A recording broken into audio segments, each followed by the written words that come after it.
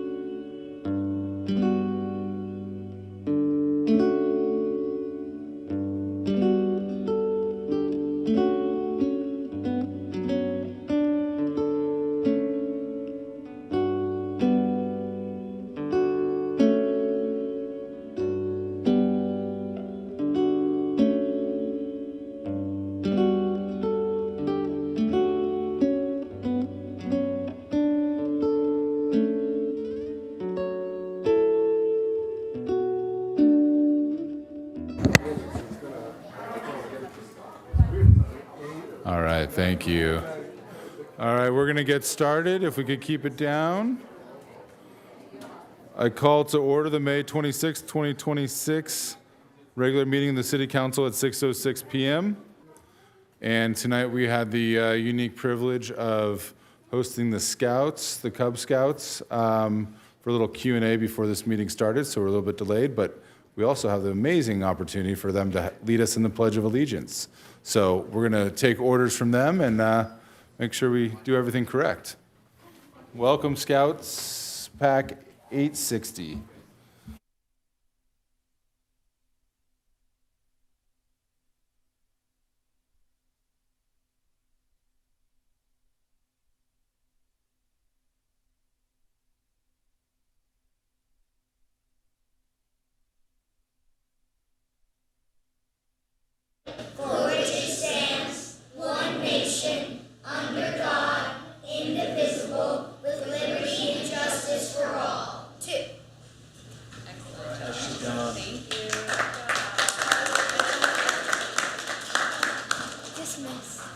Thank you very much.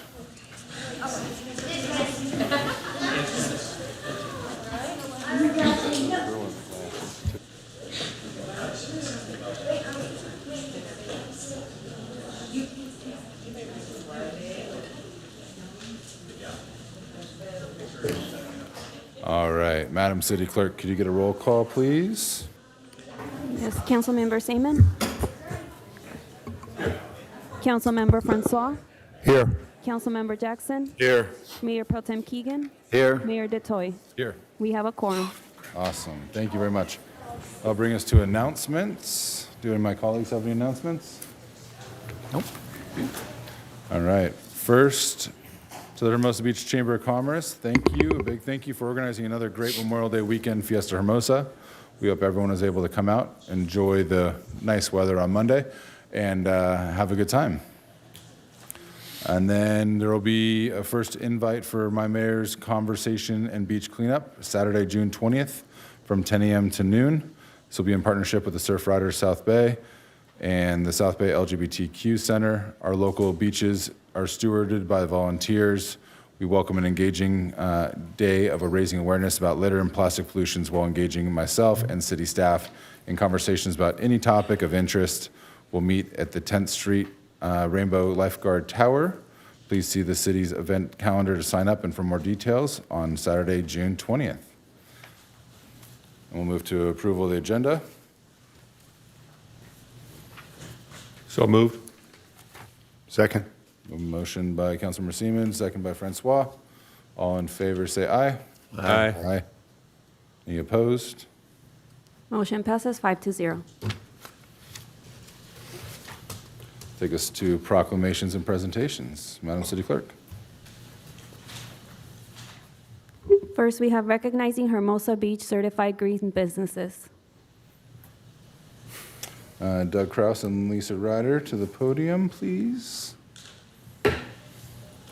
Good evening, Mayor and Council, Hermosa Beach. Always a good honor for me annually to recognize our green businesses. This year we have a very robust lineup. Since 2018, the city's been a part of this, promoting for free for the businesses, sustainable business practices of all kind. And Lisa Ryder has been spearheading this since then, and with that, I would like to invite her up to say a few words and recognize our businesses. Thank you, Doug.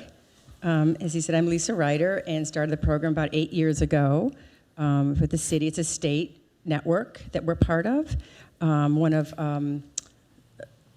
about 40 different programs throughout the state.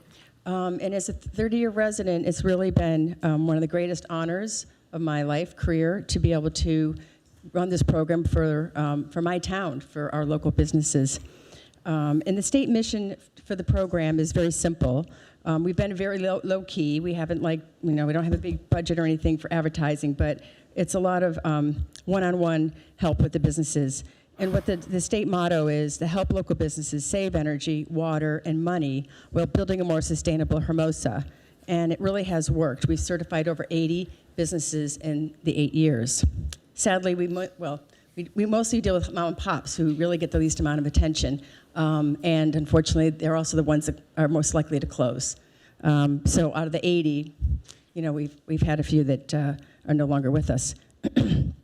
So the program originally was funded with grants from the state for the first 5 years, and then budget cuts from the state. It was really minimal for just like smaller grants to the businesses.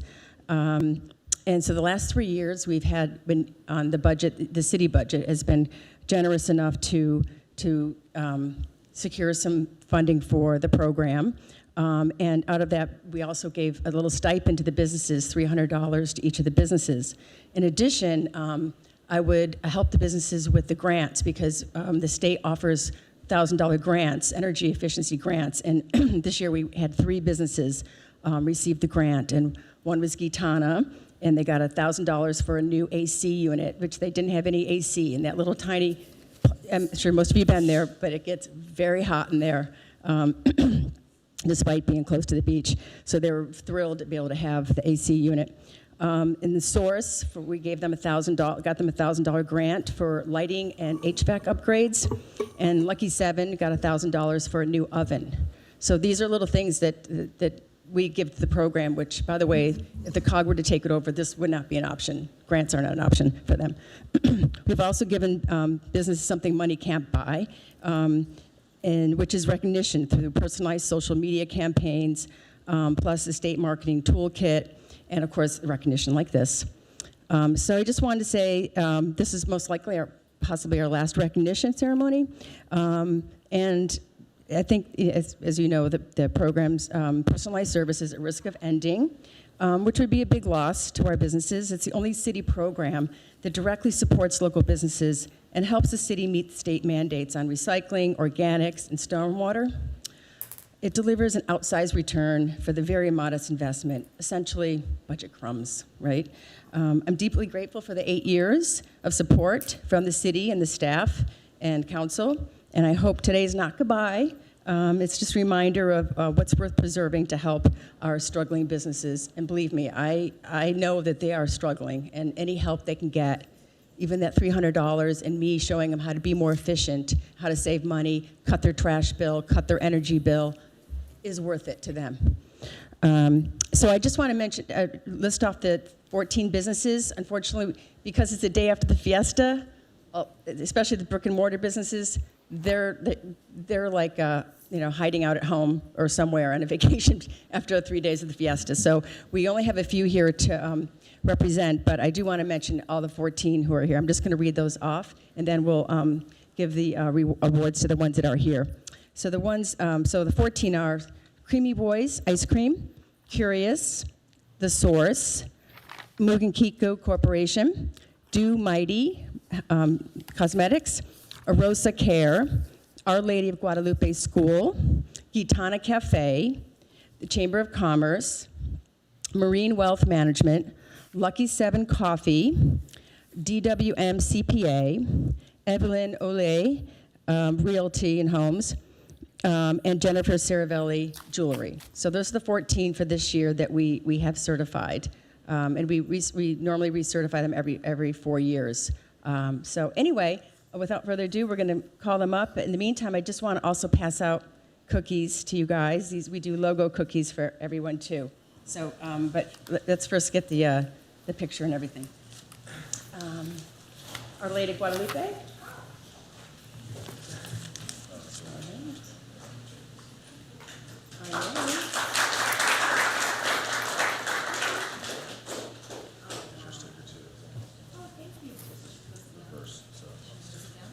Oh, no, he can get a picture. Oh.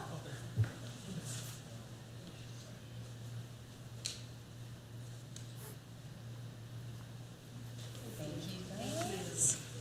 Okay. Mugen Kiko Corporation. This is Naomi Stone.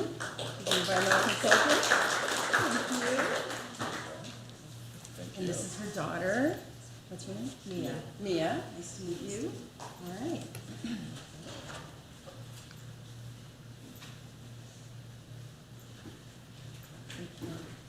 Okay, thank you. And see you guys at the reception. So we are having a reception afterwards for all the businesses. Next, we have Hermosa Care, which is geriatric home care.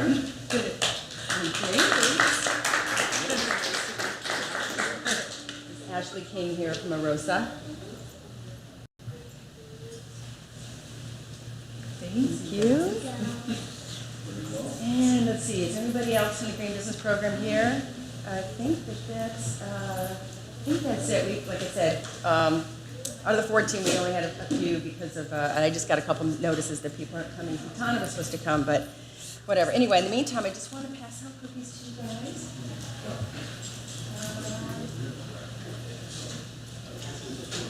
No, I've got one. These are for all you guys. You guys can look at these. All right, so anyway, thank you very much, and unfortunately, we don't have more here. Next time, not doing a day with yes was probably a smart idea, but anyhow, thank you again.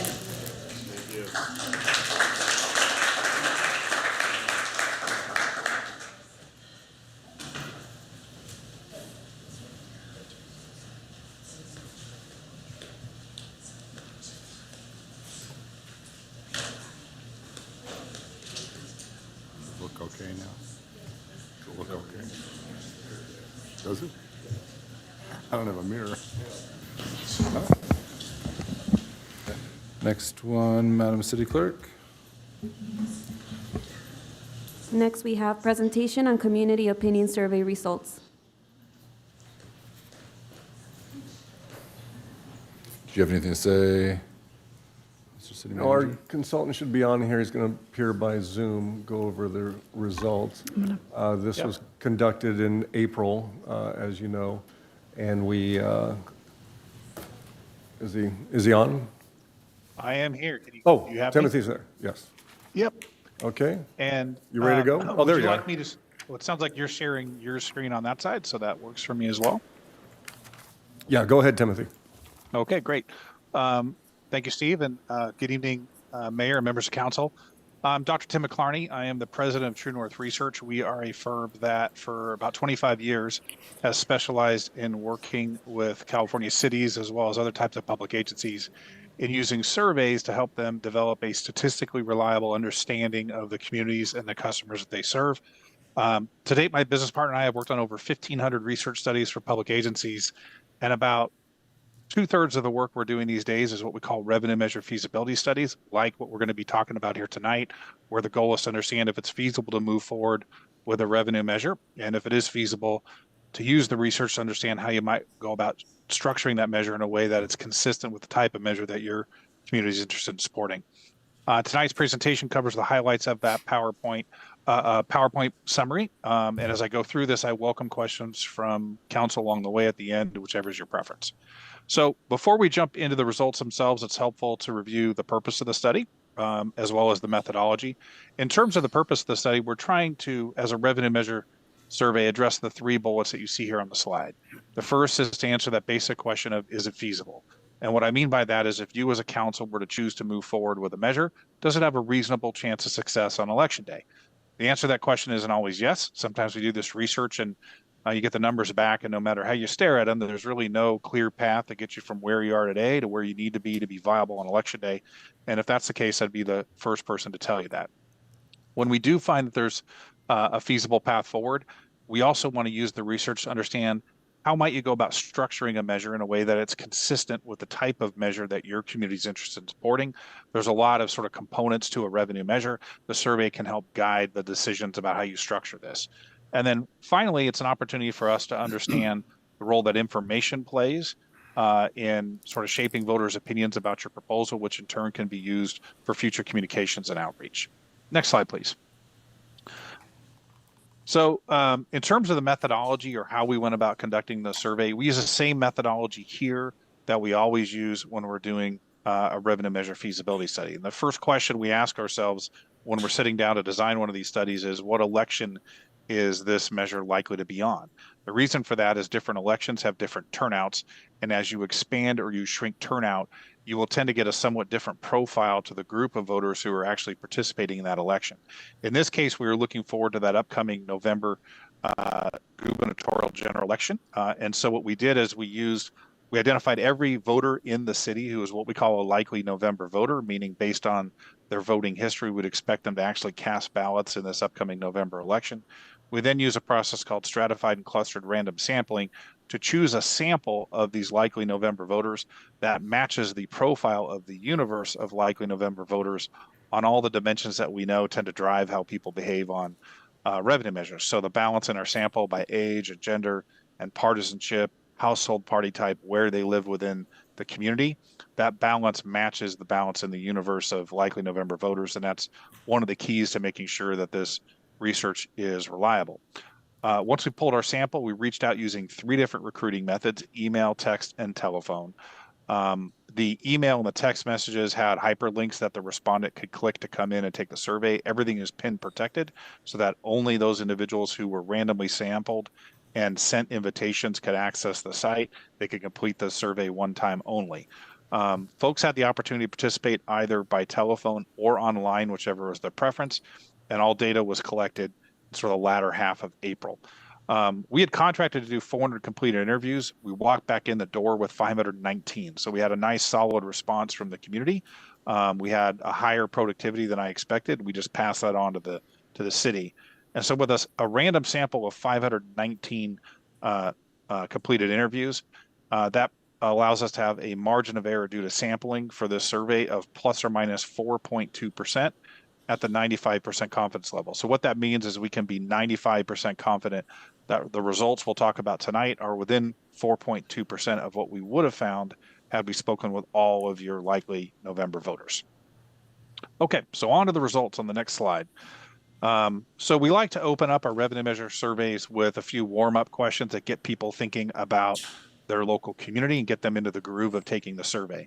The first of those in this case was a question where we asked them to rate the overall quality of life in Hermosa Beach. Would they say it's excellent, good, fair, poor, or very poor?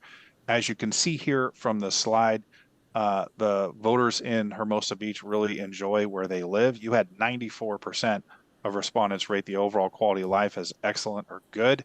That's an exceptionally positive rating. And what we tend to find, by the way, is that when voters care, sort of value the quality of life in their community, and they have a positive opinion about where they live, that tends to also line up with voters who are willing to support revenue measures to help protect what they care so much about. Next slide, please. So after that initial quality of life question, we asked individuals to tell us if you could change one thing to improve the quality of life in Hermosa Beach, what change would you like to see? This question was asked in an open-ended manner, meaning that we didn't provide them with the list that you see on the left side of the slide. We just asked voters to tell us in their own words what came to mind. We went back and reviewed those verbatim responses and then grouped them into the categories you see here. So you can see at the top of the list, addressing parking issues, about 11% mentioned that. Addressing e-bike issues, 11% mentioned that. You had about 10% of folks who said, you know, nothing comes to mind, right? I wouldn't change anything. And then you also had another, if you look a little further down, 5% who said no changes are needed, everything is fine. In other words, I don't want to make a change. So combined, that's about 15% of folks. So this gives you an idea of kind of what's top of mind for residents in terms of what they'd like to be addressed. One thing I will say is that, you know, it's kind of a good sign that there aren't any issues here that have a large percentage of people keying in on the same thing, right? So in some communities, for example, you might see 30 and sometimes even 40% of people hit on the same issue, whether that's addressing homelessness or traffic congestion or something like that, suggesting that there's sort of this burning issue out there in the community that isn't being addressed, and a lot of residents are seeing that same issue. We don't see that kind of pattern here at all. And the next slide. We also asked sort of the final warm-up question, whether generally speaking they are satisfied or dissatisfied with the job the city of Hermosa Beach is doing to provide city services. Because we're asking about the city's performance overall, right? We're not asking about specific issues like law enforcement or streets and roads or parks. This can be thought of as an overall performance rating for the city. And what you see here is you've got just about 8 out of 10 likely November voters say that they're satisfied with the city's efforts to provide municipal services. You've got about 16% who are dissatisfied, and you've got about 5% who are unsure. So this is a really good rating to give you an idea of the range. I've gotten to ask this question for hundreds of cities over many decades. In the current environment, the high end tends to be sort of high 80s. That's the sort of the top end of what you're going to see in terms of overall satisfaction. And I've seen it in the 40s for several clients this cycle. So it gives you a kind of a range. So anytime you're hitting around 80% or better, you're doing a solid job. Next slide, please.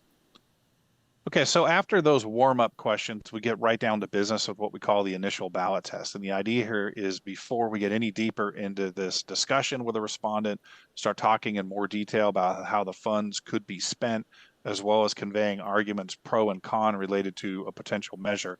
We wanted to present to them a mock-up of what we think that 75-word ballot statement could look like and get their reaction. The initial ballot test is a really good gauge of where your voters are at on the natural with respect to this proposal, because at this point in the interview, the only thing they've seen is the mock-up of that 75-word ballot statement. So shown here is the language that we tested. I will point out this takes the form of a legally compliant ballot statement for what's known as a general sales tax. It is going to backfill the general fund. It can be used for various things, such as the things you see there in the bullet.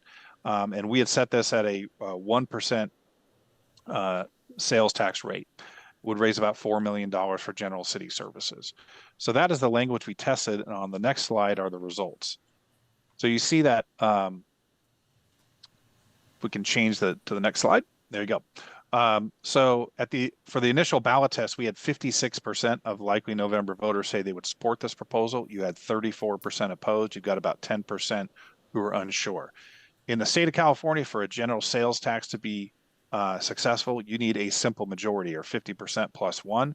So we're sitting at this initial ballot test about 6 points north of the simple majority that's required for passage. Next slide, please. So after the initial ballot test, we get into what we call the projects and services section of the survey. Here is where we're going to now start to educate respondents more about all the potential ways that these general tax revenues could be spent. And in that way, they're learning more about what this measure is about. It's also an opportunity to understand of all the ways you could conceivably spend these funds as a city. How do voters feel about each of these ways, and which of these are ultimately their priorities? When you take a look at this list, what you see is a pattern that we see regularly when we're looking at these types of measures for other communities. And that is the top of the list tends to be dominated by public works and public safety, right? Those two things combined. And so number one potential use here is keeping streets, parks, playgrounds, and public facilities safe, clean, and well maintained. You've got about 90% of folks who say that that's something that they would strongly or somewhat favor using some of the monies on, followed by paving streets and potholes and maintaining city landscaping and trees and on down. So we always see that public works and public safety tend to dominate the items that voters put at the top of the list. Sometimes in some communities, it's a little more about public safety and with a little less about public works. Other times it's the reverse. Here, as you look at this list, you can see that probably a bit more emphasis on the public works side than the public safety, but those two combined really dominate the top of this list. Next slide, please. So if you as a council were to choose to move forward with a potential, with a sales tax measure on the November ballot, there's going to be an election cycle. And during that election cycle, there will be a lot of discussion and debate in the community about your proposal. You'll undoubtedly have some folks that will step up and go out and advocate on behalf of this measure to the community, talk about all the reasons why this is needed and why they should vote yes. You might also get some opponents, right? Step up, say it's a terrible idea, shouldn't be doing it, and here's why. For this survey to be a reliable gauge of the feasibility of a general sales tax measure, we need to simulate that discussion debate in the space of the survey, so we have a good understanding not only where are your voters today on the natural, which was that initial ballot test, but what happens to their support for this proposal, or what's likely to happen to their support for the proposal once they hear positive arguments as well as once they hear negative arguments. So shown here are the positive arguments that we tested. The nature of the question is, supporters of the measure say blank, you insert a positive argument. Do they feel this is a very convincing, somewhat convincing, or not at all convincing reason to support the measure? You can see that a lot of these positive arguments get traction with 70+% of the respondents we spoke with. Top of the list, though, is that all the money stays local, right? If voters approve this, All the money stays local to fund essential city services and facilities in Hermosa Beach. By law, it can't be taken away by the state or the county. You can see that there's several other arguments there that get a lot of traction. So at this point in the survey, voters have now heard more about this proposal than they did at the initial ballot test. They got a better idea about how the funds could be spent. They've been exposed to positive arguments. They've yet to get to the negatives. And so on the next slide, we circled what we call the interim ballot test, where we present that same 75-word ballot statement. We say, now that you've heard a bit more, where do you stand? And as you can see here, support has now ticked up about 6 points from where we were at the initial ballot test. We now have 62% of voters say that they would support this proposal. You had 30% opposed and about 9% who are unsure or prefer not to answer the question. At 62% support, we're sitting about 12 points north of that simple majority that's required for passage. And then on the next slide, we get to the negatives. And the idea behind the negatives is I'm going to put my opponent hat on and I'm going to pepper respondents with a series of opposition arguments that are designed to give them reasons to vote no. The reason we want to do this is we want to pressure test that yes vote. We want to know, should you get opposition? Should they be vocal? Should they get their word out? How might that ultimately impact voters' opinions about your proposal? So you can see here the negative arguments we tested. The number one negative here is the number one negative for pretty much every revenue measure that I have tested this cycle around the state. And that is this idea that now is just not a good time, right? That residents and local businesses have been hit hard by inflation and high interest rates and high cost of living. People are struggling. Now's not a good time to be raising taxes. So you can see here some of these negatives get some traction with voters. The real question is what happens afterwards, and that is on the next slide. So on the next slide, we go to what we call the final ballot test. We present that same 75-word ballot statement one more time. We say, now that you've heard a bit more, where do you stand? You can see that the negatives cool us down about 7 points from where we were at the interim ballot test, but we still land at 55% at that final ballot test, which is about 5 points north of the simple majority that's required for passage. So throughout this survey, we've been testing a sales tax measure that would have a 1% rate. On the next slide, for anybody who was a no or a not sure at the final ballot test, we asked them, well, how would they vote if the tax rate were lower at 0.5%? So what you see in this pie chart is the white slice there is everybody who was a yes at the final ballot test at 1%.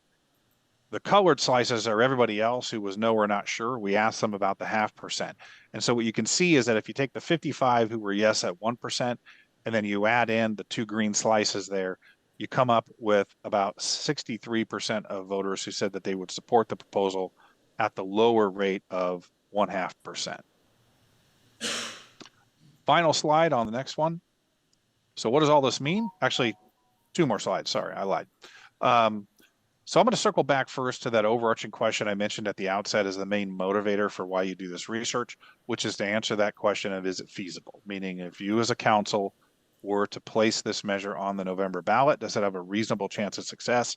The answer to that question, I think, is clearly yes, based on these results, for all the reasons you see there under the positive signs, right? We found that people have a very high opinion of the quality of life in Hermosa Beach, as well as the services they receive from the city, but they do see some opportunities for improvements. These sentiments translated into sufficient natural support for a measure to fund city services. At that initial ballot test, we had 56% of folks say that they would vote yes on that proposed sales tax measure.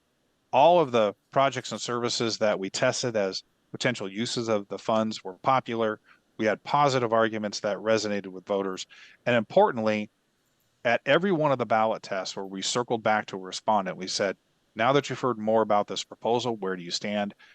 The support levels at every one of those ballot tests were north of the simple majority that's required for passage of a general tax. And that was even after we tested opposition arguments. So when you see this kind of pattern in place, that is the kind of thing that we want to see for a measure to have a reasonable chance of success on election day. That said, I think there's also some challenges that come out of this polling, or some external factors that maybe not in the polling, but when you step back and think about what this November election cycle is going to look like, that we want to be mindful about. One of the challenges is we did see that those opposition arguments resonated, right? That when compared to where we were at the interim ballot test, when voters were exposed to these negative arguments, it cooled the support down about 7 points. So that didn't put us underwater. It didn't put us underneath the simple majority, but it certainly put a dent in support. We also sort of stepping back from the polling a little bit, when you think about what this November sort of election cycle is going to look like, it's a bit of a challenging one, right? We have hyper partisanship, just like we've had in the last few years, and that can sometimes present a bit of a challenge to these measures. But we also have sort of all these unknowns, and I put the part in parentheses here because in some ways we know a lot about these things already. We know that we're in a war with Iran, that we've got fuel prices that are spiking.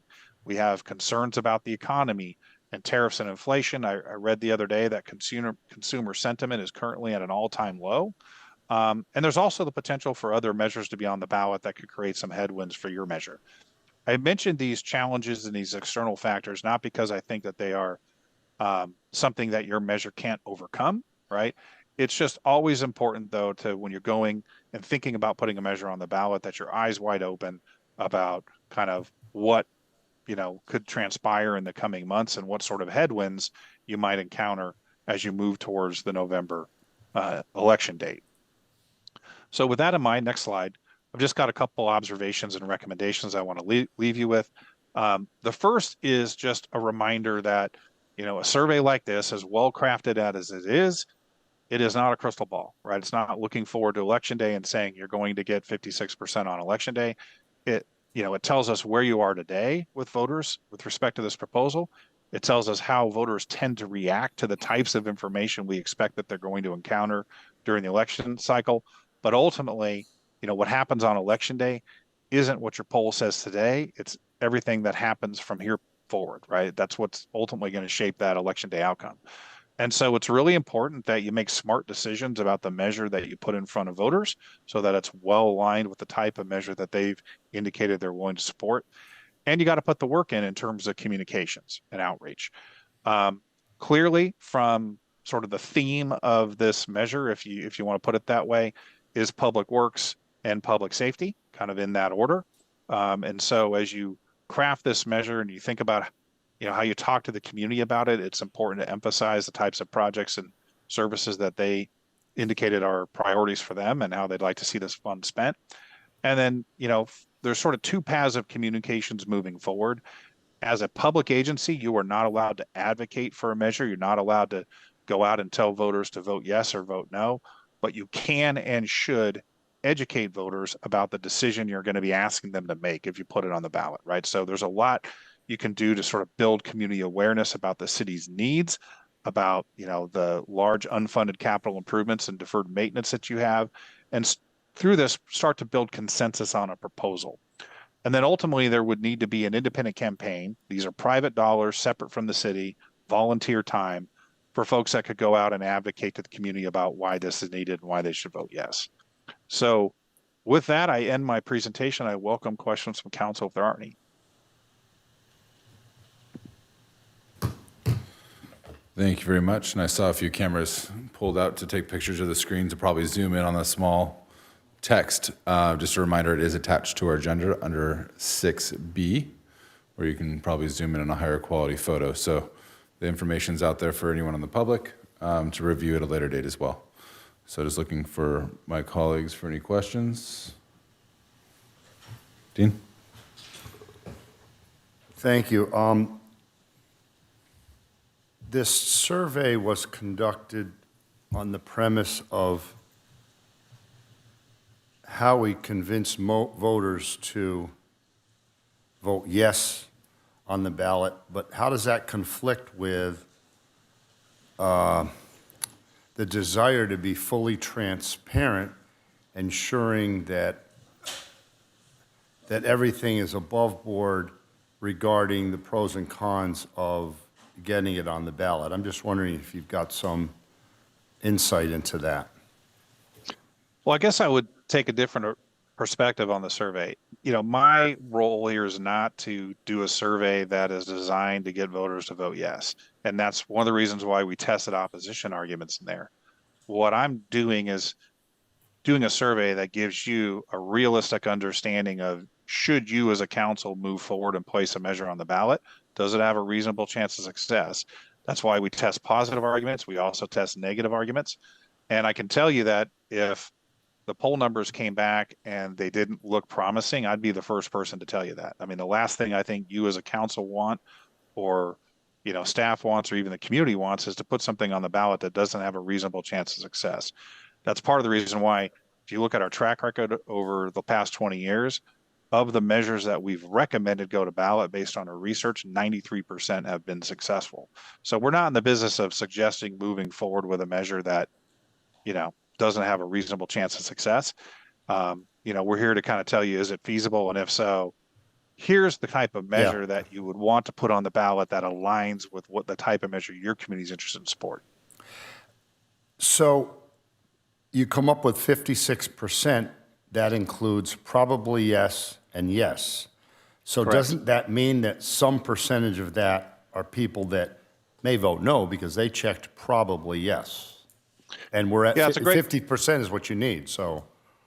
Yeah, it's a great question. So what we do, we're actually a little more conservative in this than most polling firms. What most polling firms are going to do is they're going to say, are you a yes or a no, right? And then if someone says not sure, they're going to say, well, which way are you leaning? Are you leaning yes or are you leaning no?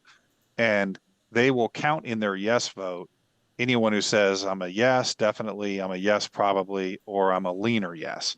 We don't count leaner yeses. We only count people who told us yes, either definitely or probably.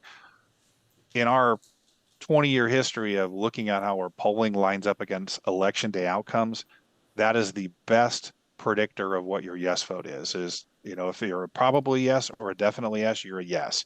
If you're a probably no or a definitely no, you're a no. And if you're not sure, you're not a yes.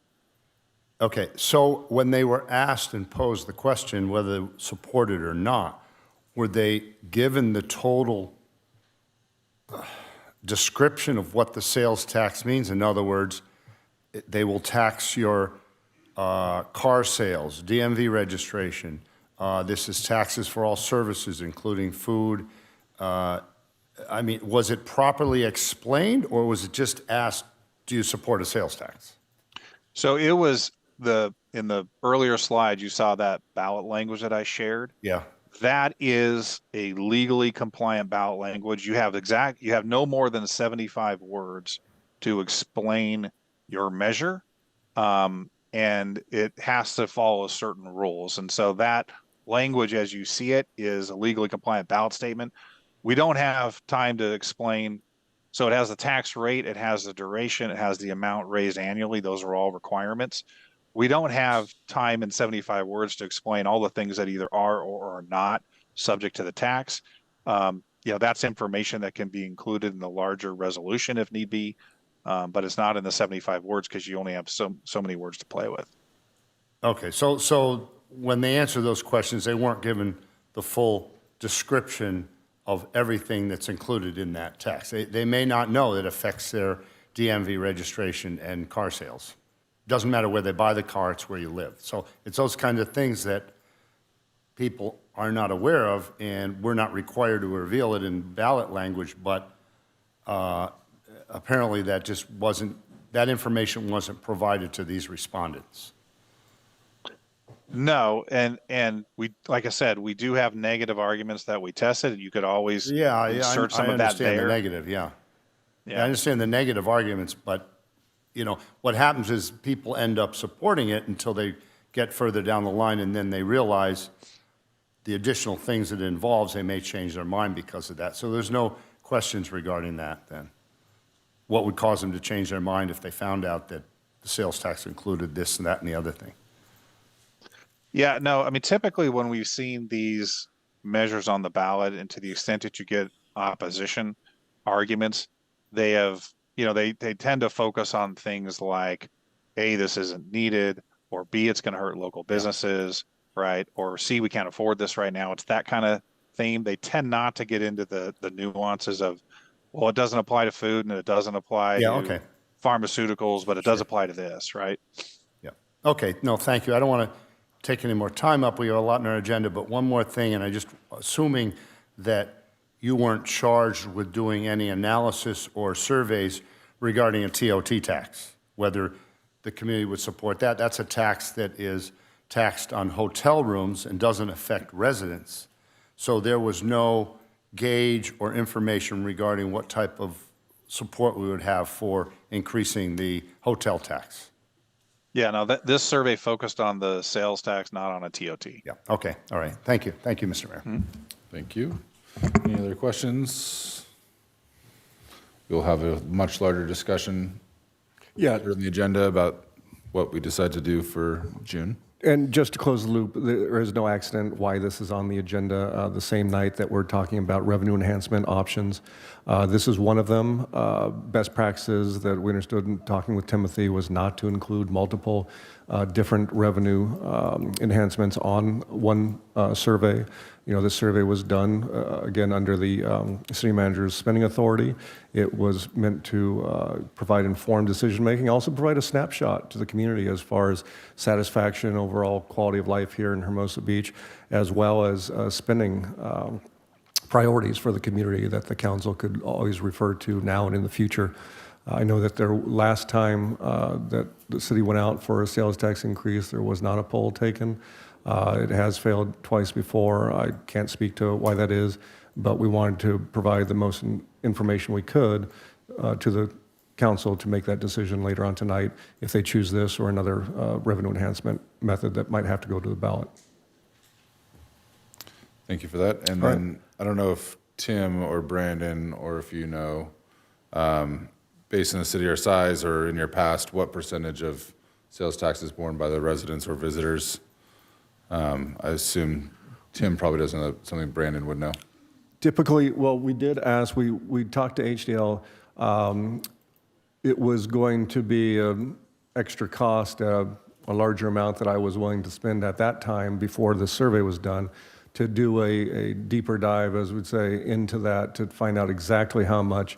But all indications is that a majority is paid by visitors. As to the exact number, we would have to pay a $10,000 or $12,000 to our sales tax people to break that down.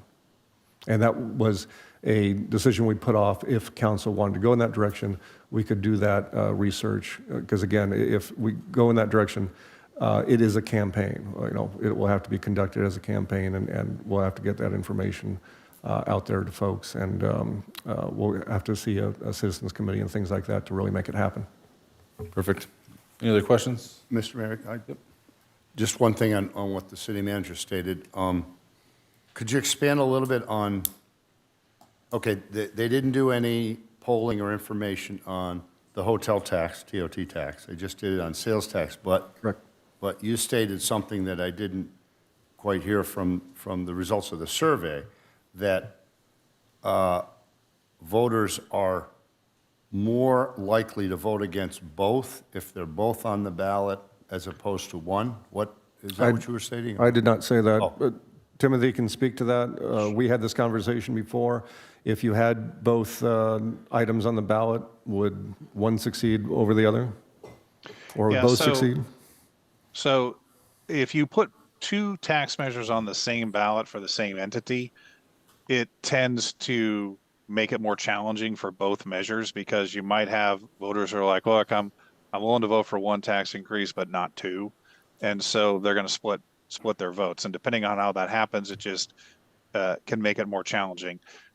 As far as the polling goes as to why we recommended not testing the TOT alongside the sales tax, what we have found is that if the idea is you're going to put one or the other on the ballot, but not both, you have to use what's called a split sample approach, where half of your sample is going to get a sales tax version, half is going to get the TOT. The reason being, if you try and test both measures with the same respondent, whatever comes second is going to get an artificially low read. And so the other thing to keep in mind is, and we've seen this with a lot of cities that are in LA County, keep in mind that there's a cap on the sales tax increment that is out there, and it's kind of open for whatever agencies take it. And so you saw a lot of cities pursue sales tax measures in the last few years, in part because they realize that if they as a city don't grab that increment, a countywide agency can, and then you're still going to have a sales tax increase. The difference is the money doesn't stay local. It goes to one of these larger countywide agencies. So that timing issue matters for a sales tax. You tend to see more revenue generated from sales taxes. And because of that split sampling issue, I sort of recommended, look, let's focus on one measure for the purpose of the poll. So why didn't we do a split sampling so we could have a better gauge on which tax might be more acceptable to the public? Partly because it would increase your polling costs considerably, Yeah. because in order to do a split sample, you're going to have a larger sample, Well, right? okay, sure. To have the reliability there. And, again, based on some other factors, the idea was, I think from a timing perspective relative to that cap, as well as the revenue that could be generated, this was thought to be the better, focus for this particular survey. So what's the status on the sales tax grab? The county has not done it yet, and the sales tax that's on the ballot, I believe, doesn't count towards that sales tax grab. So are we still in the same position we were 2 years ago, where it could happen, but it hasn't yet?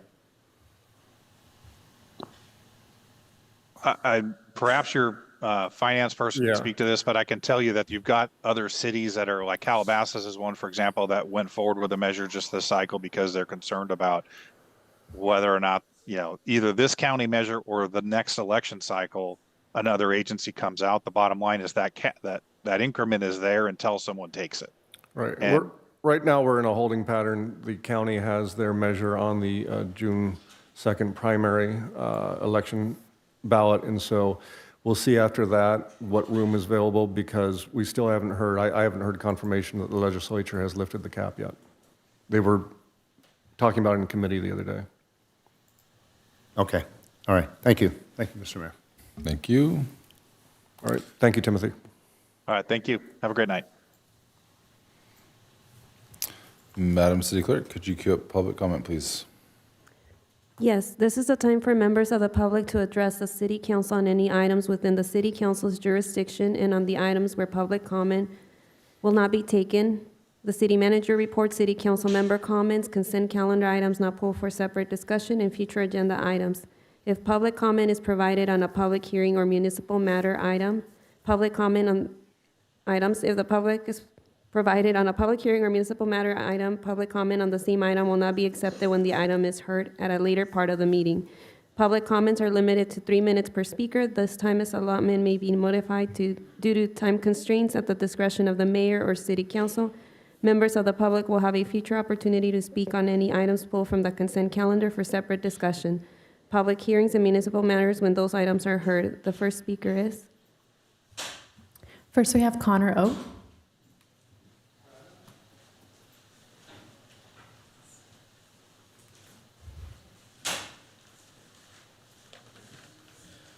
Connor Ogan, 506 11th Street, Hermosa Beach, California.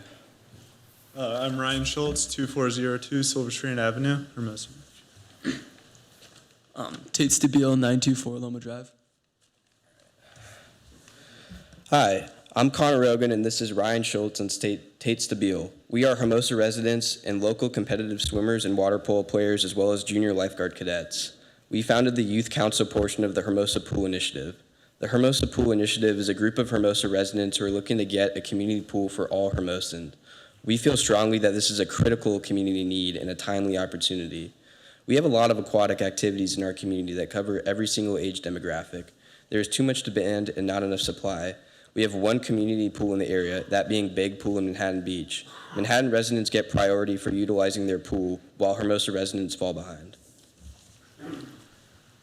The South Bay is an active, aquatics-oriented community, yet we have almost no public swimming pool access. This is a quality of life, safety, and equity issue.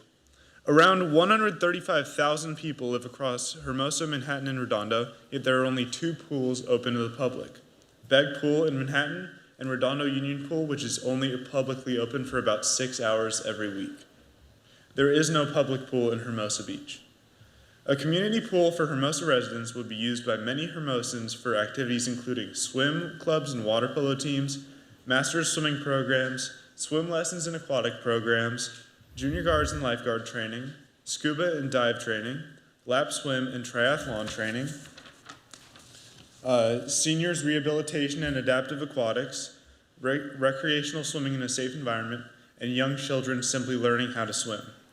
Our community regularly experiences wait lists, limited hours, very late practice times, long drives, missed opportunities, and kids who are underprepared for the ocean. If you guys want to use your left microphone, or that one, it'll be a little bit easier. We plan on reaching out to each of you individually, and we're already meeting with key Hermosa community members. Please check out the website we've created, hermosapool.com.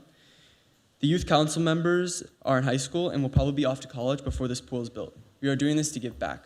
We've lived through the struggles of having the severe shortage of pools in the area and have wanted better for all Hermosa residents. This is a rare window of opportunity. The city is already discussing renovations of aging civic and community buildings and reconfiguring city-owned land. Our neighboring cities are also doing the similar things and are interested about partnering. Decisions made now will lock in land use for decades. We would like for our city council to prioritize and help move this pool idea forward and explore options. Thank you for your time and consideration. Hello, City Council. My name is Sebastian Barrios, and the reason I'm here today is to remind you why we need a pool in Hermosa Beach. I will start by sharing my own struggle without a pool. When I was younger, I wanted to join the junior lifeguard program, but without access to a pool and swimming in the ocean was too dangerous at the time because I was too young. I wasn't able to get the practice I need, and I did not make the team. But if in the future I did get access to pool after waiting in a line for Manhattan Beach's pool, but in the future for other kids, it would be more useful for a pool in Hermosa Beach because they would have access to any kind of swimming practice they need for sports, junior lifeguards, anything they needed. Last year, the City Council asked Parks and Rec to explore what it would take to bring a swimming pool to Hermosa. We are here tonight because we wanted to respectfully ask you to help move the process forward and make it a clearer priority in the Parks and Rec master plan. Goal 3, explore opportunities and strengths to community relations in deploying joint partnership. Specifically, it calls for a partnership that supports aquatic activities, and originally that included a pool partnership with Redondo Beach. And that went away though. But since there's nothing that has happened since, we urge Park and Recs to move the responsibility forward and provide guidance and help prioritize it. Thank you for listening. Hi everyone, I'm Elle Thalen, 709 25th Street. Adding on to what Sebastian said, this cause matters to us because opportunities are actively emerging around us, and without coordination, Hermosa risks missing them. Our neighboring cities already recognize the beach cities lack enough pool access. Several pool proposals have already appeared and disappeared in nearby cities. Organizations and community partners have expressed interest in helping create regional solutions, but Hermosa needs to have city representatives actively involved in these conversations. We've also learned that Beg Pool Manhattan Beach operates successfully through partnership models involving the school district, and there have been openness for our cause and city leadership to discuss similar ideas. The Olympics are coming to Los Angeles, and they are building pools around the region. These are the kinds of opportunities that cities can only take advantage of if they are organized and prepared. Community members and students like me have spent months researching possibilities, talking to stakeholders, and exploring operational and funding concepts, such as partnering with a mission-aligned philanthropy and implementing QIMB fees. We are willing to help. But community advocacy alone cannot move a project like this forward without active city participation. So tonight, we respectively ask the City Council to direct Parks and Recreation to formally prioritize swimming pool exploration through a subcommittee, staff coordination, or another structured process. So Hermosa Beach is ready when the next real opportunity comes. Thank you guys.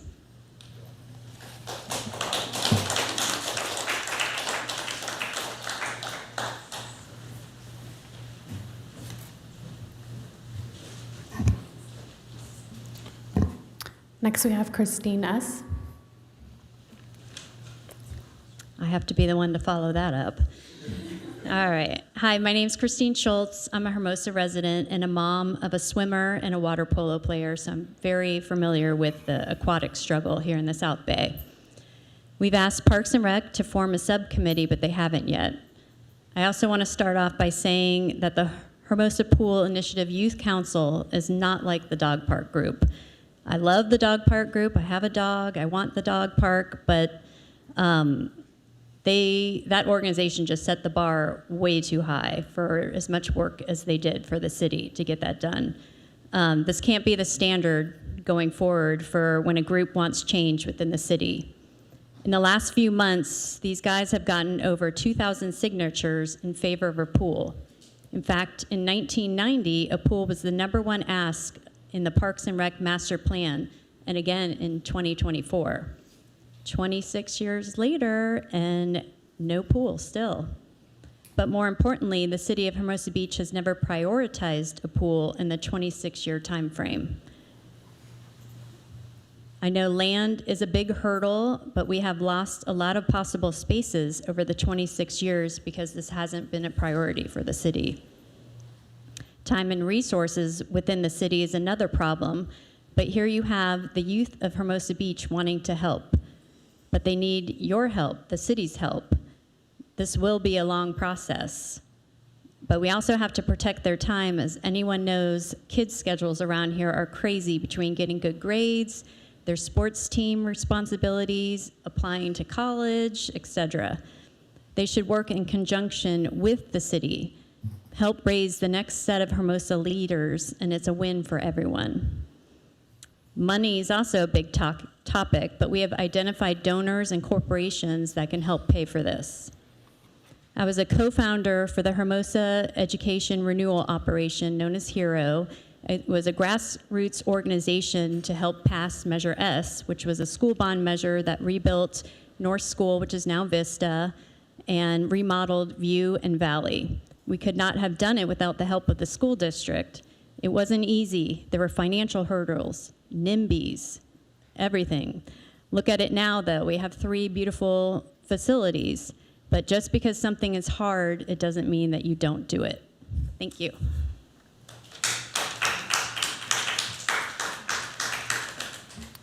Next, we have Hetty S.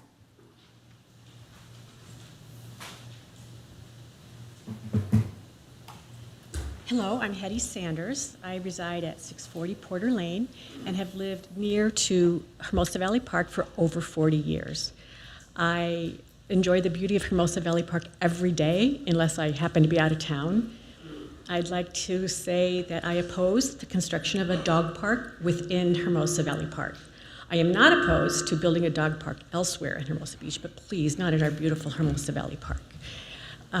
I believe that the construction of that fenced-in area that would contain the dogs, first of all, the fence would not look pretty. Fences are not pretty to begin with. It just would look horrible, and the land within that contained area would very quickly lose all of its grass, and it would just be dirt for the dogs and the people to run around in. I believe that it would just change the aesthetics of the park forever, and it would just damage the beautiful nature of that eastern lawn. I believe that it would become a very awful eyesore for our beautiful community park. The park was created for all of the citizens to enjoy, as it currently exists. The creation of a dog park would rob the Hermosa Beach citizens of using the eastern lawn, and I just don't think that that's fair. It's unfair. So I'm here to ask you to keep Hermosa Valley Park just the way it is. Beautiful. Thank you.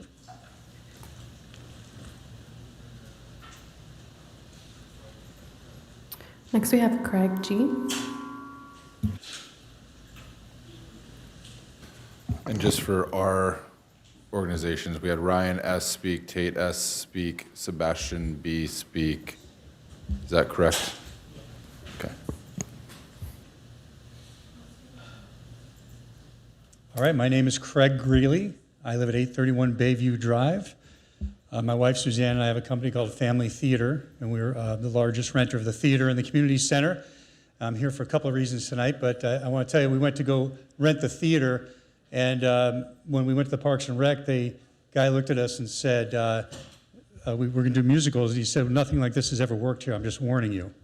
And that was 20 years ago this year. And it's been thousands of students and hundreds of shows since then. It's an honor to get to live and work in Hermosa Beach.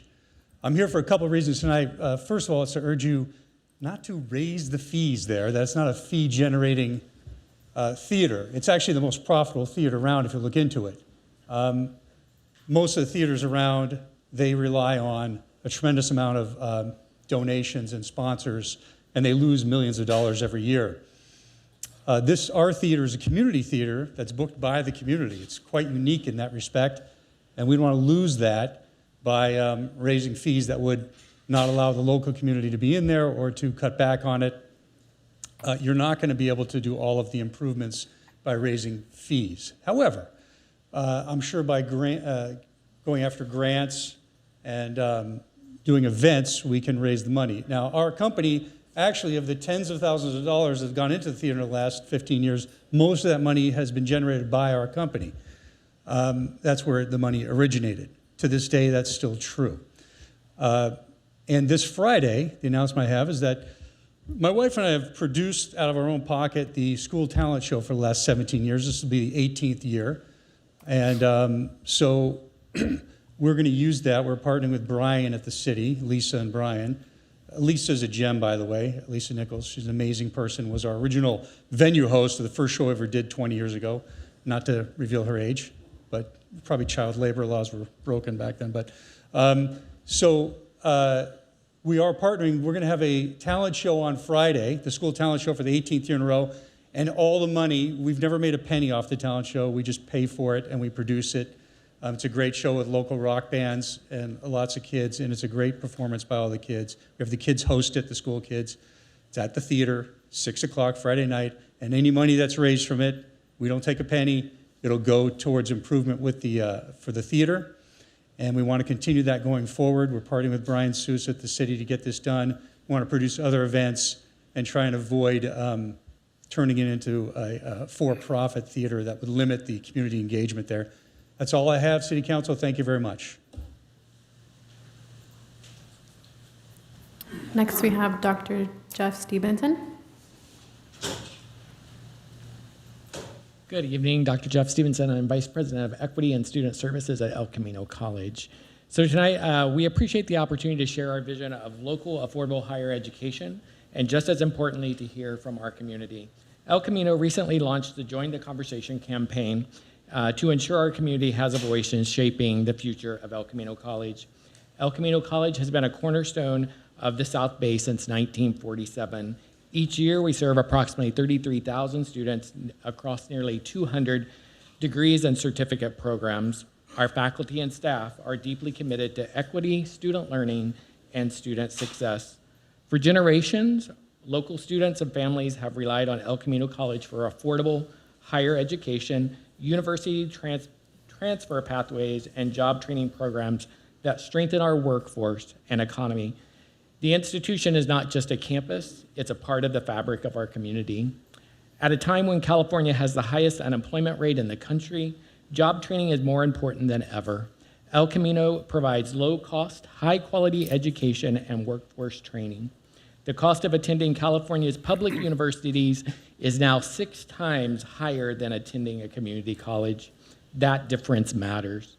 Affordable higher education is not optional. For many families, it is the only pathway forward. El Camino allows students to earn college credits, gain career skills, and transfer to 4-year universities without crushing debt.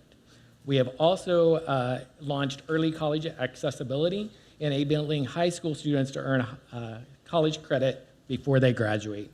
Recently, hundreds of residents responded to our community survey.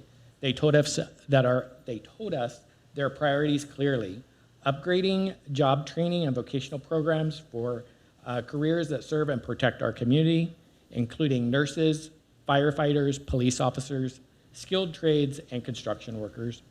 The top priorities identified were maintaining affordable higher education, preventing cuts to education, preserving transfer opportunities for students, veterans, and protecting safe drinking water and upgrading student safety. Campus safety remains our top concern. While campus safety while our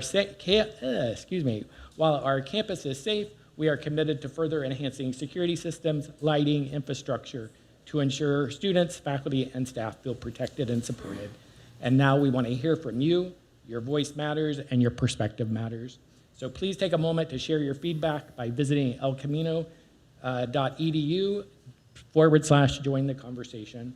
Together, we can ensure El Camino College continues to reflect the priorities and values that our community proudly serves. Thank you. Thank you. I'll quickly interrupt. Is that something we can add to our newsletter that goes out or on our socials?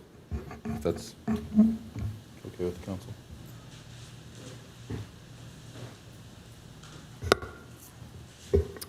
Next, we have Nancy S.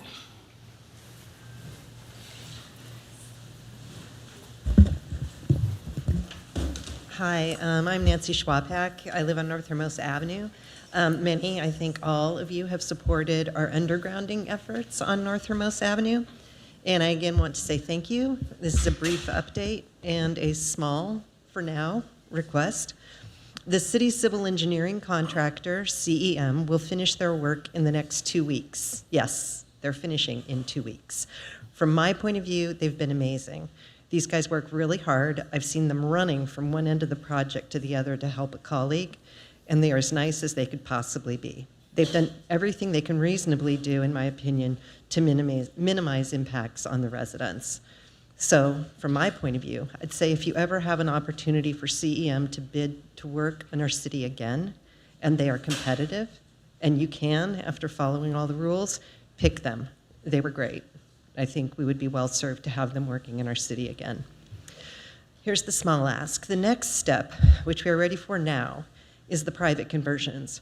Property owners who are still connected overhead need to privately connect their meter to the lateral conduit we have installed at their property line. I've been working with Guillermo in the building department and the Public Works team to try to get a step-by-step process for the property owners who need to go through this process. We have 17 properties, 16 owners, and to a person they have said, sure, tell us what to do and when to do it, and we'll do it. We can't tell them what to do. Guillermo gave us a step-by-step process, but Edison apparently changed its internal processes a month ago. Now you get in a circle where you're referred to an 800 number, that refers you back to a local office, and then you're referred by the local office to the same 800 number where you started. I kid you not. We need to figure this out. Joe and his team and Guillermo are working hard on it, so I'm not asking you to nag them. They're on it. But we need to have a better outcome than what I am told is 3 to 6 months before Edison does what it needs to do before our property owners can start the building permit process. So here's the ask. Please, when you have spare time, give some thought to who in your regional, county, or state contacts may be able to help us with this if your staff continues to run into roadblocks. We are spending our own money to help SCE fulfill its mandate to harden their infrastructure. They should be bending over backwards to help us, not constantly throwing roadblocks in our way. Again, thanks to your staff for all your hard work. You may see me again to ask for you to help them further. Thank you. Next, we have Jim H.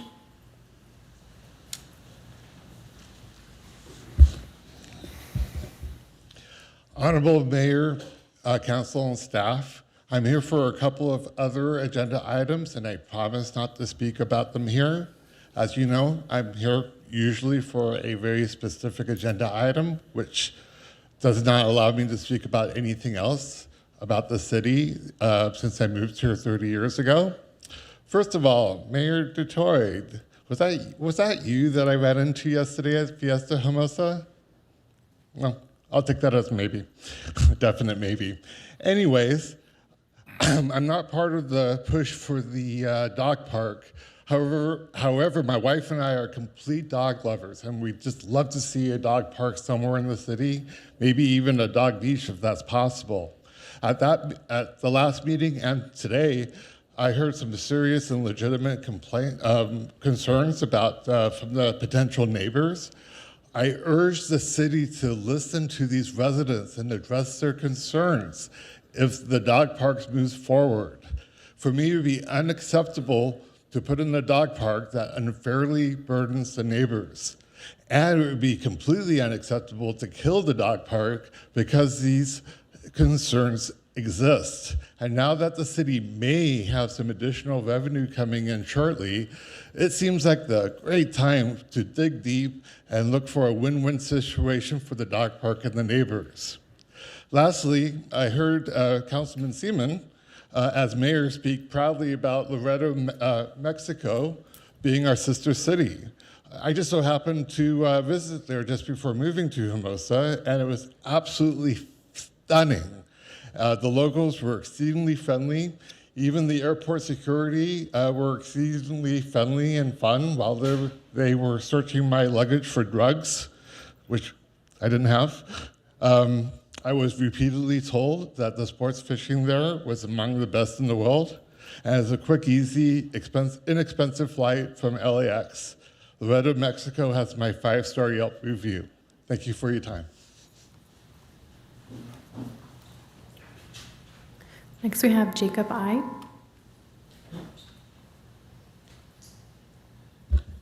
All right, good evening. My name is Jake Iveland. I am a Hermosa Beach resident, and I'm in the current class of 2026 for Leadership Hermosa Beach. I'm one of the project managers. And I just wanted to come today and say a year ago, Hermosa Beach was just a place for me to play volleyball and to go downtown in the plaza. And I never ever stepped foot in this building and never interacted with the city. And I've just learned a ton in the last 9 months being a part of this program. And I've gotten to meet a lot of you already. So just thank you for supporting our program and for coming to our events and our fundraisers and supporting our classes that we have in this room. Just really, I love this city, and I love it even more now, and I'm going to continue to be involved with it. I'm here tonight because our class is a 10-month program, and we are on month 9, and we are about to graduate in the current class. And if you aren't familiar with our organization, we do a class project every year. And this year, we have funded a mural on the Cypress Avenue, which is fully funded. There's not going to be any cost to the taxpayers of the city. And we're really excited to start getting that up and running in the next couple weeks. And I'm here tonight to invite you all to join our unveiling event on June 13th. It would be a really great, show of support from you all to be at the event and to recognize that area and all the work that our organization has done. So anyway, just appreciate you giving me the time to speak tonight, and hope to see you there in just a couple weeks.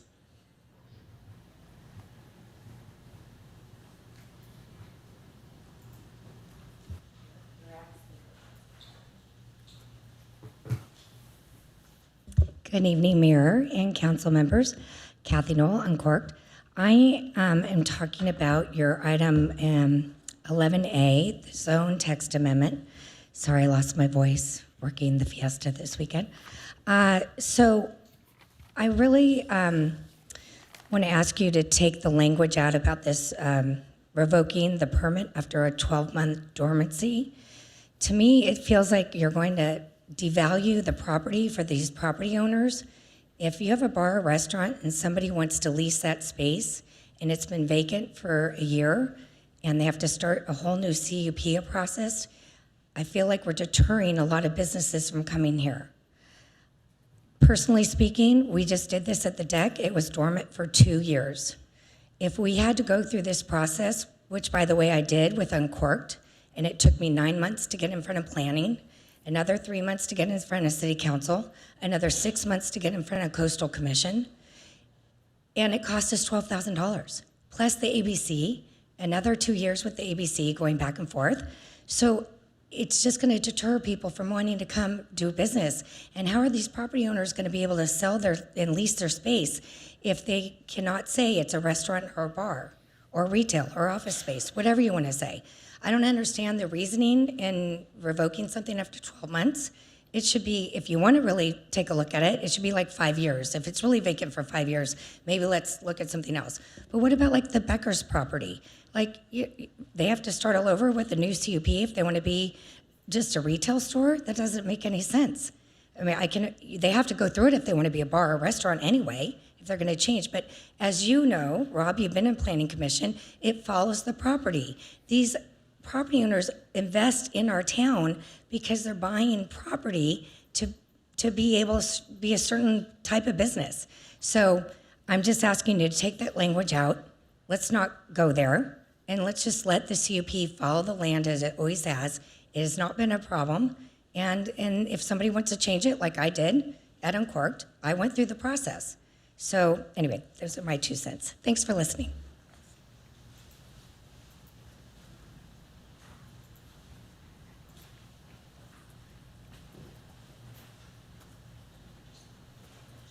Good evening, Council. I'm Courtney Ryan. I'm with Hotel Hermosa. I'm here to speak on item 12A, our proposed TOT increase.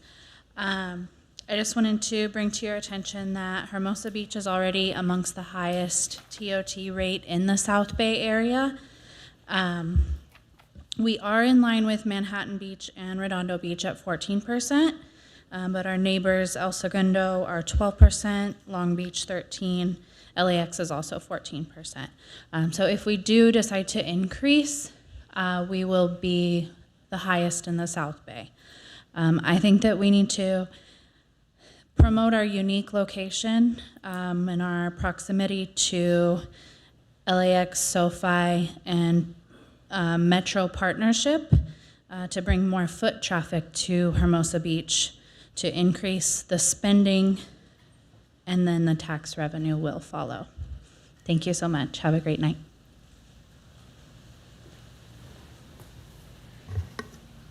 Next, we have Kristen Marino. Your 3 minutes will start when you begin speaking.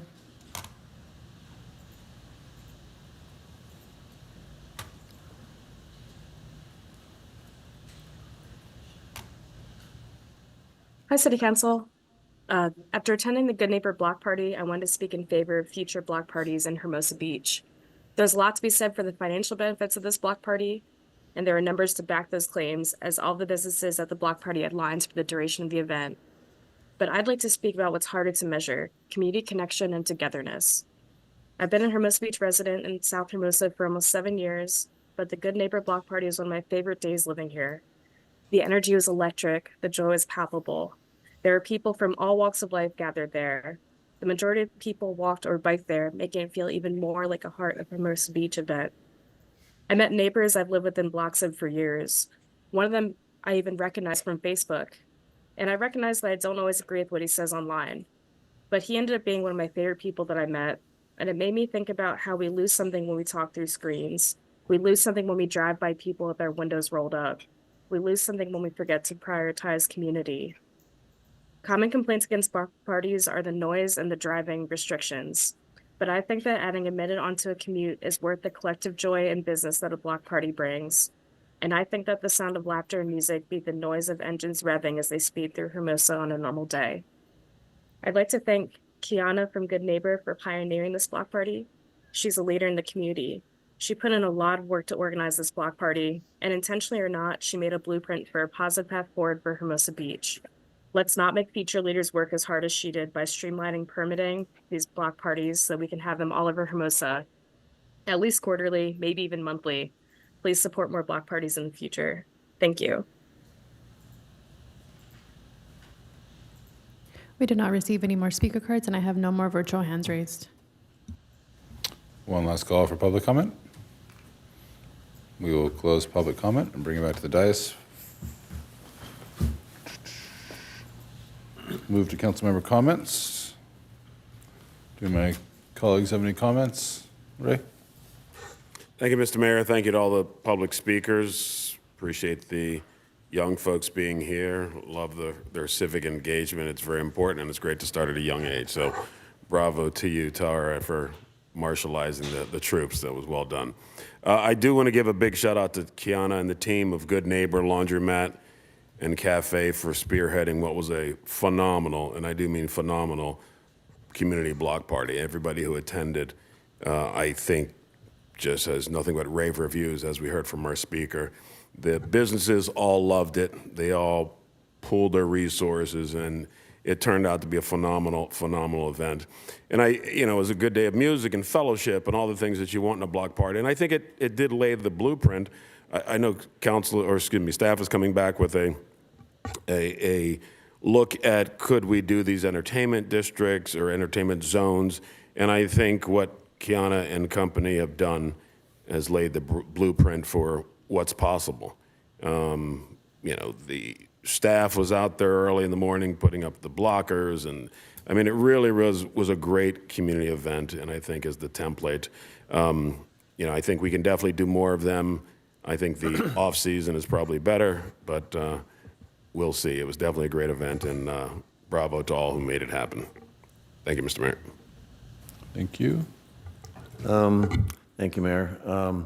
I just wanted to comment, I recently went 10 days ago to the Contract Cities Association, the California Contract Cities Association meeting in Indian Wells, and went to some conferences that discussed homelessness, how Google and AI and other products can be used within the city to streamline and make things more efficient. Also, there was a big presence of the county there, and spent some time with our supervisors and also the chief of the fire department and also the chief of police, which would be Luna and Maroney, respectively. And I got a lot out of some of the conference materials, and just wanted to report back that I attended that conference. So thank you.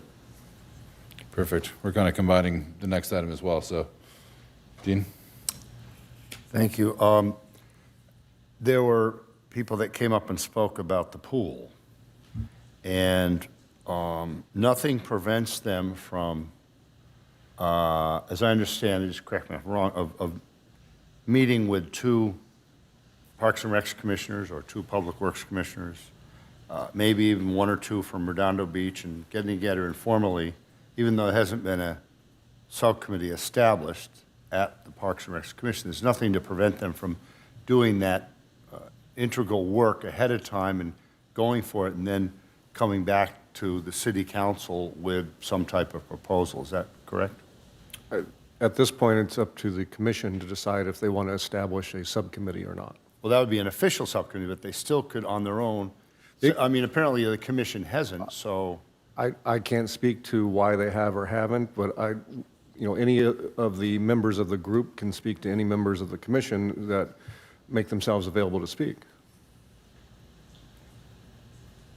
Okay, the commissioners don't place things on their agenda, so what would the Parks and Recs Commission need to do to get it placed on a future agenda item to create a subcommittee? Are you saying that as a council you want to direct the No, I'm Parks and Rec simply Commission to asking consider? the formalities, because it's my impression that whether one's ever formed or not, they can informally meet with 2 commissioners if they Brown Act each other, and they can essentially form whatever you want to call it, an informal subcommittee of 2 and progress from there. Right, but as I said, I would leave that to the commissioners to decide which of them want to meet, if they want to meet with them. Okay, Right, so they would need to make put it on themselves their available. agenda, or how would that progress from there? They can talk to commissioners like they can talk to any of our commissioners right now. But it sounds like you want something more official. No, I don't want, I'm just wondering it was my understanding that commissioners don't determine the agenda. They don't have a section on their agenda for future agenda items like we do. Right, but they can still speak to community members about what their interests are. So? It doesn't have to be on their agenda to speak to the They community can about meet that. with 2 commissioners on their own. Yes. That would essentially be if they chose to. If they wanted choose to make do that, themselves and they available, can they could involve do that. Redondo. If Redondo might have some other ideas of coming up with some plan, they can also do that as well. And sure. Okay. All right. Thank you. Rob? Nothing? One last update. Ray and I attended the 50th annual South Bay Medal of Valor with a bunch of the police staff, a couple from the city manager's office, and you were there as well. Big shout out to Kevin Jones and Luis Pineda, who were recognized for a life-saving award for an incident that happened December of last year. So kudos to the staff there. Yeah. Mr. Mayor, I'm assuming we're on item 8, council member comments, not updates on city council. Yeah, people started combining them, so Yeah, so if we're fluid right now. Okay, if Yeah. we're doing that, then I do have a report on Perfect. activities. Last week I attended South Bay COG meeting. That's the South Bay Cities Council of Governments, commonly known as the COG. They have formed a South Bay Housing Trust, and I am one of the directors of the Housing Trust. And last week, in our second meeting, we decided that we voted to fund a 93-unit apartment building in Hawthorne. It's called the Cordary Avenue Apartments. It is 93 units, 92 of which are low income. The one unit that is not low income is the manager's unit. So it is essentially 100% low income housing. This is quite amazing because usually under RENA numbers and under the HCD, most projects that have density bonuses or are builder's remedy, ordinarily the ratio of actual affordable units to the total units is quite the reverse of that. It's usually around 10%, if I'm more or less. So this is an amazing development. I'm very excited about it. I'm pleased to do this. I had hoped that projects that the South Bay Housing Trust funded would be, well, let's say more kind to the local zoning. This one isn't, but the city of Hawthorne is quite enthusiastic about it. So even though it does not conform to the normal zoning requirements in the neighborhood, it is not egregiously out of whack with the local zoning. And the fact that it is so efficient at providing affordable housing, I think, is quite remarkable and is really a great development. I'm really happy to see this happen. We lent, the South Bay Housing Trust lent $6 million to them at a very low interest rate. And this is actually $93 million project overall, $76 million in hard construction costs. So you would say $6 million is, well, what does that do? It is important that for a project of this size to get started, the first thing they have to do is get plans drawn, approvals. There's hundreds of things that have to be done first in order for them to have a package that they can present to the public to get funding for. The funding comes from a number of different sources. Our funding, of course, gives them kind of seed money to get this project off the ground. Once it gets developed to the point where they can shop it around, then there is no really shortage of people who want to invest in these things. So I'm amazed about this project. I'm really proud to be part of it. I'm glad the South Bay Housing Trust exists today. And I think that if we continue to do this over the next few years, it may change the face of how affordable housing gets built in the South Bay and perhaps in the entire state. I think that's pretty much it. I will keep you posted on what's going on with the South Bay Housing Trust as things develop. Our fiscal year will end in about a month, and then we'll have some new funding and many new projects to come along. And as that develops, I will keep you all posted. So thank you very much. Perfect, thank you. That will take us to, you have something else?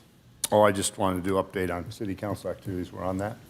Yep. Yeah. Okay. Thank you, Mr. Mayor. I attended I'm the director of the LA County Sanitation Board, attended that meeting last week. And of course, this past weekend, I volunteered all 3 days at the fiesta, and it went really well, especially Monday. It was very crowded. Always you hear these complaints about Pier Avenue closed off all the way down. And of course, people complaining about cover charges. I'm not in favor of it. I always thought we could raise the price of the beer a little bit and let people in for free if they're not drinking to keep the fair open to the public. But those are the main complaints. But overall, it went very well. A great event. Thank you. All right, that'll bring us to consent calendar. Is there a motion to approve, or does anyone want to pull any items? I'd like to pull 10G.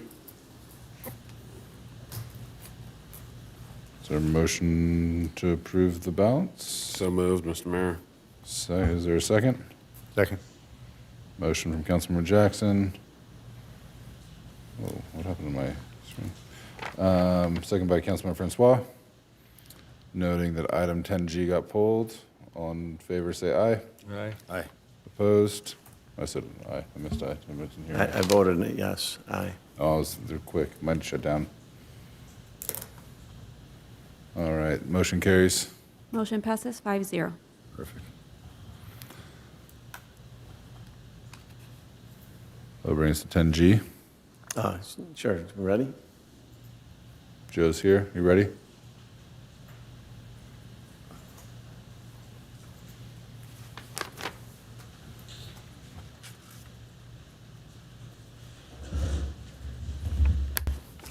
Hey, Joe, thank you for coming up. I pulled item 10G because it's on our capital improvement program status report, and I just wanted to, give a shout out to the donor, the Sheldon family, who gave this budget item of $500,000 for wayfinding and a monument sign at the community center.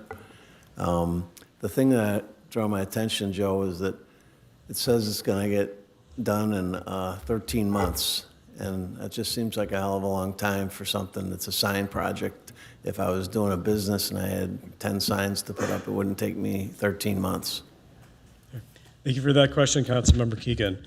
I'd be happy to dive into it. So the project has 3 elements: digital monument sign in front of community center, downtown wayfinding, and gateway signage. The most complex out of those is the electronic sign because it's in front of the community center. One of the longer lead time approvals is we need Caltrans approval because it's adjacent to their right-of-way and the traffic signal. We're currently working on preparing preliminary design for all 3 elements. We have a package into Caltrans for preliminary review. Subject to receiving preliminary input from Caltrans, we'll be bringing this to the Public Works Commission for input from the community on all 3 elements. The digital sign itself will require Planning Commission approval, and that would happen after Public Works Commission. And then our goal is to bring something to City Council for consideration.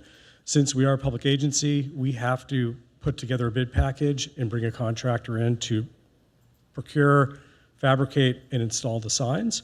So this does take some time, and the long unknown is Caltrans. At this point, they do seem to be cooperative.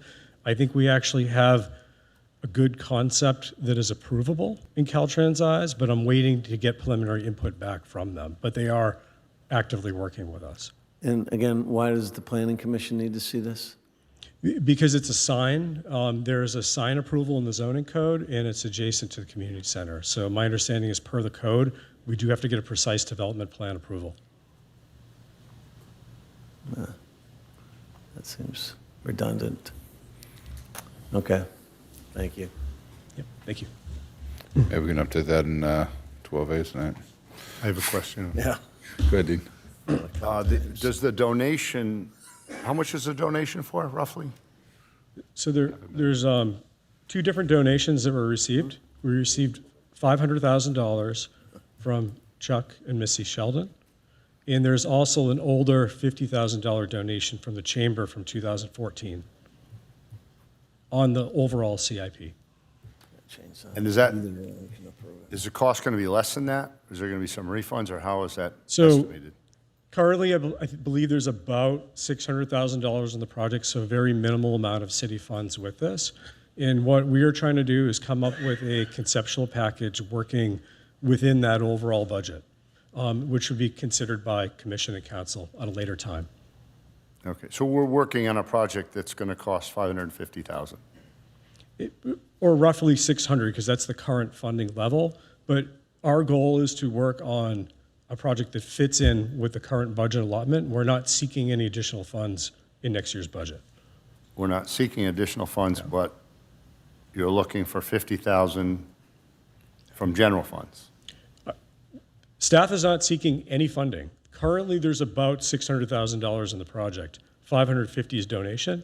There already is a set aside of $50,000 roughly that was already previously allocated in prior fiscal years for the project. Staff is not seeking any additional funds. We're trying to work within the currently funded amount for this project. And that's what we would present going forwd. Okay, I was just curious. Seems like a lot of money for a sign, but I guess that's how things go sometimes, huh? Just so you know, it's not one sign, it's there's 8 signs in the project. Every gateway sign, every sign that you see that says, "Welcome to Hermosa Beach" on every corner is being addressed, all new. Not just one sign.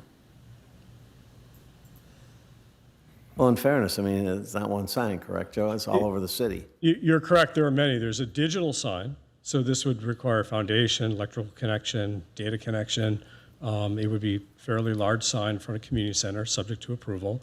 There's the gateway signs, as Councilmember Keegan mentioned. So we're looking at current gateway. These are the entry signs, the Welcome to Hermosa Beach signs, looking at the ones that we have today. Should they be upgraded? And there are other potential entry points that we could do infill signs where there's currently no sign today. And then the final element would be downtown wayfinding signage. So there could be a handful of signs there as well. So we're looking at many signs. Okay, thank you. Yep. Thank you. Thank you. Seeing no other questions, we'll open up for public comment. I did not receive any speaker cards, and I have no hands raised. Nancy?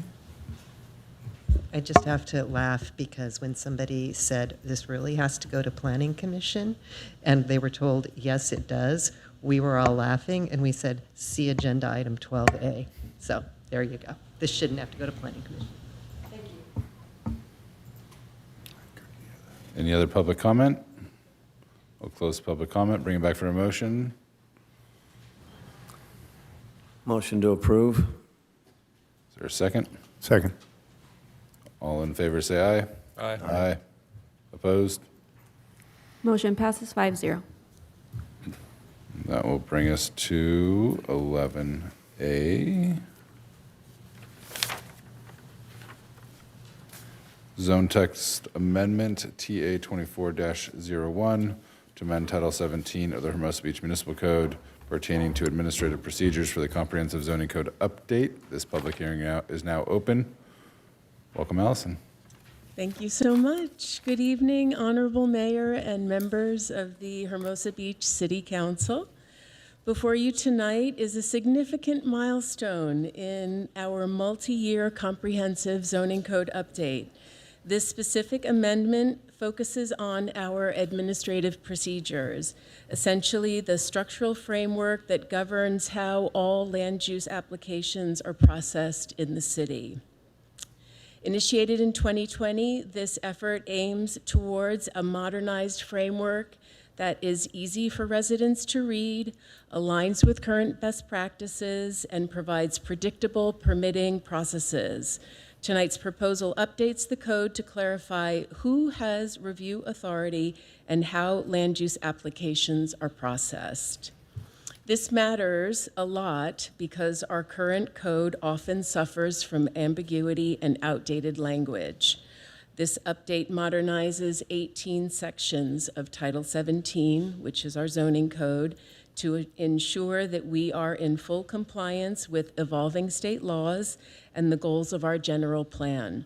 For our residents and local business owners, this means a more readable, predictable, and transparent system.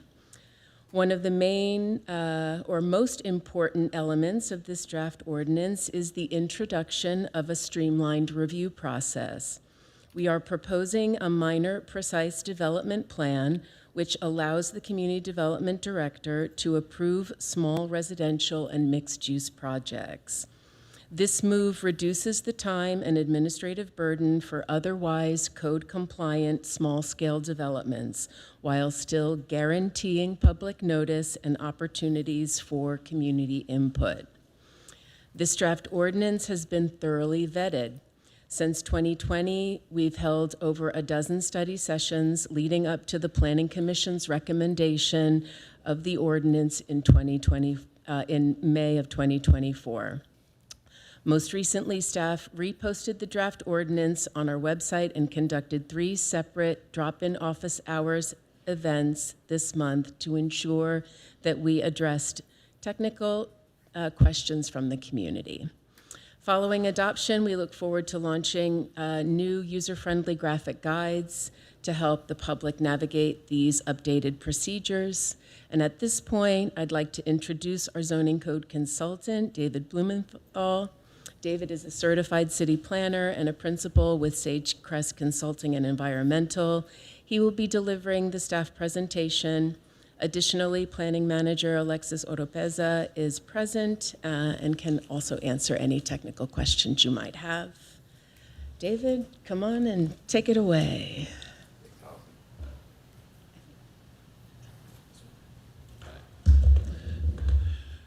Thank you, Mr. Mayor, members of the council. It is actually a pleasure to be back before you. Last time I was here presenting was probably 2019, so it's been a few years. Tonight, the basic request, as noted, is just to conduct the public hearing, consider these amendments, and find that the action is exempt from CEQA, and of course, introduce the ordinance that is before you tonight. Going a little deeper into the background, this process actually started way back in 2017 when you adopted your new general plan called Plan Hermosa. Following that, in 2020, you issued a assessment of your subdivision and zoning code, which highlighted a few items that needed to be addressed. And that includes making sure that it was user-friendly, that it implements the community's vision set forth in the general plan, and of course, make sure that the zoning code is consistent with state law. As the director noted, the city's done extensive background, including 13 community workshops and events, which culminated in the Planning Commission's public hearing in 2024. Now, the Planning Commission did recommend approval of this code amendment before you. Since that hearing has happened, we went back through the code. We are recommending a few more edits that are shown in the annotated exhibit that's, I believe, Exhibit B to your staff report tonight. And those edits are really to refine the improvements. They're meant to further streamline your code, improve the readability of it, and make sure that you are in compliance with state law tonight. Following the public hearings and the release of the annotated code, the director did note that there were 3 open office hours also to allow the public to provide additional comment on the code. So the administrative procedures that we are talking about, we have 4 basic types. Ministerial, these are things that just comply with the code. They either get approved or they don't. There is no discretion involved. Administrative procedures, these are uses that have a very low potential to impact the community. These will be reviewed by the director. The entitlements, these are uses that could have a little bit of higher of a potential to impact the community. Of course, we want raise these up to the Planning Commission level of review. And our final is legislative actions, and these are actions that actually come before the City Council. That includes changes to any regulations or policies. So just to kind of discuss our processes a little bit, this is the basic ministerial process. The permit gets submitted to the city. It gets reviewed by city staff. They either provide corrections to the applicant or they issue an approval. Once again, no discretion involved. These types of uses include single-family homes, ADUs, or SB 9 units, smaller structures, less than 1,500 square feet, small remodels, interior only, that are less than 3,000 square feet. And that last one you see on your list, the residential with 20% affordable units, that's actually state law that the city has to consider if you have 20% ministerially. Get a little bit more complicated with the administrative process. The applicant will submit the request. The staff will review. They will involve all the departments, either deem the application complete or incomplete. If it's incomplete, it goes back to the applicant. Once it's deemed complete, they'll confirm it's compliant with CEQA. If public notice is required, that will be sent out.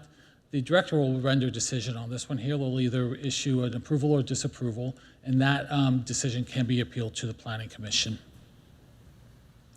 For these, we're kind of talking those smaller permits like temporary use permits or signs.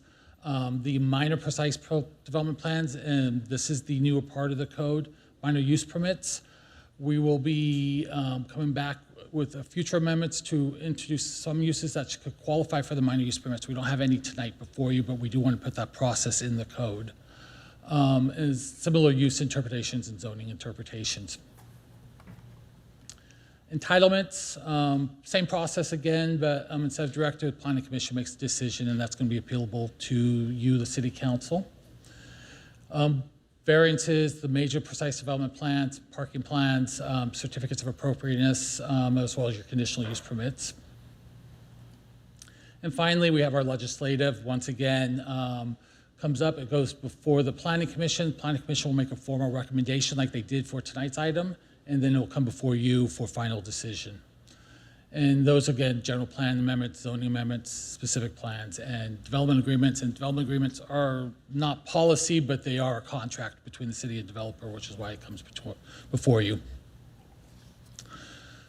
We have reviewed the proposed amendments for compliance with CEQA. They are compliant with Section 15061 of the CEQA guidelines, and that is the common sense exemption that says if we can say for certainty these actions will not trigger an environmental impact, that it should be exempt from CEQA. Also, we wanted to note that this hearing tonight was published in the Easy Reader on May 26th, and that was the 8th-page ad compliant with state law. And for our recommendation tonight, we are recommending you conduct the public hearing to consider the proposed amendments. Find this action is exempt pursuant to CEQA Section 15061B3, and then introduce the ordinance that is before you by title only and set it for second reading. With that, that will conclude my report, and I'm available to answer any questions you may have on this. Well, thank you for all of that. I know it's going to be a lot to unpack, and I'm sure there'll be plenty of questions. Just one off the bat. Does Coastal look at our administrative processes in regards to if we ever were to apply for an LCP, and does this help us get it there if they do? Yes. Yeah, they will look at your processes. They will want to make sure that the LCP, when you adopt one, obviously that you're reviewing them as well to take that burden off of them. Coastal, when you talk to them, they want to get items out of their hands, and the easier it's more streamlined you do things, the better it is for them. Perfect. Looking to my right for questions.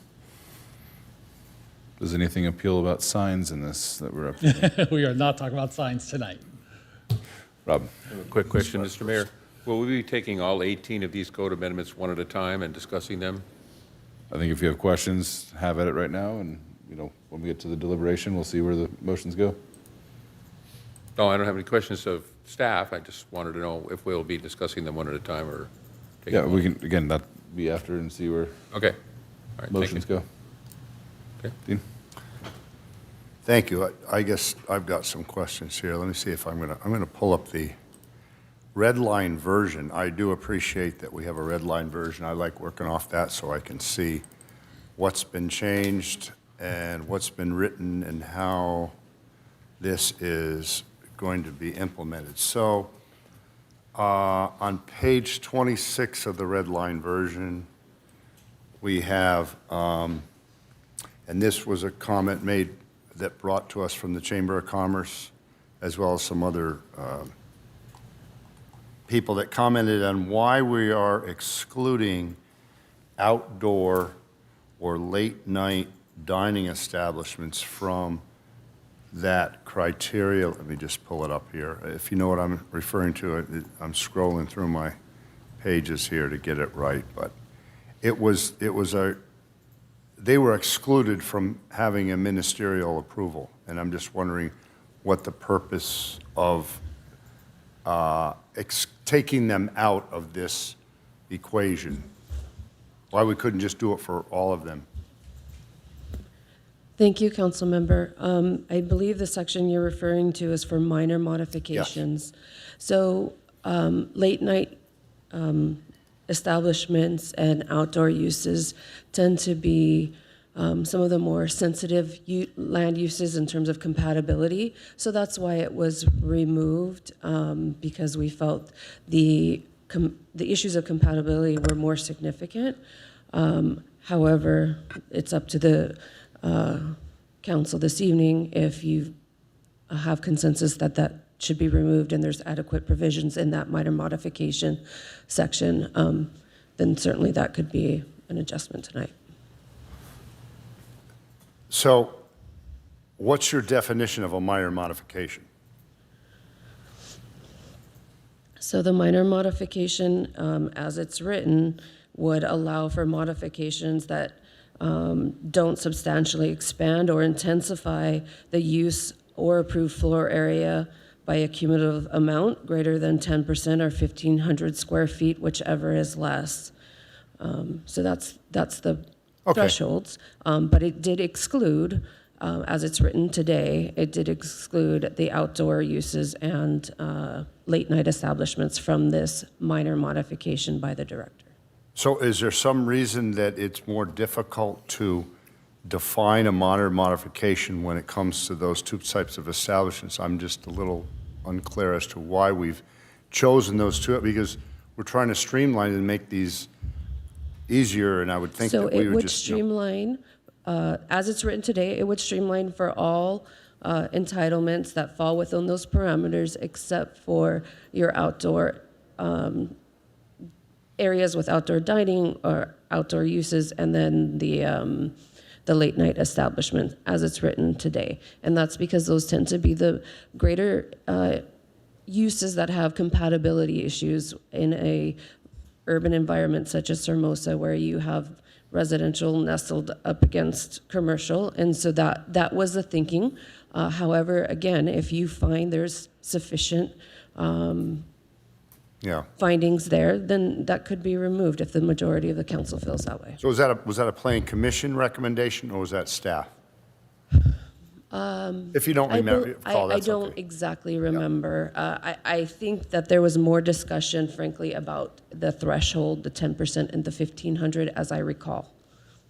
Well, okay, but that, we've already clarified that that's what that is, the 10% and 15. So for example, any minor change to an outdoor dining deck on any establishment would not be considered minor. Correct. Because it's late night.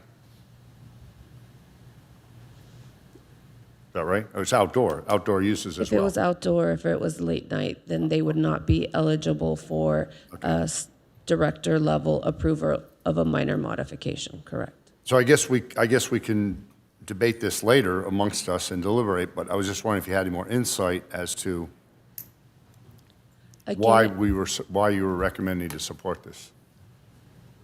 Again, it was recommended because those tend to be the issues that the public become more concerned about, and we felt that if it should be at the original review authority's discretion. Okay, fair enough.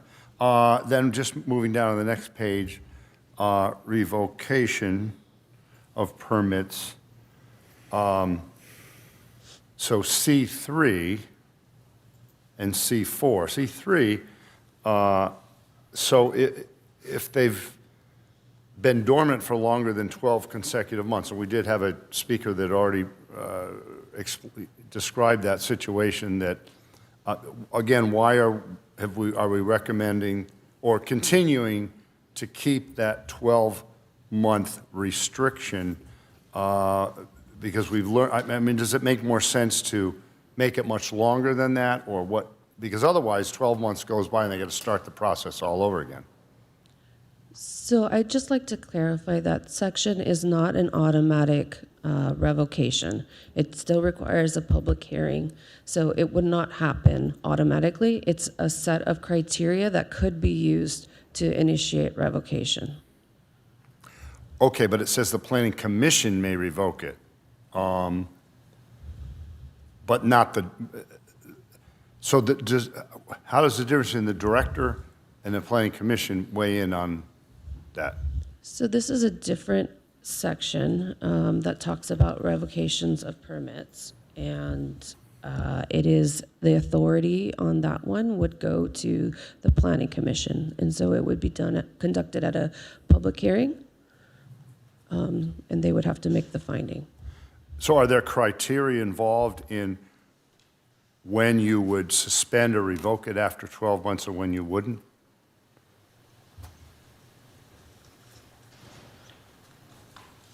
So let me find that section. I'm sorry. Can you, by chance, do you have the page number? Oh, yeah, sure, page 27, I think it was, 27, of thank the you. red line version. Next page, I was on 26, so. C3.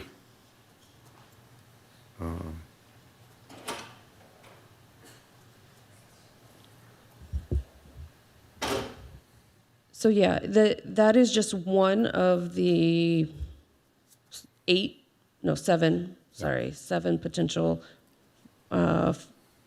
findings for revocation. So that would be one of seven that could be made for revocation. But it is not an automatic revocation, and it would be at a public hearing that was noticed.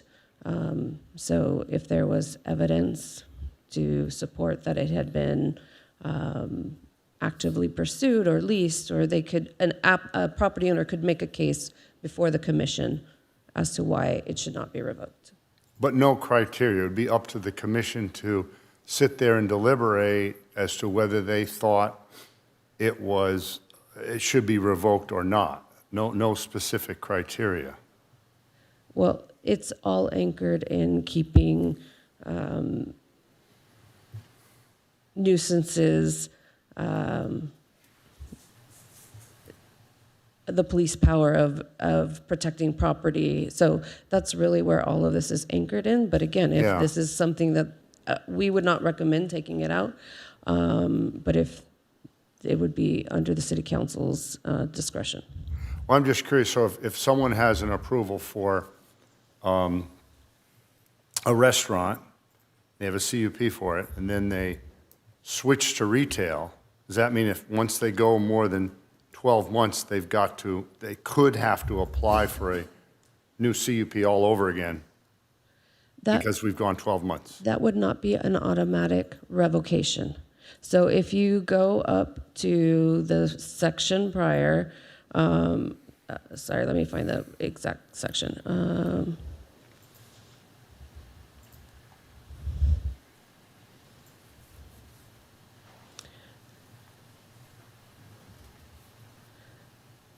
So there, Section B, it indicates that this would be conducted at a public hearing. It could be initiated by the city council. Under Section A, it's initiated either by the city council, planning commission, or director. B requires a public notice, so there would be a public hearing. And C is the finding. So there's no automatic revocation. There is a process that would be considered at a public hearing. Yeah, there's a process, but there's no criteria listed as to, and basically it's going to be up to those commissioners to have that ability to decide one way or another with no real criteria put in place. So that is one of the criteria is the 12 months.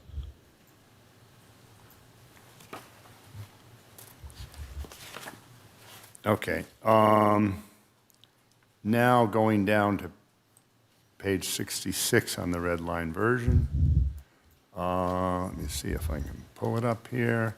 This deals with the parking plan, 17.72030. 66. So we've pulled fees that we're going to revise, and we talked about the possibility of having different fees for tiered parking. So the way this is written, it's got all parking plans must be decided by the planning commission with no discretion by the planning director. If we adopt, this would be the review authority, right? 17.72.030. Planning commission will act as review authority for all parking plans. We talked about these fee structures or a tiered parking plan, but the way this is written, it looks like if it stays this way, we're not going to be able to implement a tiered parking plan. So would this be the time for us to add tiers in there, or what would be the best way to do this if we wanted to? I mean, a business that's got a small parking plan, small parking need, I wouldn't think we need to go to the planning commission. So is there some reason that we haven't addressed this or come up with some type of tiered parking plan availability? Thank you for the question. I'm not aware of a tier, I don't recall there being a tiered parking plan fee. Yeah, we don't have one yet, but we pulled that item to discuss for future fees. So in the event that gets pulled and we talk about it in a future meeting and then we've got to go and review this. So I'm just wondering if there's a wording in there that can be added in that allows for that accommodation to a tiered structure. So the review authority, as it's established now in this section, reflects how the parking plan procedures are laid out in chapter 17 I believe it's 4.4 for off-street parking, which indicates that parking plans are reviewed by the Planning Commission, and there's no tiering that currently exists. So that is what is reflected in the zone text amendment before you tonight. That's not to say that in the future, when Planning Commission and the off-street parking comes back forward, that could not be implemented. But those thresholds are in a different chapter that's not before you this evening. Okay, a different chapter that we're not considering tonight. Correct. Okay, thank you. Those are the main questions I had. Thank you. Thank you, Mr. Mayor. Rob, do you have any questions? Michael or Ray? Thank you. Thinking about Kathy Knoll and the reopening of the poop deck. So take me through the process. So property owner raises rent, tenants move out, property lays vacant for 2 years, 3 years. What happens now when tenant comes in, wants to reopen said deck? If the city has not initiated a revocation for that CUP, it would remain in place. There's nothing automatically triggered. There is no automatic trigger as it's written. What would trigger? The city would have to proactively decide that it should be removed. And there may be CUPs that are old in the city for auto repair uses, for example, that may no longer be appropriate. And as a different example, and perhaps because of the change in zoning of that underlying property and the surrounding properties, it's no longer an appropriate use. And that might be an example where the city might want to have that CUP removed for a particular property. Okay, because we're tending to focus on the downtown, but this obviously has citywide implications to include auto body shops and everything else. Correct. And as an older city, we have many CUPs, some that would no longer be appropriate. So if there's some concern about the time frame, then if 1 year is too small and there's some other rolling time frame that you want to use, but I think it is a good provision to have as a safeguard where there's just uses that are no longer appropriate within the city. So if that CUP then no longer is maintained with that property, then the prospective business owner has to start from scratch. Is that correct? I'm sorry, could you repeat? What's the impact? All right, so If it was removed. if it's removed, If it was removed, then if the use could still be permitted in that zone, they would have to reinitiate obtaining a CUP. at considerable more cost and time, I'm assuming.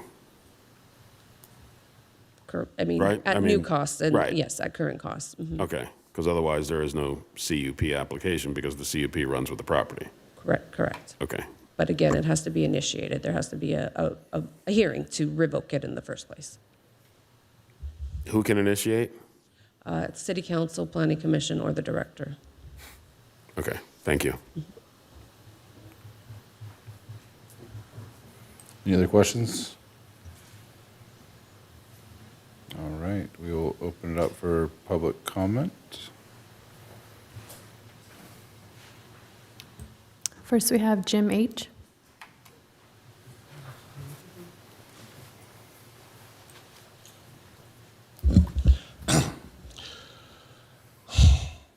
Honorable Mayor, Council, and staff, I understand that 11A is about administrative process, not the substance of future short-term rental rules. So my comment is about policy, discipline, and timing. When Hermosa later brings forward coastal zone short-term rental regulations, I urge the council to choose a path that is practical and capable of getting through the Coastal Act process without any unnecessary delay. The Coastal Commission clock does not start when the city discusses rules.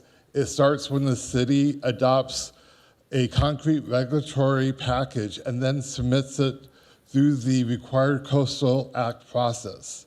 And then Commissioner Jackson and his commissioner friends will have their say, which will also take additional time. Oxnard and Ventura had balanced STR frameworks that flew through Coastal Commission review that only took months. In contrast, Monterey County highly restrictive coastal short-term rental regulations got approved, but it took more than 15 years before reaching certification, which is exactly the kind of delay Hermosa should avoid. If Hermosa starts from the most restrictive models, such as hosted-only rules, rental day caps, restricted density caps, or other de facto ban approaches, it may satisfy short-term rental opponents in the short term, but in my opinion, would only add years to the Coastal Commission approval. During that delay, from my understanding, the city can't do much. I mean, yes, they have, the city has existing noise, parties, nuisance, trash laws. So if a party house pops up tomorrow, you can shut it down tomorrow, right? But if, let's say, a group of opportunists wants to buy up every available house in the coastal zone and make them short-term rentals, there's not much you can do. That's my understanding. I monitor short-term rental issues around the world, and I see a couple of common themes here. So take Hawaii, for example. They have mostly reasonable regulations and rules. They treat short-term rentals as an important part of their economy, tourism economy, and they have very few complaints. In contrast, cities that don't have any rules or regulations, not right away, but they tend to drown in issues. And I don't want that, because then I'll be put in the same group as the party houses, and they're considered scourge in the city. Thank you very much for your time. That's nice. I did not receive any more speaker cards, and I have no one online. I know there's going to be some people coming up, so. Welcome, John. How you doing? John David. So first of all, I really appreciate Lexus taking the time, and I love the fact that they had some meetings. This is long overdue. It's I don't think, at least I feel zoning is really important. So I'm happy to see it moving forward. It's been a long, long time. Anyhow, so the things I want to talk about are, generally I support everything with a few caveats. I do support what staff has presented for PDP reform to allow compliant condos and mixed use to have director level review. It seems to me that if something fits the rules, and as Pete Hoffman always says up there, it meets the rules, nothing we can do about it, check. So there's no reason to put property owners, to put residents, businesses through additional regulation if you don't have to. I did look, and in the last 24 months, I'm sure, Commissioner Hoffman can, Simon can address his experience, but last 24 months, Planning Commission has never once rejected a condo that that complies perfectly with the code. So we've just been putting people through regulations unnecessary. So a guaranteed delay with a predetermined outcome. It's not oversight, it's just process burden. So the other thing is the dormancy. I would like to see that strucken. I think it's misunderstood what dormancy is and commercial property in general. They're much different than residential properties. Normally throughout the country and here, if it's simple, and there's not hearings and all that stuff, it could take 12 months just to tenant a property. It's much different than residential. Property owners, commercial property owners have every incentive. Their businesses, they have every incentive to rent them out as quick as possible and find the right tenants. And trying to push a 12-month window, I think will have bad result.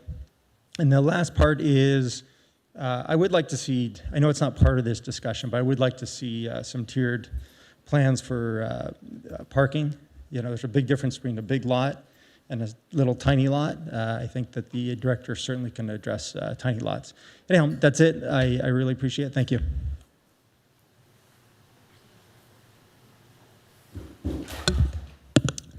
Laura Pena, Mayor, Council, staff. First of all, I had usually prepared a 15-point slide for this because I've been working on this for quite some time. But because the city did an open house, multiple open houses, I want to thank our director and our planning manager. They provided a tremendous opportunity for the public to come in, ask questions, so that I don't have to belabor you with a bunch of details. That was incredibly successful. My just recommendation would be we need more communication about that. I don't think people realize how important these administrative procedures are. As I go through this, I wondered, how are we defining success if we do these adoptions, which I do agree with? How do we define success? For me, it would be successful if compliant projects move faster, staff spends less time, businesses can open and improve, and they're more predictable, and the city grows reoccurring revenue without having to only rely on new taxes and fees. That would be successful. Because administrative procedures are not just the internal city rules. They affect whether businesses open, they affect whether owners invest, and they affect whether housing gets built. And they affect whether Hermosa sends a signal that we are serious about providing better service. I have 4 specific refinements that were not in my public comment. Well, they may have been a little bit. I think we need to strengthen the purpose section. As over the last 5 years, we've had tremendous turnover in the community development department. I think it's important that we clearly state that the procedures are intended to promote timely, predictable, consolidated, and measurable review of our applications. It will connect our zoning administrative procedures with outcomes, and it's really, really important. I think your question, Councilmember Francois, about compatibility, it's not defined. It's very subjective. I support compatibility as a planning concept, but compatibility should mean the ability of a use or a project to coexist with the surrounding uses based on identifiable physical and operational factors, such as scale, access, parking, noise, lighting, and hours. It does not mean identical, and it does not mean universally acceptable, and it's not free from controversy. I agree with the director-level minor modifications for late-night establishments and outdoor uses. This does not change the intensity of the use or create new impacts. It affects our dining, our patios, our retail displays, active frontage, and it's what builds commercial vibrancy. I agree, and just tonight, I received an email from the property owner on Becker's, and he said, we have been stymied for more than a year. If we lose these approvals because of this restriction, this could have serious impacts. A lot of property owners have been emailing me while I'm here saying basically the same thing. Please reconsider this. It's very important that we stay updated, and it's very important that we provide good quality service. Thank you. Anyone else in chambers or online? I have no one online. All right. I will close public hearing and bring it back to the dais. Looking for a motion or more deliberation.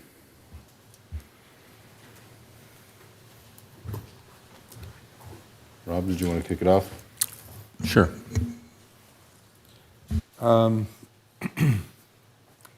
I suggest that we do these one at a time and deliberate on them down the line. If there's no reason to deliberate it, or no one has any known changes, we just move on to the next one. And then after deliberating on each item, then we can approve them all. I have a quick question for. So I'd like to, yes, go ahead. You said there were 18 categories. Where are they listed in the staff report? Because I couldn't find this. This is a chart here. I couldn't find that. So you said there's 18? Well, it's in the presentation. Yeah. In discussion, Oh, there's the presentation. 18 of them known. Also in the staff report, there's very clearly 1 through 18 laid out. Right. I went from the presentation. Starting on page 3, going to page 6. From the staff report. It's essentially all the chapters. All right, code amendments. Oh, okay. 1 through Okay, I got you. 18. Right. 1 through 18. I mean, some of them I don't have any problem with at all, the way they are. Some of them I would like to make a change or two. I'm sure all of us have, maybe all of us, some of us like all of them, some of us don't like any of them, and so on. So how shall we do this that would be the easiest and most proficient way to do it? Deliberate one by one, go down the row and have each person decide on which ones they would like to make a change to? Since it worked so well last time, any ones that you have issues with, we can pull. Okay. Oh, boy. Well, all right, let's start with this. I have no problem with 1 or 2.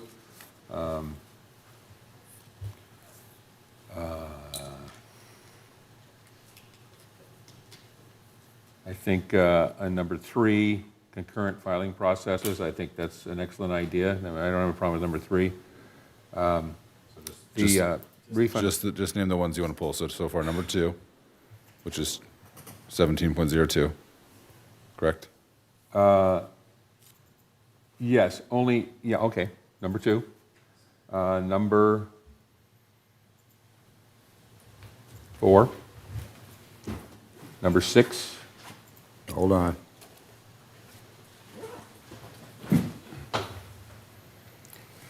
And number 7. Had to be an odd one, huh? Beg pardon?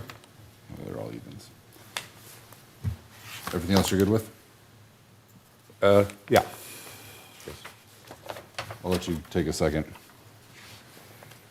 What's that? I'll let you take a second because I don't think you're organized that way. Right, I didn't organize my thoughts that way, so, Yeah. yeah, go ahead. Do you want to go now? No, I'm going to try to organize which number goes with which, because I didn't organize my thoughts of how I wanted to change it. Okay. Ray?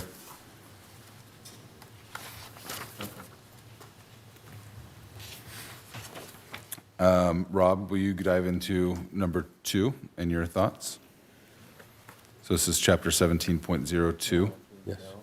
Oh, well, in case he wants to pull some. He might want to pull some more. I just want to make sure we're all clear. I'm sorry, what did you want? For number 2, chapter Yes. 17.02, Yes. in the red line. So we're all on the same page. Do you have the red line in front of you? So does that include 17.03 or not? No, that would be number 3.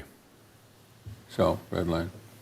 So so if I want to add that one, do I need to add it now? Is that what? We'll let Rob go through his changes in 1702. If you just want to write any other additional sections down. Yeah, I just named them all off, the ones that I'm interested in. Let me go to number 2.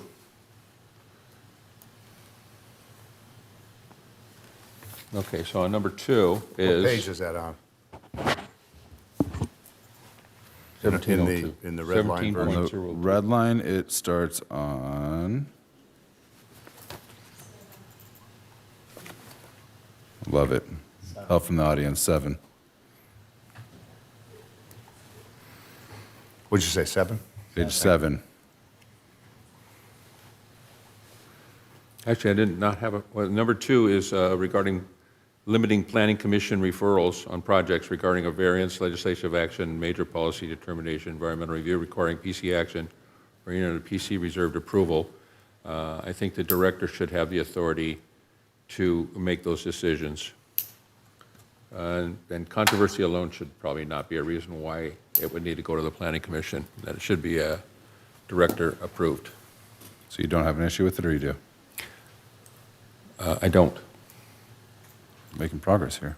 Okay, so this is 1702. Correct. Yes, 17.02.040. Which is no longer on the table for Rob's Right. pulling, so he's good with two. Yeah, that's which one it was. What about 4? 17.04, Rob? 0.04, refund of application fees. So application fees are non-refundable regardless of the review authority's decision. I think a fair refund policy would make more sense.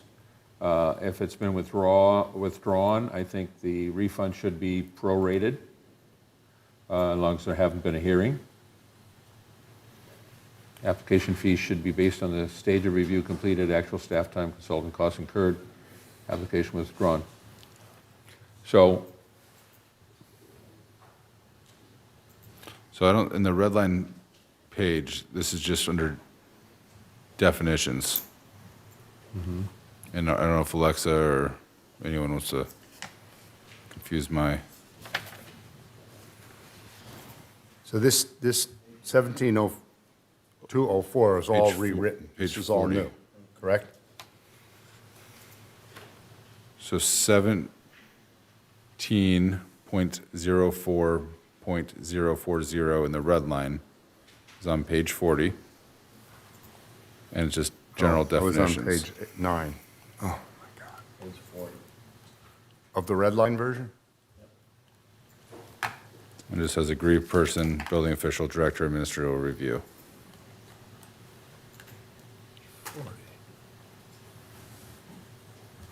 That's definitions. That's why I just want to make sure that Rob's on the same page. yeah, I'm just So trying to we're get on to the the red line definitions version. page. I don't think. So number 4 was 17.03. That's 3. Page 3? No, your 1703 is number 3 on the presentation. Right.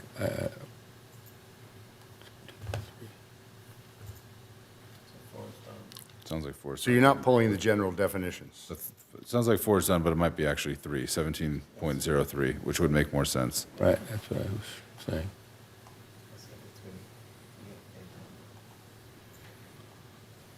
Three starts on, Here we go. Laura, where are you at? You gotta help me out here. 17.03.020. Application is made by someone other than the owner or the owner's agent, proof of the right. Wait, you got a new number out there now. Correct. 17.03 starts on page 14 of the red line. Right.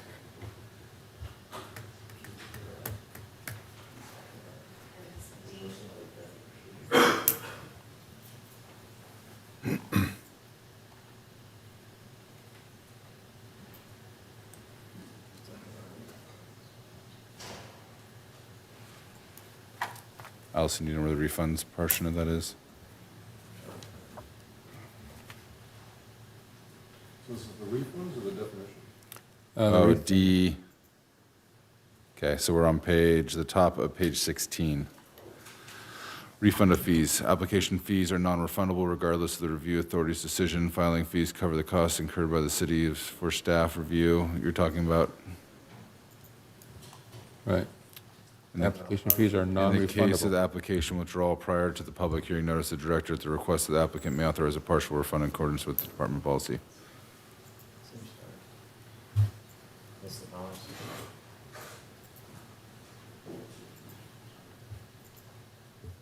So the director has the right to, As long as it hasn't been heard yet. right, as long as it hasn't been heard yet. Okay. Good with that? I'm concerned, what? Okay, is so there you're not department pulling policy? this one then? that correct? It says there's a department policy. Is there a policy on refunds? Is there a policy on refunds? Yes, there is. Says right here. No, but what is the policy? The policy is, what is the policy? It's right there on that page. Well, Page this is the proposed, this is proposed, it's new. Well, what I guess I'm saying is that it says that we have an established policy for refunds across the board. Do we have one of those? Yes, we do. And can I ask what that is? And what is it at this point?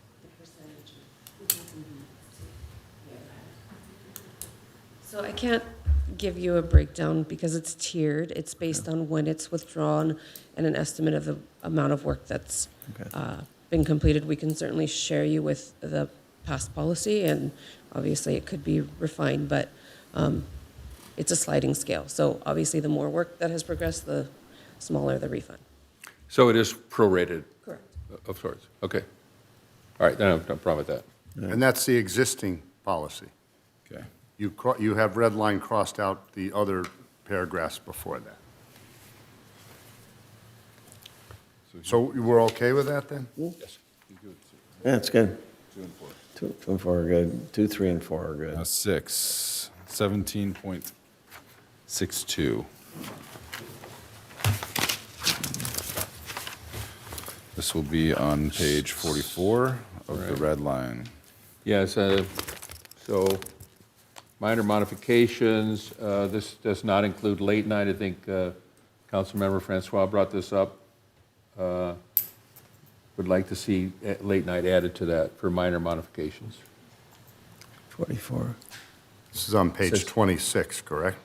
I have 26 written down. I don't know. I'm working just right off of the 17.03.100. Minor modifications. The Community Development Director may approve minor revisions to approved plans and permits excluding late-night establishments and outdoor uses when it can be found. I would like to include those late-night establishments. All right, so number 6 is regarding 17.62, which is not the section you're talking about. This is 1703-100 on Yes. page 26. 17.03.100. No, 1703.100. That's correct. Okay.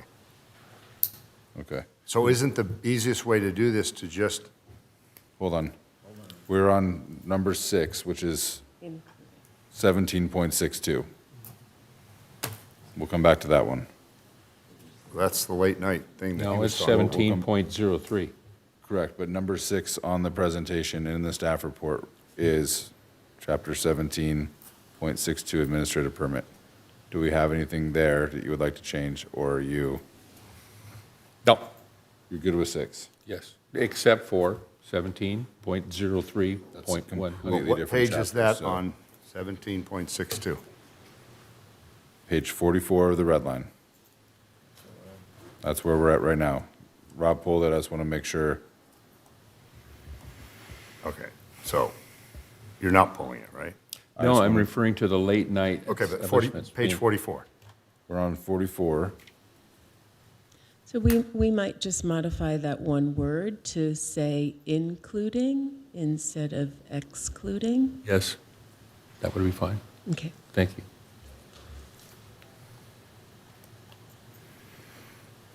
So 17.62. Going once. But 17.62. That is. What was this section issue, 6. Rob, I don't know. I just want to make sure that we're. Again, we have some difference of numbering here. Well, 17.03.100A. So off the presentation, number 6 that you pulled was 17.62. No, it wasn't. It was 17.03.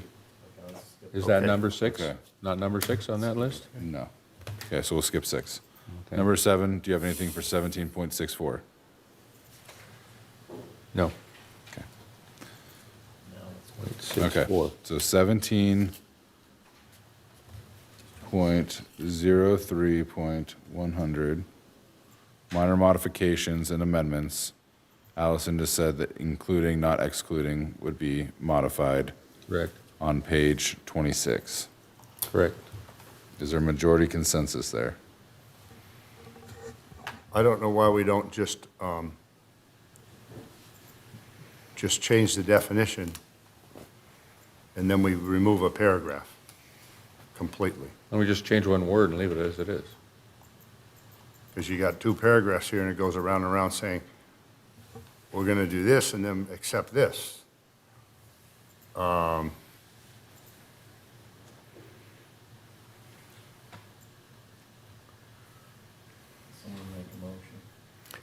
I move that we remove the word excluding and replace it with including in 17.03.100.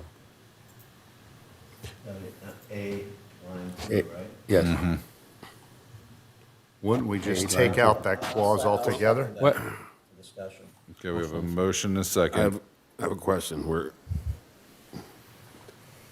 We're motioning on individual ones, but not the ones we already discussed. I mean, this is, We're on page 26. no, I got it. But we just had discussions on 3 or 4 other ones that we didn't make think any the motions numberings- or- numbering So I'm just were trying to off. figure out, what are we motioning and what are we not motioning? And So the original 2, 4, 6, 7 Been are off the tabled. table. Okay. Off the table as in, There's no issues apparently yet. We'll see. okay. Trying to make this, Notwithstanding the revocation piece, There's a motion. Right. Let's talk about it. so the current motion on the table is in 1703. right? 100, I got that. page 26 of the red line, in section A, line 2, changing excluding to including. Can I say something about it? So what is a minor modification when it comes to outdoor dining? I don't know, I assume where tables and chairs are placed? I don't understand what that means. Excluding late-night establishments and outdoor uses when it can be found that modifications consistent with the original application. I'm just trying to figure out what that means. So as it's written now, it would allow the director to make modifications on any entitlement that involved a use that was not late night and Right. did not involve an outdoor use. Okay, and if there's the modification as proposed, Then what it does would that mean? include, the director could at her level, without a hearing, modify any entitlement, including late night and outdoor uses, subject to the second section, which is going to clarify there's no more than 10% modification and 1,500 square feet, and the findings and conditions are substantially the same. So can an individual increase their outdoor dining footprint without, and what is that? Potentially by up to 10%, if it didn't fundamentally alter the findings or conditions that were placed on it originally. Okay, so they could take up an additional 2 parking spaces or a parking space, what does that mean?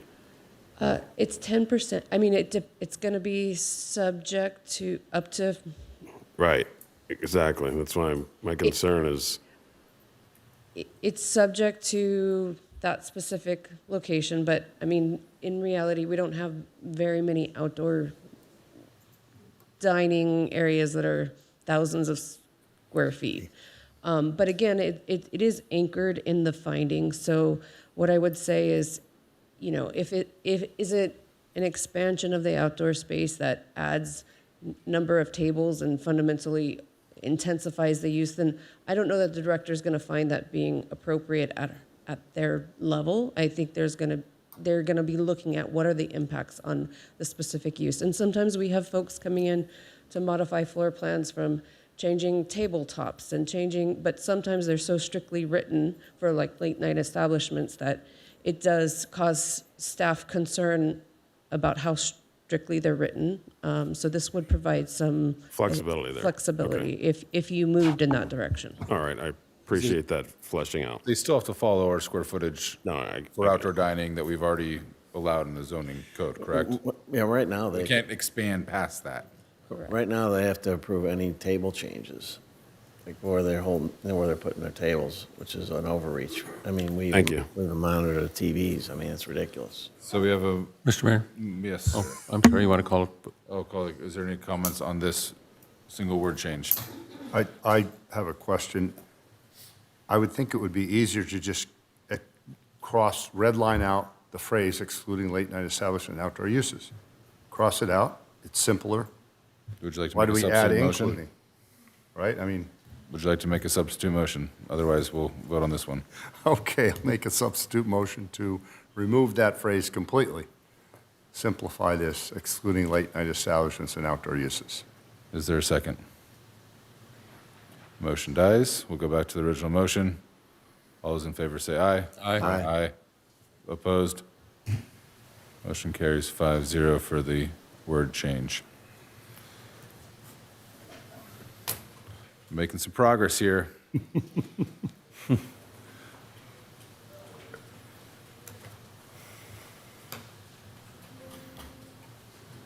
giving Brandon PTSD. Parking? It's next. Okay. Number 7, well, Name out the code and I'll 17.03.110C3. We just did that. No, we didn't. 03100?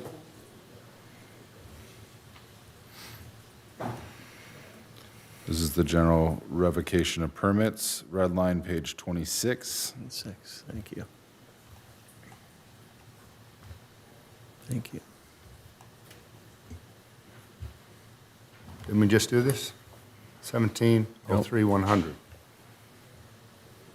This is 110. Page 26. Page 26. It starts on the bottom. C3, ABC. C3, this will be on page 27. Oh, okay. Mid-page. C3. That the use or activity for which such approval is granted has been suspended or dormant for longer than 12 consecutive months is demonstrated by any form of evidence or documentation. I'm concerned about that because there's a number of reasons, and we've had some public comment here tonight about examples of just that, where there has been one reason or another, where changing of tenants, changing of use, where ordinances will be, or permits will be dormant for a number of years or months, and they have to start all over again because of a 12-month limit. So I would like to either eliminate the 12 months or leave it up to the director's discretion, or extend it to 2 years, or... Would you like to 24, 36, 48? And keep counting. I think 2 years is better. 24 months? So you're suggesting changing 1 year to 2 years? Yeah. But what is the criteria? I guess that's the issue I was having on this is, Well, so we're granting the director to suspend revocation, but what are we using for criteria on that? The director's discrimination, my years on the planning commission, we had several of these that came up. And they had a development going, they had problems with labor, or COVID, a number of different reasons, and the project delayed and delayed and delayed, and their 12-month period went up, and they had no inspections. And so it was very possible to just revoke their permit, start over again.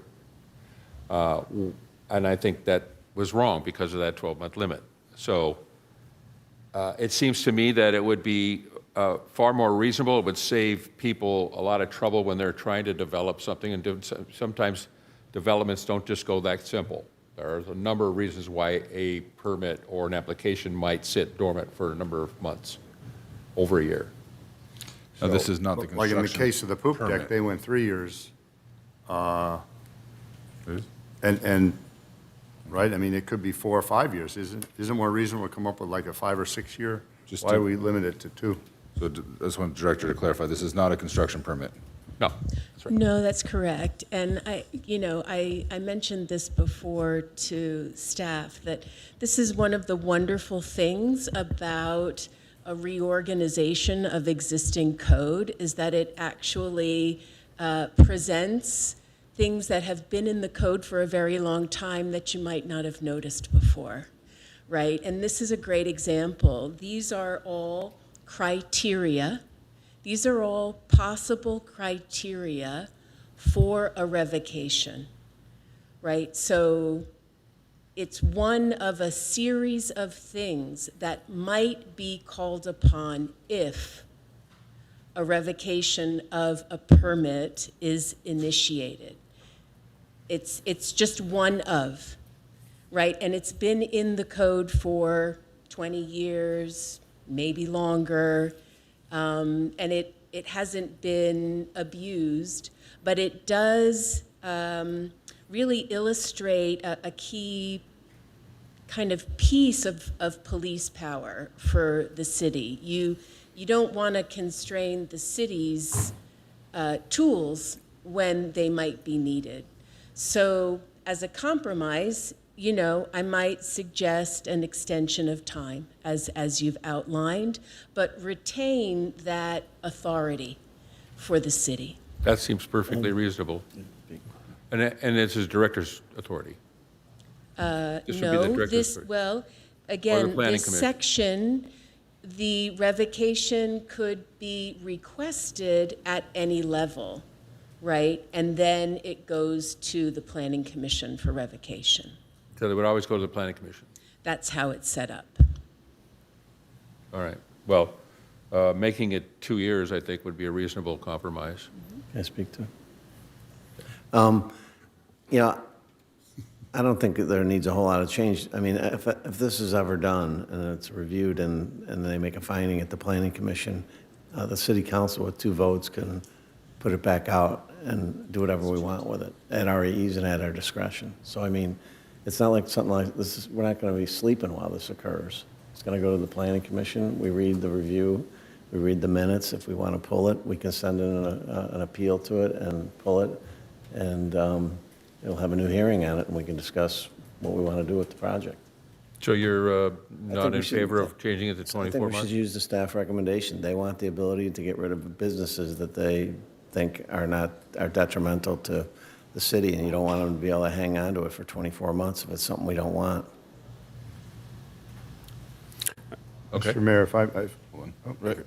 Thank you, Mr. Mayor. I tend to agree with Mayor Pro Tem. I think we need to keep the arrow in the quiver. And, you know, if we always have the option to pull if we want to review it. So let's not handcuff ourselves. And, you know, it hasn't been abused, so let's continue, I think, with it. And just to point out in C, it says may, it doesn't say shall. Like, this Exactly. isn't a must. That's right. So I'm comfortable and would move accordingly. I don't think we even need a motion if there's 3 of us. I mean, I'm going along with Rob on this. We had business owners talk about it. I think 2 years is better than 1 year, because we're trying to streamline this. So anytime it gets revoked, then someone's going to have to go to planning commission and appeal it to us. That's not what this is, though. If- This is, if a vacant building with an underlying CUP is vacant for greater than a year, the staff may not even, doesn't have to push it to planning commission. If a new business Right. comes in and they're good with that, nothing will happen. Well, They'll but it get could approved. happen. It may, and It so. may happen. Yes, And if we are it does, trusting then that's going staff. to, and planning commission decides to revoke it, they're going to have to appeal it to us over a 12-month suspension. It just seems, that's why I'm thinking that 2 years There is was a better. business that was mentioned earlier that had a different change of CUP, and they had to get the change back. So I think there's a lot of information out there, but this is I agree with my colleagues on my left here, that it's a nice tool for staff to have. This is a may. They don't have to exercise it at all. And the vacant, underlying building with the CUP could be vacant for 4 or 5 years. A new business wants to exercise that same CUP, nothing could change, right? Like, you don't have to take it to planning commission. In practice, this provision is not used very frequently. In the year that I've been here, there was one, which was the sushi bar, that we used this provision to initiate an action. So it's again, it's a tool in the toolbox, but it's very rarely needed.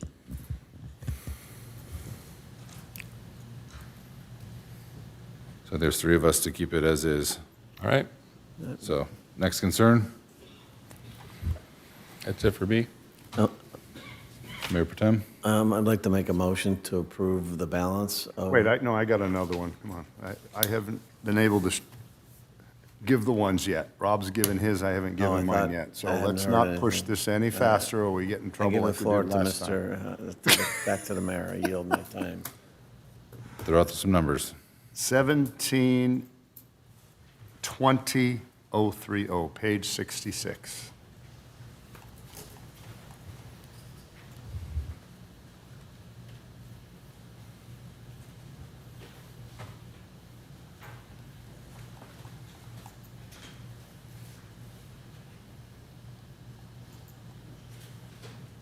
So this is the parking plan issue. One more time on 17.72. Yep, .030. 66, he said, Page page. 66, 030, which is the review authority. Yep.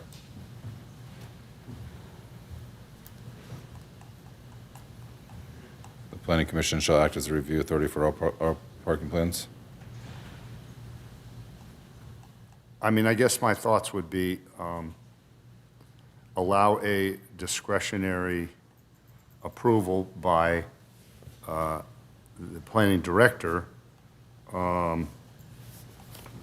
for smaller tiers to be determined in the future or something like that, because we may decide that when we do the fees. So however would be best to word this, as I questioned earlier. Would you like to speak to that? Yes, Mr. Mayor, if I could provide a little guidance on this. So this section right now mimics what's in the off-street parking section and just kind of provides that, the way to approve the parking plans. When we go through the, go through the off-street parking, that would be the more appropriate time for us to determine if there is some of these parking plans that could be approved by the director, and then we would need to go in and clean this section up completely. Because even changing that section that's the review authority, you still have sections that require public hearings before this, so we'd have to kind of clean up the entire chapter at that point. So this is not we will revisit administrative policies Yes. as we move forward, Yes. as we talk about. Your code is other- a living code. It will be, as we go through other sections, we'll be having to come back in and clean some of these other sections up. So the recommendation is just to wait until that point. Okay. I'm happy with that, and I'm happy with all the other recommendations. We've made such good progress on getting these updated and streamlining this, and I look forward to doing that and support the rest of them. So Mayor Protem, would you like to make the motion for? I make a motion to approve the balance. We've approved one item. One word. One change. One word. We've changed one word, but it's a good change, so I'm positive on this discussion. So, and I move the balance of the staff recommendation. Is there a second? Second. Councilmember Jackson with the second. Any discussion on the motion? I will close. I think I'm supposed to do this. The public hearing is now closed. Madam City Clerk, can you please open up voting?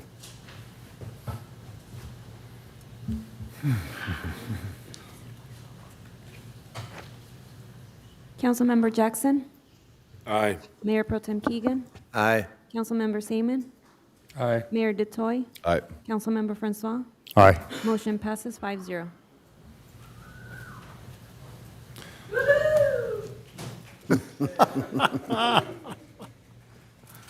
All right. 11B will be continued to April 28th, 2026. I have a request from my left to take a 5-minute break. We will recess, and we'll reconvene at 9 o'clock.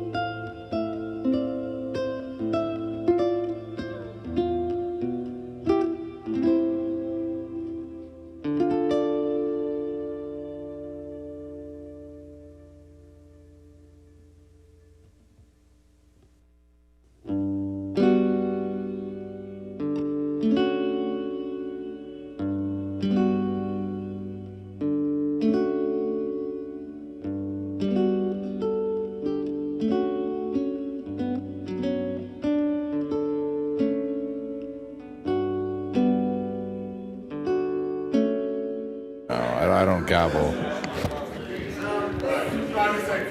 Let's get going.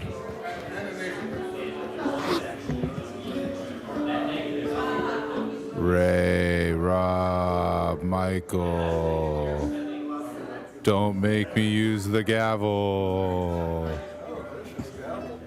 Don't make me use the gavel.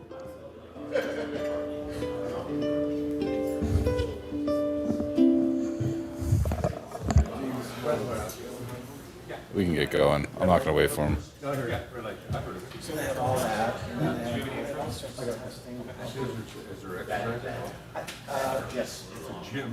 All right, Madam City Clerk, do we need a roll call coming back from break?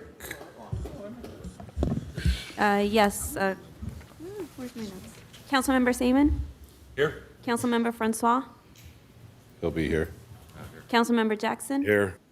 Mayor Pro Tem Keegan? Here. Mayor Detoy? Here. We have a quorum. Dean is here. I misspoke before we left for break. 11B will be continued, not to a date certain.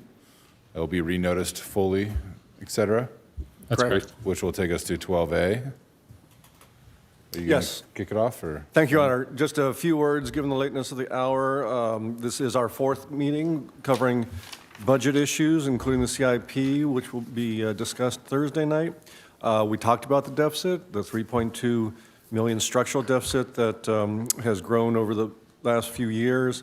To close that gap, we did a number of things, including reducing the amount of funds that we annually, every year, the city sets aside funds for the equipment replacement fund, and, sorry, bless you, and also for the reserves to maintain the 20%.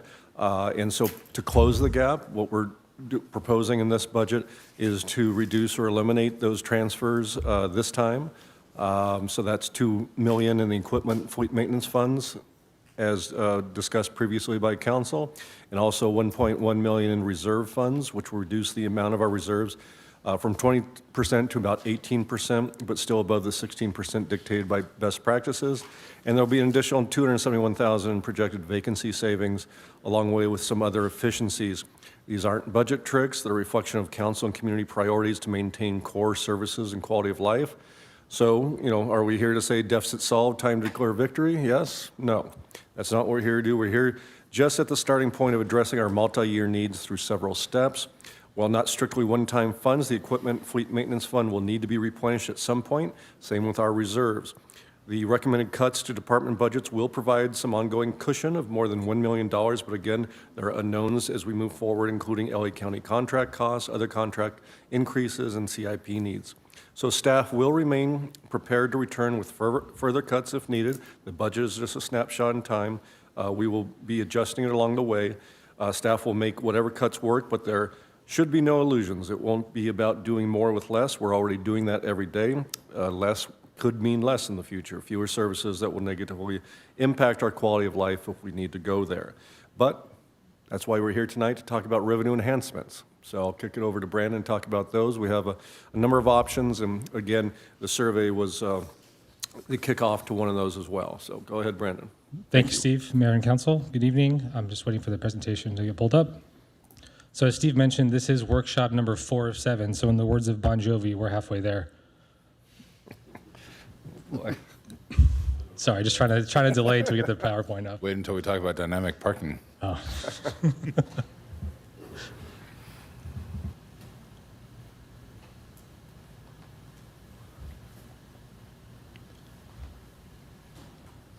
Perfect. Good evening, Mayor and Council. So tonight's discussion is focusing on the city's long-term fiscal sustainability, and as Steve mentioned, potential revenue enhancement strategies moving forward. Over the past several budget cycles, the city has worked diligently to maintain service levels despite rising costs and increasing infrastructure obligations. Staff has already identified expenditure reductions and budget balancing actions to address the immediate FY27 deficit of $3.2 million. The purpose of tonight's discussion is not to fund new programs or special projects. Rather, it's to evaluate potential revenue tools that can help preserve the quality of life, public safety services, infrastructure, and community amenities residents already expect and value. So as Steve mentioned, we were facing a $3.2 million structural deficit driven by ongoing expenditure growth rather than a one-time budget issue for next fiscal year. Key cost drivers include increasing labor and benefit costs, the LA County contracts that Steve mentioned in his preamble regarding fire services, lifeguard, and beach maintenance, general inflationary pressures from the cost of materials and service and supplies, and also aging infrastructure and capital improvement needs. Most importantly, this challenge, unfortunately, is not unique just to FY27. The city has increasingly relied on one-time solutions over the past several years to bridge growing gaps between recurring revenues and ongoing expenditures. At the same time, as the survey showed, residents tell us they highly value Hermosa Beach's quality of life. So before considering revenue options, let's focus on some of the expense reductions that staff has proposed as part of Steve's proposed FY27 budget. Again, approximately $2 million will be saved in deferred equipment replacement and fleet expenses, approximately $1.1 million in reduced reserve contributions, still maintaining a healthy 18% general fund reserve, which is higher than the industry norm. And also operational efficiencies from departments totaling nearly $1.08 million, which we'll review in the next slide. Importantly, at last budget briefing, Council directed staff to avoid layoffs and minimize impacts to community services wherever possible. So these actions are reflected in the numbers you see here. So again, this is total by department, more roughly the estimated reduction targets that will be included in the proposed FY27 budget. Again, the primary focus was on removing vacant positions, looking at administrative efficiencies, utilizing technology improvements and the related cost savings, deferring unneeded expenditures, and other operational savings. Again, these reductions were intentionally designed to minimize impacts to residents and maintain the core service delivery for our residents. While this represents a meaningful first step into budget savings and expense reduction, it only represents a portion of the city's long-term financial challenges. So why are we here today? To talk about potential revenue enhancements. Again, I think the community survey, which you heard earlier today from Tim and Steve present, provides some important context. Overall, the overall sentiment for residents was an overwhelming support for maintaining streets and roads, parks and public facilities, landscaping and community appearances, public safety services, emergency response, and infrastructure maintenance. The survey did not reveal a community asking for new major amenities or programs. Instead, residents expressed a desire to preserve the quality of life they currently enjoy. So revenue enhancements through this context are looking at for us to reduce reliance on one-time budget solutions, avoiding future service reductions, addressing infrastructure obligations, preserving public safety, and maintaining community assets and ongoing quality of life. So what you see in front of you essentially is a mixed portfolio of potential revenue options we'll be discussing today. They range from visitor-based revenues, compliance and enforcement measures, user fee adjustments, voter-approved tax measures, infrastructure funding mechanisms, and economic development opportunities. The objective here is to diversify revenues while aligning funding sources with the services and infrastructures residents value most. The survey, which you reviewed today, provides a useful framework for evaluating these options as it identifies exactly what residents want protected. So we'll go through each one of these revenue streams at a relatively high level. The first is TOT, Transit Occupancy Tax, the hotel bed tax. Excuse me. TOT remains one of the most direct opportunities to generate visitor-supported revenue. Each 1% increase in TOT will estimate approximately $364,000 annually. The timing here is particularly noteworthy given the anticipated tourism activity with the World Cup beginning on July 11th and also the 2028 Olympics coming to our area soon. So this option here allows visitors who benefit from public safety, beach maintenance, parking management, and infrastructure investments contribute towards those costs. Essentially, TOT is a mechanism to help visitors pay their fair share in costs of maintaining the infrastructure. Again, this would require a vote of the people. Second is short-term STR compliance. So STR compliance represents possibly the largest near-term revenue opportunity. Estimated impacts include up to $5 million in one-time arrears collections, approximately $1 million annually ongoing a new revenue stream. But then again, this strategy is fundamentally different from a tax increase. It focuses on collecting taxes already owed under existing regulations. It also improves fairness among operators and strengthens compliance. Again, this is more of a compliance strategy than an increasing of tax strategy. Next is a local sales tax measure, which you briefly heard a briefing on via the survey discussion earlier this evening. So again, the survey directly tested a 1% sales tax, which received about 56% of yes or probably yes among likely voters. The strongest support was tied to certain expense categories, mainly streets and potholes, aging infrastructure, public safety, emergency response, parks and public facilities. Again, roughly every quarter-cent increase roughly equates to about $1 million in additional revenue. Again, a majority of sales tax is paid by visitors. And again, as Steve mentioned, if there's further analysis that's wanted by council, we can engage our consultants and get those numbers. But fairly common is that sales tax is a majority paid by visitors, regardless of what city you're evaluating. So next, everyone's favorite topic, which the survey showed, is parking. So parking emerged as one of the most frequently mentioned community concerns in the survey. So parking strategies kind of can serve two objectives for us on the city side.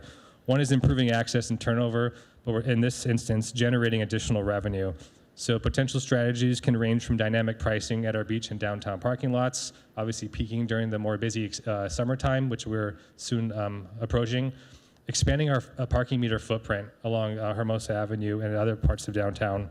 Looking at increasing our parking citation and late fee adjustments. Earlier last year, council approved a recent increase. Again, that was phased over 2 years. There's an opportunity to expedite and relook at some of those fine adjustments that could result in increased revenue windfall to the city. And also looking at our holiday parking modifications. Again, earlier last year, it was modified, reducing a week. But again, taking a look at that holiday parking program could be something that council may be interested in. Again, expanded metering could equate to roughly $2 million a year, depending on the footprint. And dynamic pricing, depending on the cap of the price we put, could generate a significant amount of money rising into the six figures. Assessment district modernization, we're talking about the lighting and landscape district here. So these districts have not been updated in nearly 3 decades since they were first implemented in 1996. Today, the general fund subsidizes approximately $400,000 for these services. Again, the survey showed the nexus here. Residents did place a significant value on community appearance, landscaping, clean public spaces, and neighborhood maintenance. Again, so this option here, if revisited, again, it would be subject to a Prop 218 process. Again, this option is about sustaining existing service levels rather than expanding them, reducing the subsidy that the general fund has historically contributed to this, which is growing significantly year over year as maintenance costs continue to rise. Next one is stormwater environmental funding. So the city currently subsidizes the stormwater fund by about $700,000 annually for stormwater and environmental obligations. So again, as the costs and inflationary pressures continue in the economy, these costs continue to increase due to regulatory requirements and infrastructure needs and costs. So dedicated funding here to reduce or eliminate this subsidy would help improve transparency of the accounting, reduce general fund pressure, protect environmental compliance, and support long-term coastal resiliency. I think most important here, similar to street maintenance, when storm infrastructure fails, it's often unnoticed until it actually does fail. So this is proactive investment in a very critical piece of our infrastructure citywide. Next is looking at our city assets. More or less, this category is more long-term focused, but it's looking at generating additional value from the assets the city currently already owns, be it our parking footprint, mainly our real estate footprint. So these can range from anything regarding lease optimization, what kind of tenants we utilize, at what rates, evaluating public-private partnerships, strategic redevelopment, which would involve the Planning Commission and a robust conversation with the community of what types of businesses and development that the community wants and deserves, and also various other economic development initiatives. So unlike other tax measures, this one is more long-term focused. It's leveraging economic activity, utilizing the existing assets. As I mentioned before, this would require a long, robust community involvement process. But again, it would need to balance, obviously, any kind of fiscal benefit and windfall from any policy or process changes, balancing what the community wants as far as character, maintaining coastal access, and obviously fitting in with our neighborhood compatibility. So this slide illustrates the range of available tools that we've kind of briefly gone over. I think more importantly, no single option fully addresses the city's long-term financial challenges. So from the staff perspective, a balanced portfolio approach may ultimately provide the greatest flexibility and sustainability moving forward. I think the big key takeaways from the survey was These revenue measures were supported when they're clearly connected to infrastructure, maintenance, public safety, emergency response, community upkeep, and quality of life preservation. I think my kind of takeaway from the survey was that it didn't reveal a community asking for more, it revealed a community asking us not to lose what we already have. So some options today at council. Again, we're not asking for financial decisions tonight. Instead, we're seeking policy direction from you gentlemen regarding what strategies should move forward for additional analysis. What that could look like is additional financial modeling, more community outreach, legal review, implementation planning, feasibility, or any kind of deep dive for any of the particular revenue streams that you see fit. So lastly, again, recommended next steps is staff kindly recommends that council receive and file this report, provide policy direction on where you would like to see more information or essentially expedited review of some of these revenue streams. Again, and also prioritizing preferred revenue streams when it comes to long-term planning, and then directing staff to continue implementation and outreach as you see fit. Again, I think the overarching objective is pretty straightforward. This is an intent to look for funding source to sustainably preserve community services long-term, maintain infrastructure, protect public safety, and sustain the quality of life residents overwhelmingly have told us via the survey and anecdotally that they value most about living in Hermosa Beach. So with that, I conclude my presentation and happy to answer any questions. Just a quick question, Brandon. Prop 218 requirements, and you said property owners vote on the districts and the stormwater, et cetera. That still would have to be a vote happening at a general election? Yes, yes. Okay. Yes. So, yeah. So the voter-approved options on there are increased TOT, increased sales, do update the stormwater districts, update the lighting districts, landscaping districts, et cetera. Yeah. So there's essentially 5 voter, and then I would say Parking, STR, economic development's kind of vague. Can we put the slide back up with the different options and the dollar amounts next to them?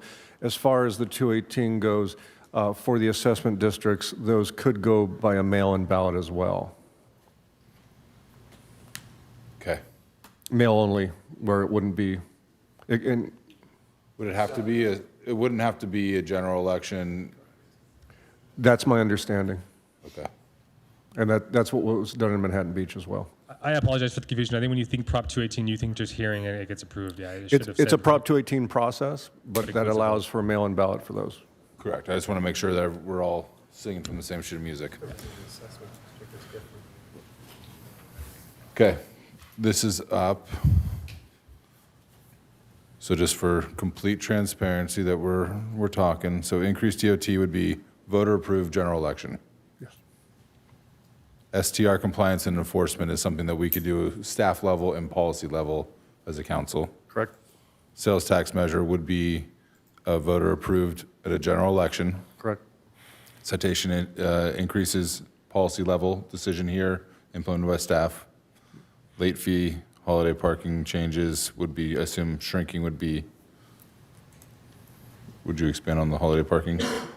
The holiday parking is something that Subsidized. you would do. Yeah, that's the free holiday parking during the December Thanksgiving. Expanded metering, again, policy decision that we make in this room, implemented by staff, of course, with buy-in from the public. I'm not saying that you're excluded from this.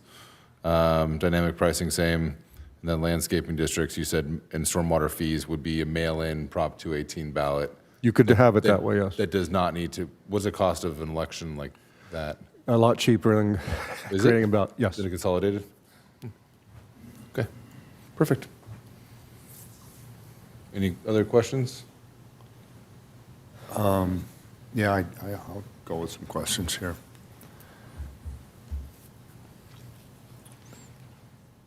On the, I'll start with a simple one first here. The parking late fee increases.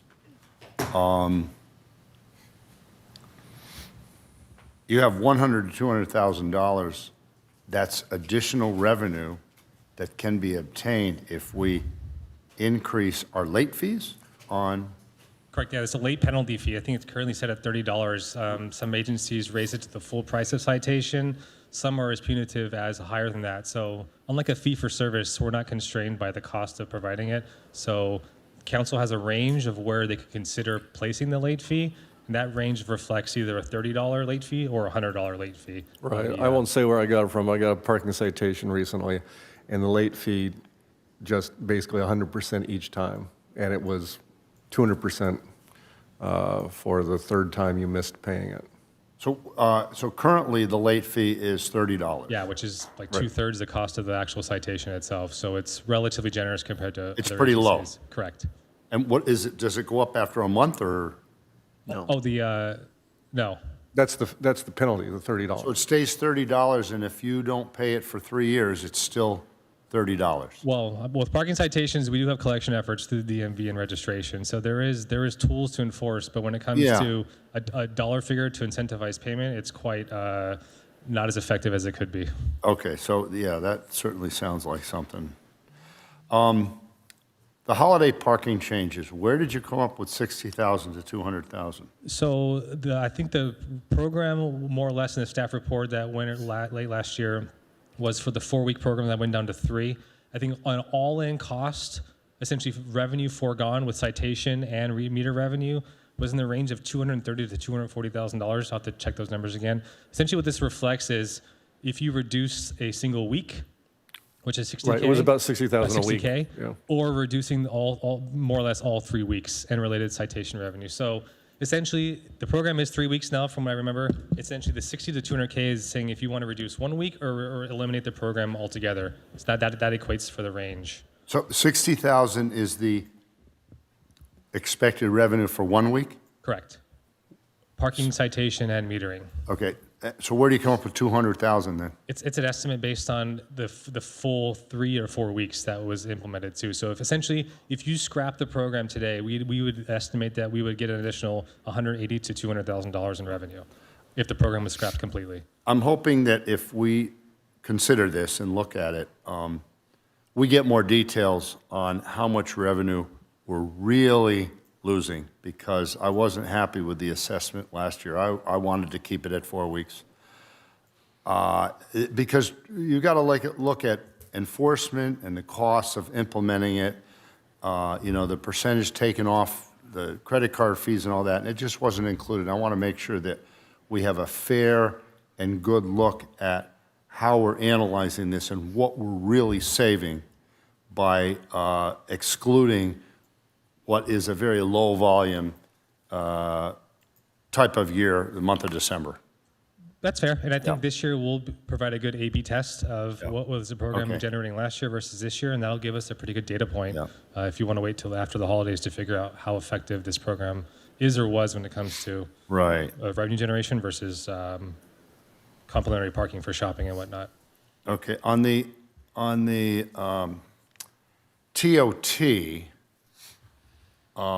we're currently at 14, but some of our neighbors are higher, is that correct? Redondo, I think, is at 14 with including a tourism improvement. They're looking to go to 15. 14 is pretty near the top of market.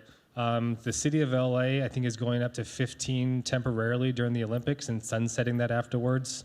So there are a few. LA and Redondo Beach are the two cities I know that are definitely looking at raising it above the 14 level. Right. We are not severely below market compared to other entities.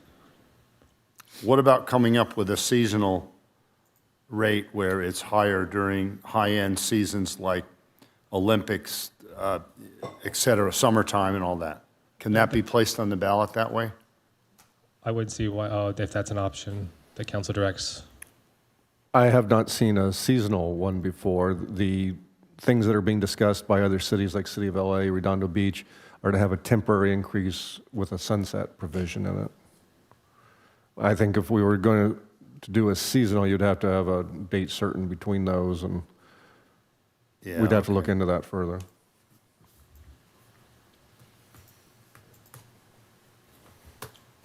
Okay, that's all I have at this point. Thank you. How would a seasonal or temporary TOT increase affect our structural deficit? 1% is roughly $360,000. I think Tim made a comment earlier this evening about bang for your buck, and I think when it comes to ballot initiatives, the standard thinking is that you get more bang for your buck with a sales tax measure, talking about anywhere from $1 to $4 million versus TOT. Again, the hard thing about TOT too is it's seasonally dependent, right? So depending on the economy, depending on the weather, it fluctuates. So this is an estimate based on current occupancy numbers, but It is a lot of work. Ballot initiative for less than $500,000. Rob, any questions? Yes, increased rents for city assets. Oops, sorry. Increased rents for city assets and explore development opportunities. Can you expand on that a little bit? This is pretty all-encompassing. I think the one things that I come here and talk about is parking is one of our biggest assets, and I think the idea of utilizing what we currently own. So that's kind of the vein of thinking is, general higher land use of how we encourage either commercial development versus residential development. This is a very academic catch-all. I don't think staff has necessarily any concrete proposals now.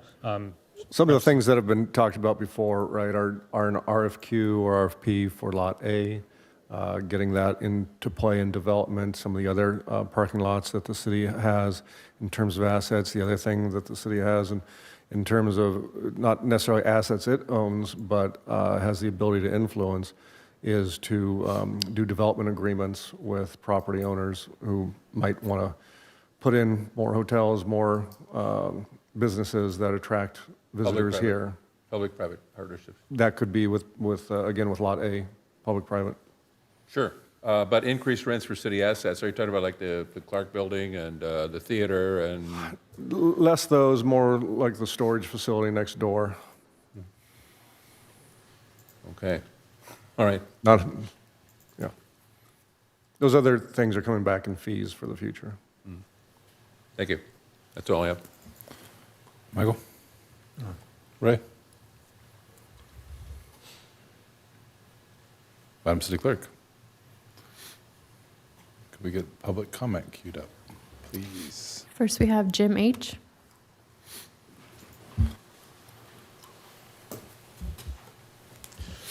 Honorable Mayor and Council and staff, I am speaking regarding budget and revenue discussion. For short-term rental TOT revenue, I believe Manhattan Beach is the most useful comparison, as Manhattan Beach has a similar size coastal zone.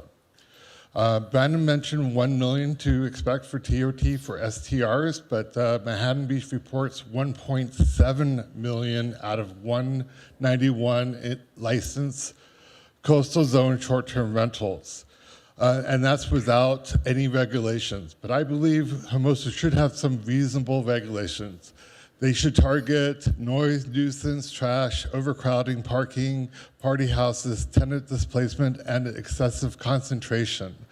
They should not be disguised as a de facto ban.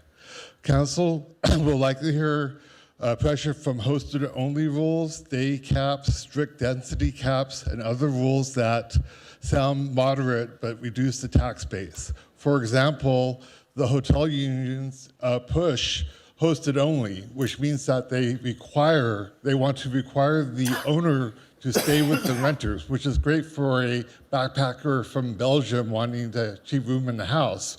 What about a whole family? Well, trust me, a whole family staying in my home, they do not want me there. If that's required, they're going to book somewhere else. Manhattan Beach doesn't have that requirement, at least not now, and they'll stay there. And that, my friends, is a de facto ban. As far as day caps, if an operator can only operate short-term for part of the year, what are they going to do with the property for the rest of the year? And whatever it is, it won't generate TOT. If the city, if any cap is artificially low, the city risks recreating the old problem, STRs operating outside of the system instead of registering, following rules, and paying TOT. So if the city puts any of these restrictive measures and implies them, then we can't look at the $1.7 million windfall Manhattan Beach is currently getting. Every restriction will drastically reduce it. Hermosa Beach should not copy the mistakes that produce years of underground activity and no tax collection.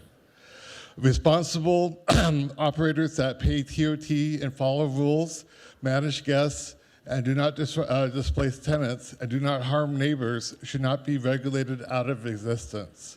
As council considers revenue options, please direct staff to evaluate regulations based on actual impacts, not models that function as another ban or reduced TOT. Thank you. Thanks, Jim. Next, we have Alan J.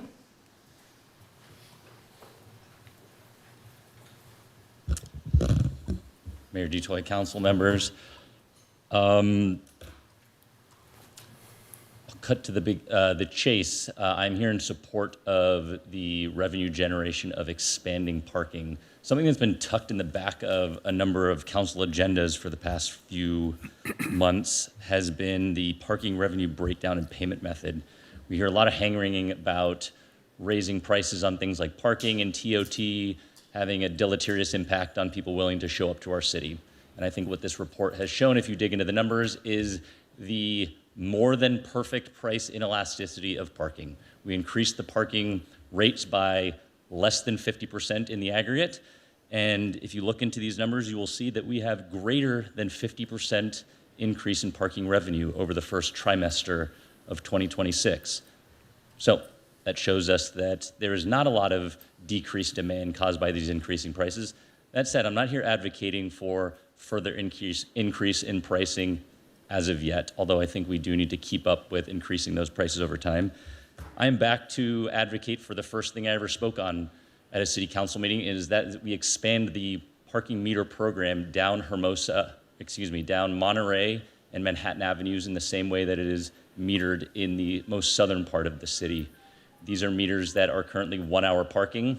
I've heard reasons for this being that it allows better access to some of the businesses in North Hermosa. People can pop in to Martha's by parking for an hour. I don't know if you've ever gotten in and out of Martha's in an hour, but I think anecdotally, the reality is that's just not what's happening. People are parking in these spots long-term. They're going to the beach. They're not getting ticketed. You hear lots of complaints in our Facebook forums that people are parked in these spots long-term. So if that is the case, we need to monetize on this. This is one of our primary assets as a city, this space. And if people are willing to come, and it seems that they're willing to pay these higher parking fees to park in these spots, we should be capitalizing on that money. I did some rough math on this, and it seems we're roughly collecting currently $11.50 a space per day.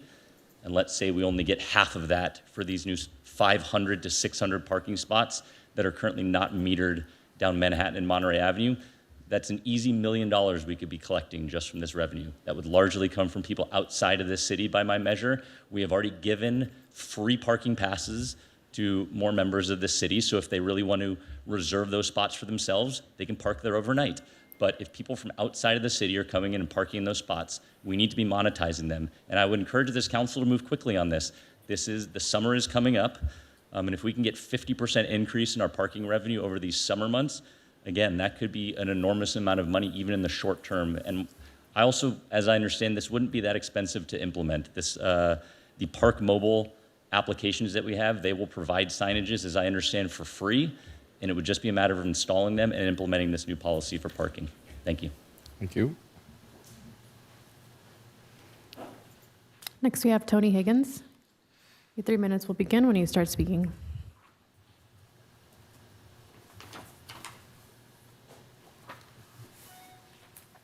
Yeah, hello. Brandon said that the sales tax was predominantly paid by visitors, yet in the past couple of renditions of the sales tax, it's always been stated that it was a 50-50 split. So I think that needs to be clarified.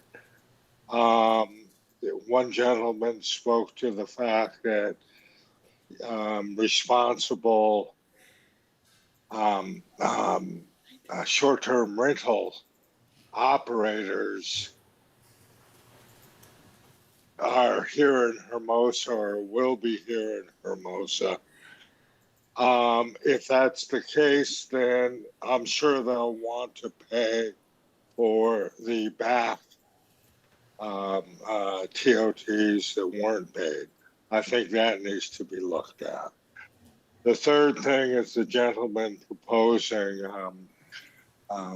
parking meters all along Monterey. Well, we have parking permits. And if you're going to start putting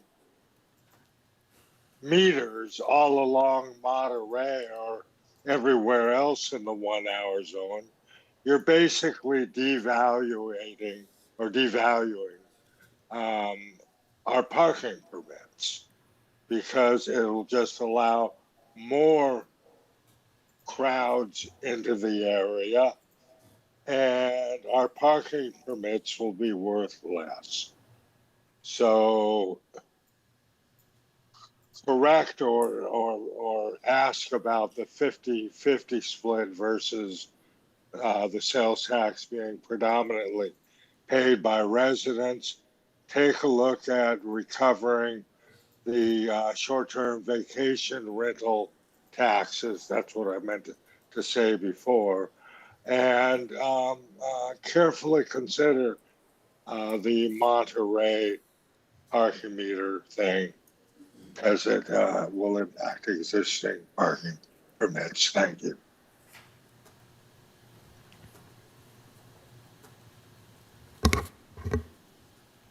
I do not have any more hands raised. Nancy, I saw you about to make a move. Hi again, Nancy Schwapak, North Hermosa Avenue. I'd like to clarify, I think, and nod or shake your head. I think Alan was proposing the equivalent of the yellow meters on Monterey, and then to have the first hour free. So resident parking passes would be just like they are on Hermosa Avenue, where you can park there all day, every day, except for street sweeping. And then the first hour free would address a person parking into Martha's and trying to get in and out in an hour, which they're not going to be able to do.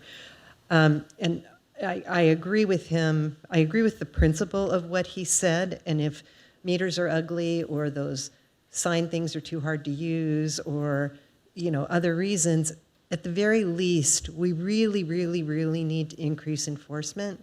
And I just don't understand it. When I moved here in 1987, I lived on 25th Street in the 1 hour summer zone.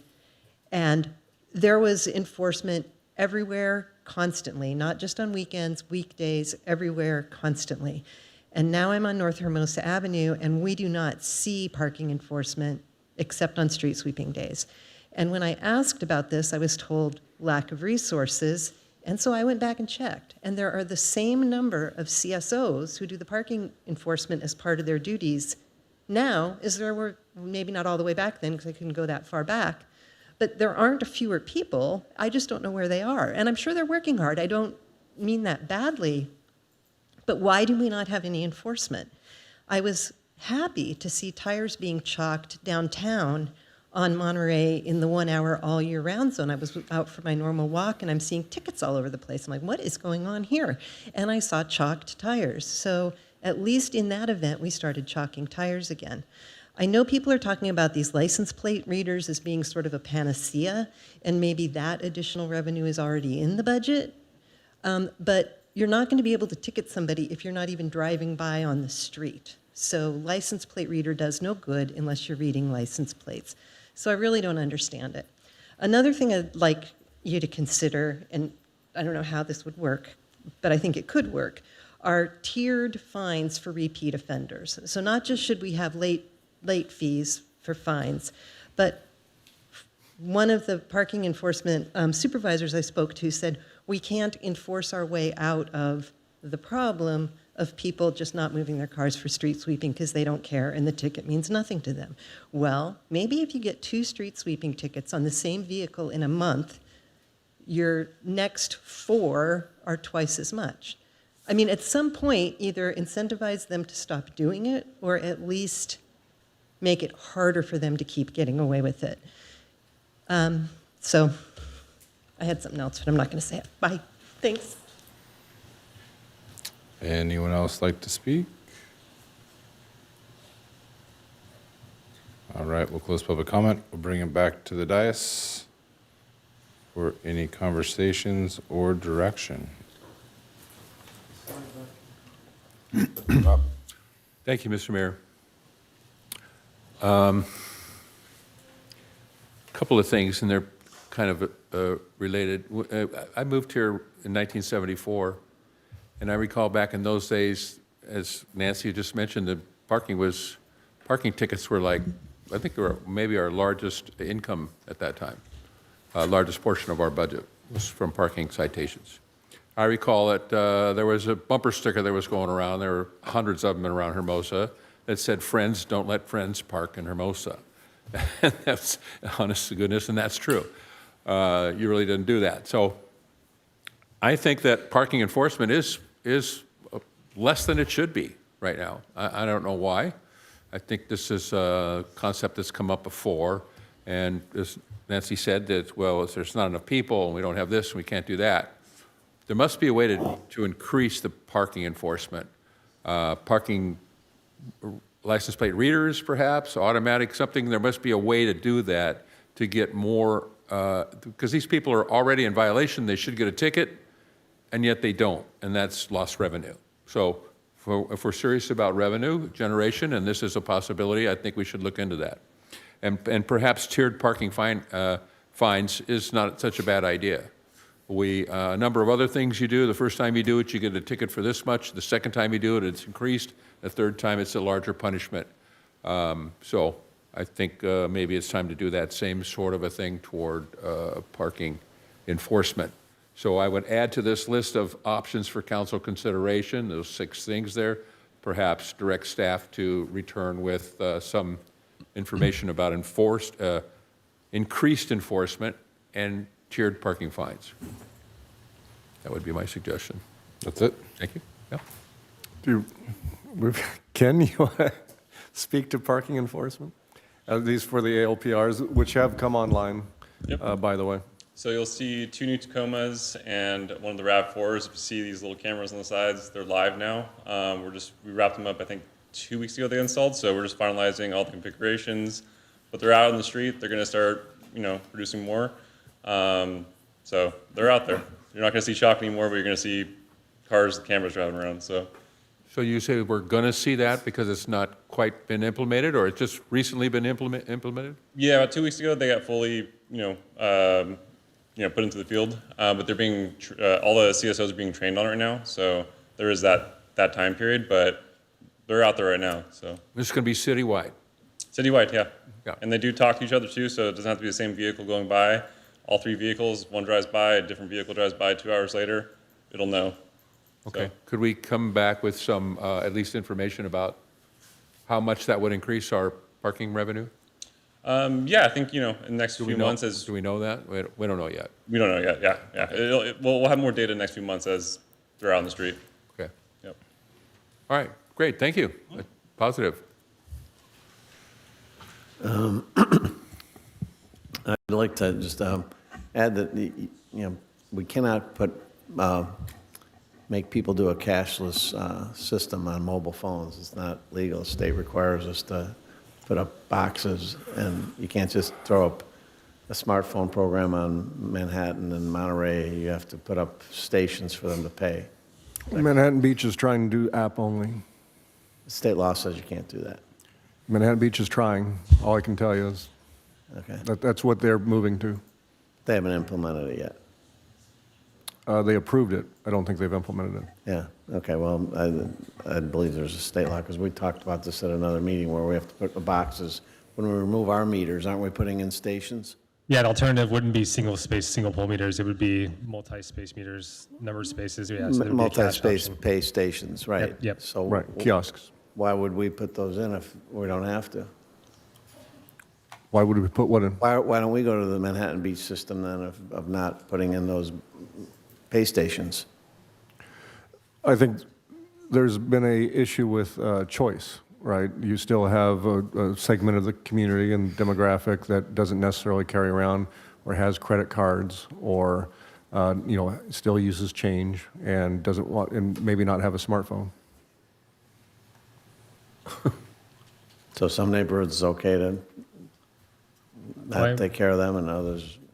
I don't understand. Well, I mean, if they're doing some neighborhoods without the pay stations and some with, it seems kind of odd, that's all. Who, Manhattan? Yeah. Well, I just was addressing, I don't think we can put up.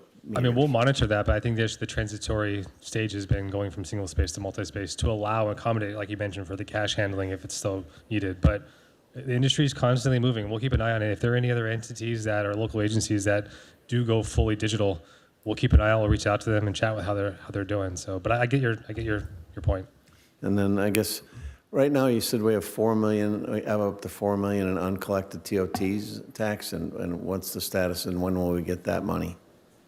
It's roughly about 5, going back 4 years. We're working on an administrative process to take a look at the feasibility of collecting that.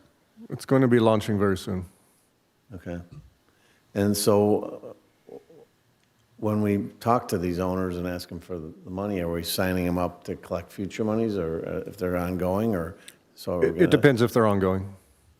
So if it's ongoing, we're gonna license. Do they get a business license? What do they get?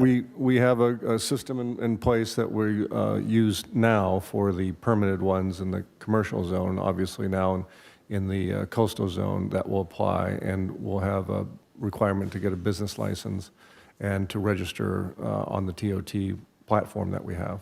And how many different people does that $5 million consist of? How many different units?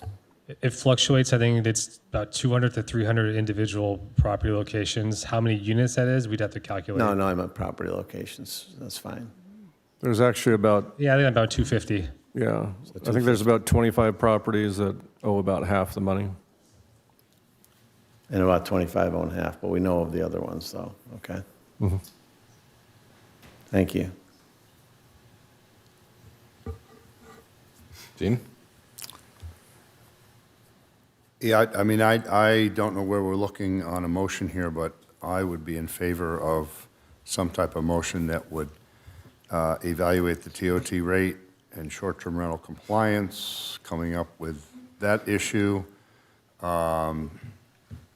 direct staff to further analyze parking, mobility revenue strategies, and citation penalty adjustments, not additional metering on our residential streets. I don't think that should even be studied.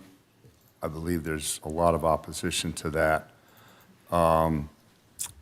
And also direct staff to evaluate additional long-term funding opportunities, including those assessment districts, stormwater fees, and return with any implementation plans for analysis that is needed for any voter approval processes associated with that. So if we end up with a motion, something like that, that's something I would be in favor of. Mr. Mayor, are we not receive and file this and direct staff to come back? Yeah, and file it? yes, We're not correct. voting on approval of any. No, we're not voting to raise any taxes or put anything on the ballot tonight. It's just, what direction does the majority of the council feel like? Thank you. Thank you, Mr. Mayor. A couple things on my plate. I think we have to look at increasing our TOT. Santa Monica's 15%, Inglewood is 15.5%. I think we should be in that ballpark, 15.5%. Santa Monica also has a higher TOT for their short-term rentals, 2 to 3 points higher than the hotels because of all the administrative cost and everything associated with short-term rentals. I think that has to be a consideration as well. So I think short-term rentals should pay a higher TOT. We also have our cannabis tax that we are not collecting. I'm not sure what we're doing, if anything, but I know that, we're not alone. We are with beach cities and probably South Bay cities in terms of not collecting what we should be. I got a flyer in the mail the other day about, hey, do you need weed in Hermosa Beach? Here's the number to call. So they're here. We know they're here, and we have to figure out how to enforce the rules that are on our books right now, because that's a lot of money that's on the table. With regard to parking, I'm happy to drive around with anybody anytime. There are a lot of parking opportunities, and I tend to agree with our speakers who said, hey, to the extent we can monetize Monterey and Manhattan, I think we have to.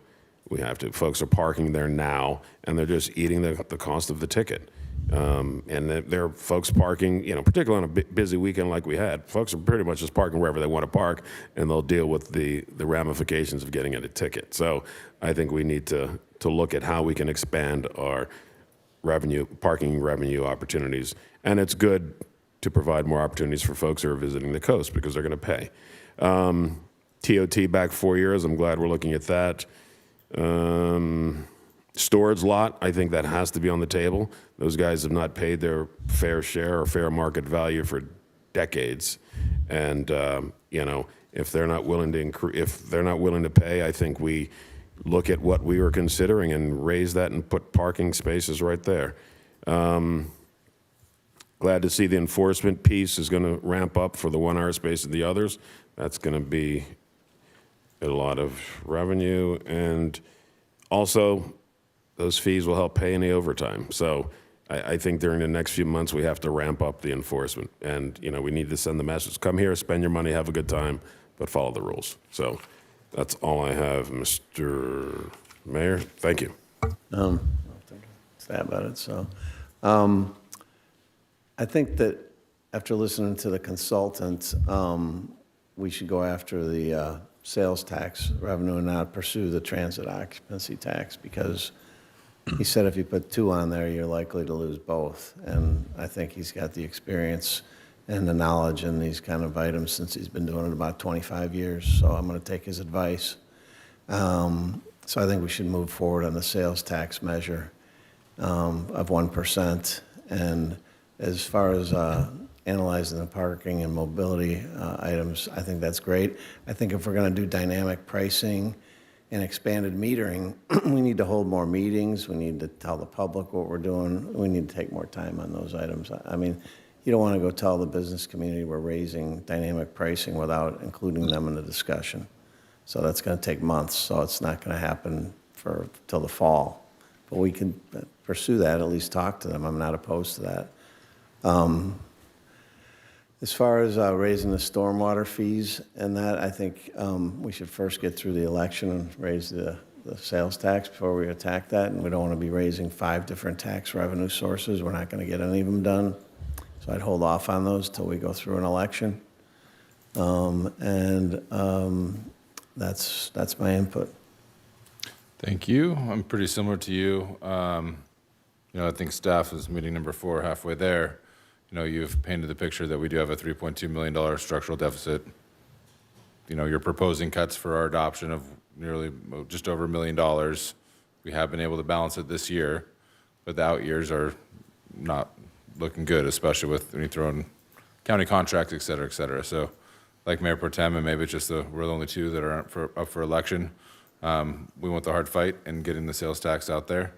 I don't think the breakover point of the 1% versus the 0.5% is, if we're going to do it, we're going to do it, in my opinion.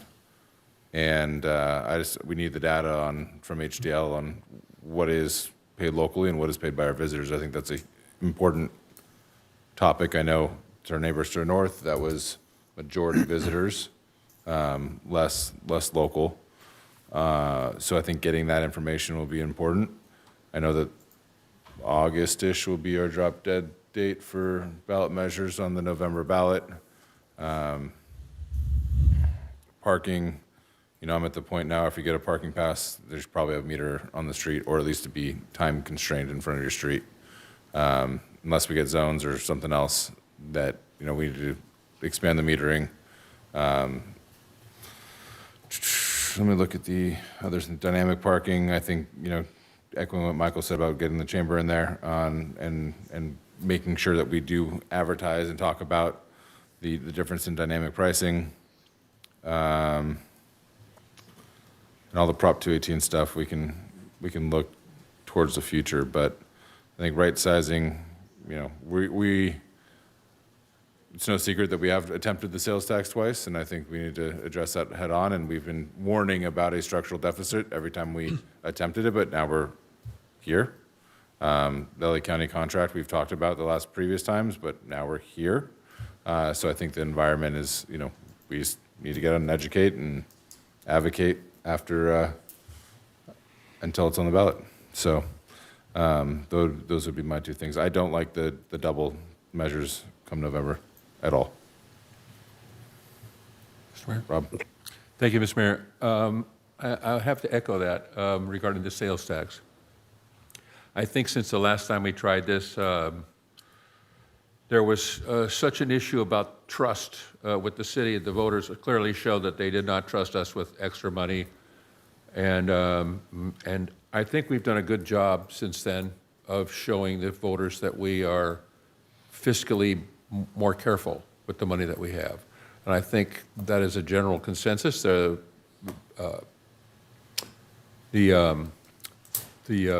study that we just had about that clearly states that this people in Hermosa Beach have a different attitude about that they do trust us now more than they did then.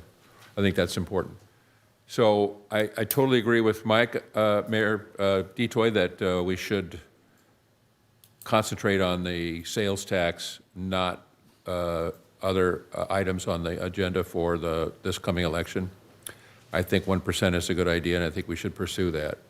And then I just want to say one other thing about the holiday parking program. I'd like to come back with some actual information about that. As I recall, the last time we did this, we went from 4 weeks to 3 weeks, and we were going to go back and forth about which 3 weeks are better and so on and so forth. We never really got any clear indication of just how effective it is to our businesses. I wouldn't want to say, let's just eliminate holiday parking because it's $400,000 or $600,000, whatever it is, on a purely financial attitude.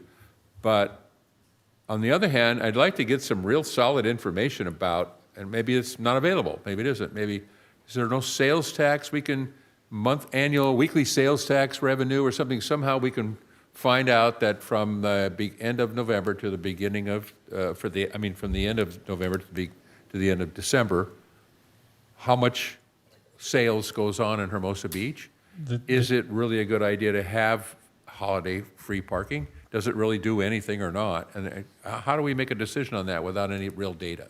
Just real quick, businesses remit quarterly, so all we would get is essentially more or less business performance from October, November, December. So we wouldn't be able to parse out relative performance over a 4-week period. So, I mean, to be honest, it would be anecdotal or any kind of tracking information the chamber has from a what we're seeing perspective. It's quarterly is the most refined by business we would be able to get.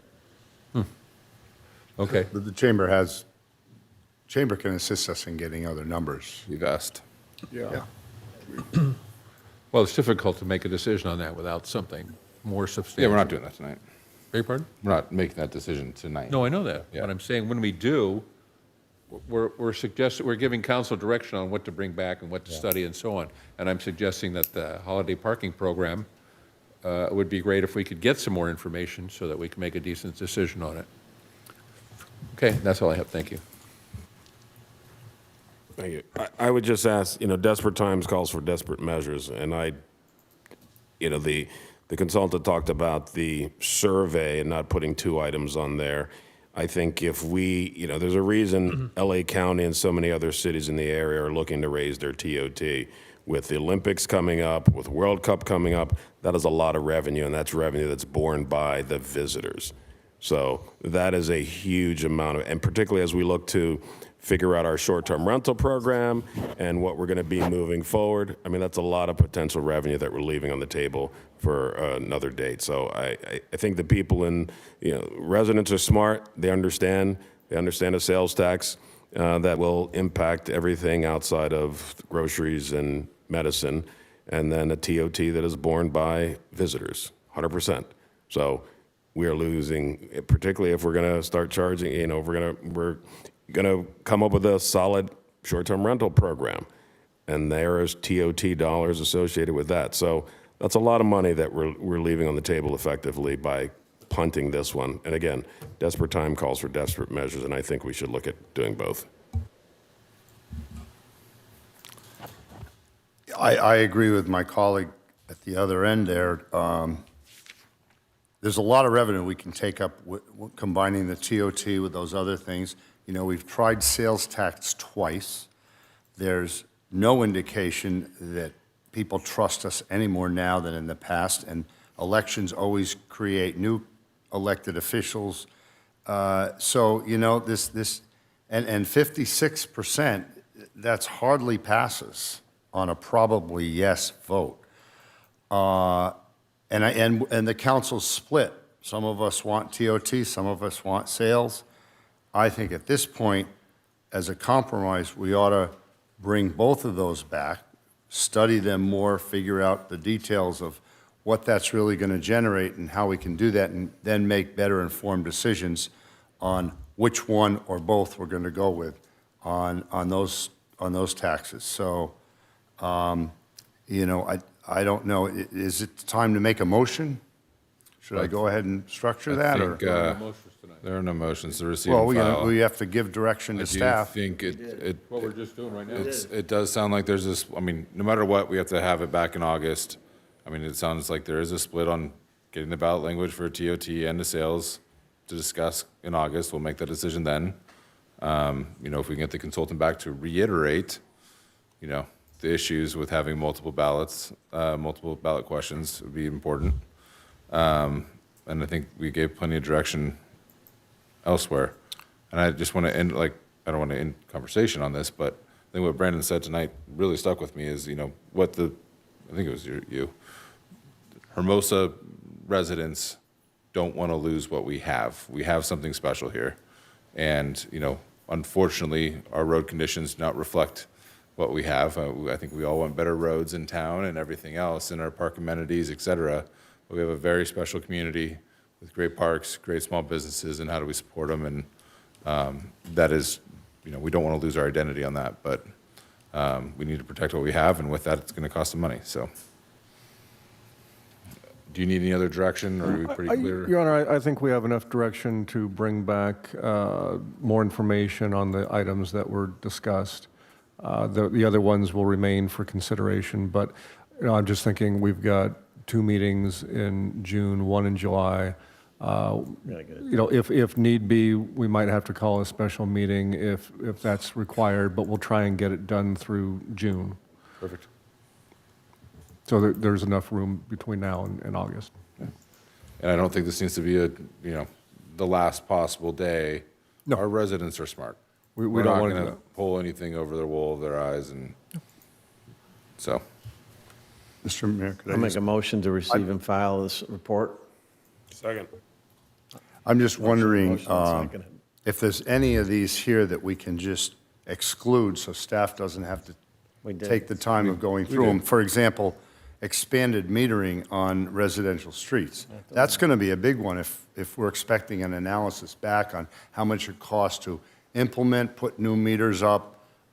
You know, we can do other things like not allow the parking passes to be used on some yellow meters, converting them to white. I mean, I don't know, that's a big thing that's going to create a lot of staff time, and I'm wondering if we don't have a consensus on adding meters to residential streets, maybe we could at least take that one I don't off. think we should take it off. I think everything needs to be Well, on the Your Honor, table. But I don't again, think that these- had majority support here. Sorry.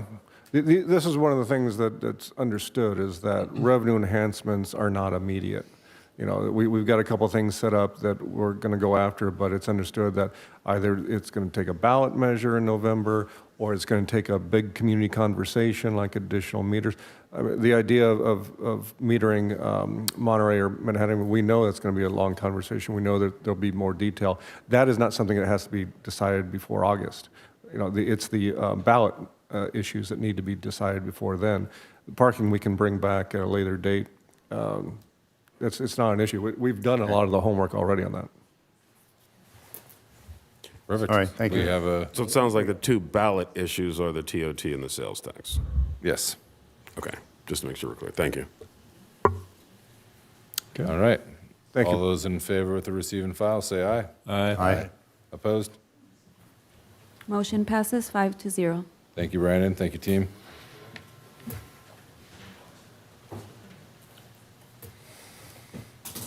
And what's next? We have, Yeah. sure. Let's 12B, do Your Honor. 17C. Oh, We're going to jump ahead real Okay. quick. I'm sorry, which one? 12C. 12C. I'm at the chapters for the zoning update right now, 17.03.100. So we'll do 12C, which is the annual rate adjustment for our solid waste services. Okay.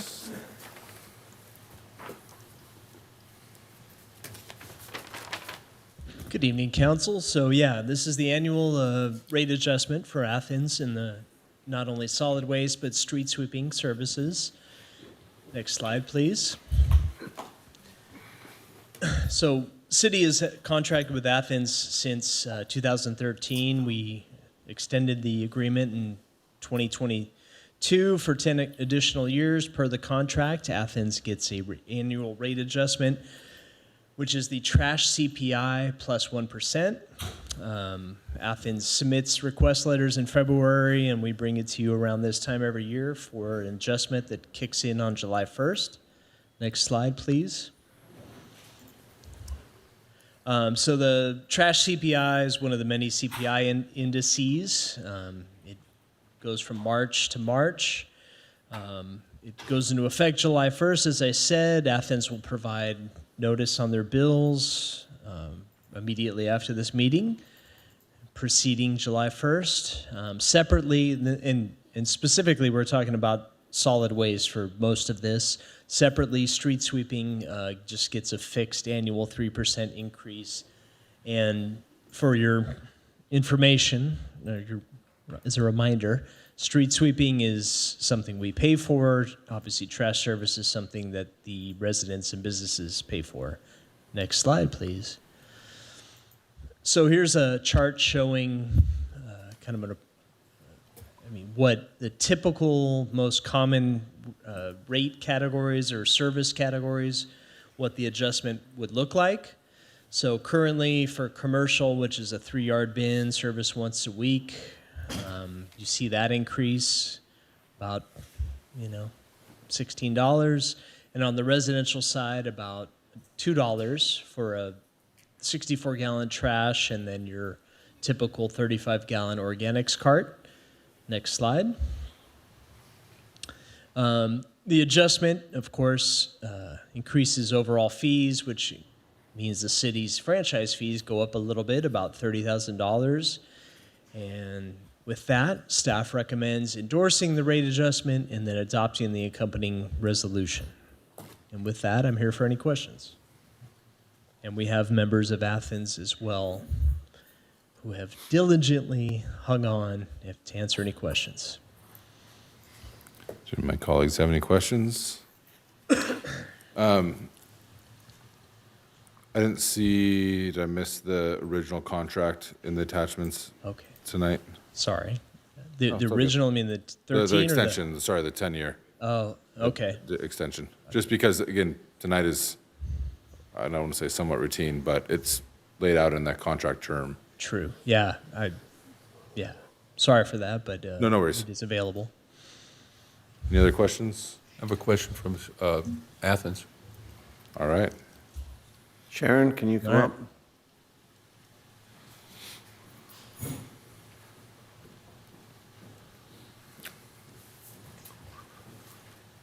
Good evening. Hello. Hi. Hi. Thank you for being here tonight. My question that I have is somewhat personal, but it concerns my neighbors in my street, and actually the same situation exists on many streets. In Hermosa Beach, we have a lot of very small, narrow streets. Sometimes only have room for parking on one side and so on. And on trash day, I have observed that the truck comes by, and before he gets there, a man comes along on foot and takes the cans off the sidewalk, if they're on the sidewalk or on the curb, and pulls them out into the street so there's access for the truck to pick it up at the big forks and empty it and so on. It's a great system, works wonderful, have no problem with that. However, when they drop the cans back down, they pretty much go all over the place, and most of the time they're, at least half of them are spread out into the street 8, 10 feet into the right-of-way.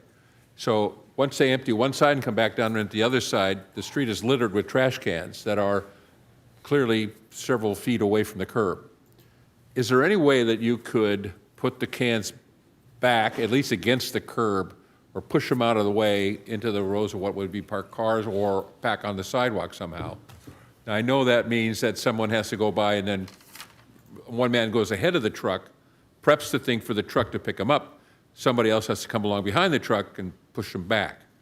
But it is a nuisance because the cans stay there all day long. So people come and go all day, and sometimes overnight to the next day, they just leave them out there. And it's kind of difficult to drive down a narrow street like that. If somebody has to get out of your car and move cans out of the way and everything, is there any way that we can fix that at the point of pickup? Yeah, so I'm happy to speak with our operations, our division vice president and our route supervisor to see what can be done. As you mentioned, we do have a helper that does do the advanced work of pulling out the carts so that they are able to be serviced very consistently. But I can talk about the timing, right, of which they're returned back, number one. And two, sometimes when those cans are returned down, maybe it's just a slight adjustment with the arm, the hydraulics, maybe where they're slamming down a little bit harder or they roll out. So we can look at both of those things and report back to you if you'd like. Great, I appreciate it. Happy to. I don't mean to be picky-uni about something and go, can't you just, why don't you take them back and put them away too for us? I don't want that at all. I'm just saying that it's very difficult to drive down my street. Loma is very narrow, and with after the trash cans are picked up, then people start parking back again because the timing's gone, and then it's just impossible to get down the street. So it would be great if we could do something about it. Thanks. Happy to look into it, yeah. Okay, thank you. Any other questions for staff or Athens? All right, Madam City Clerk, could you queue up public comment, please? Thank you, Sharon.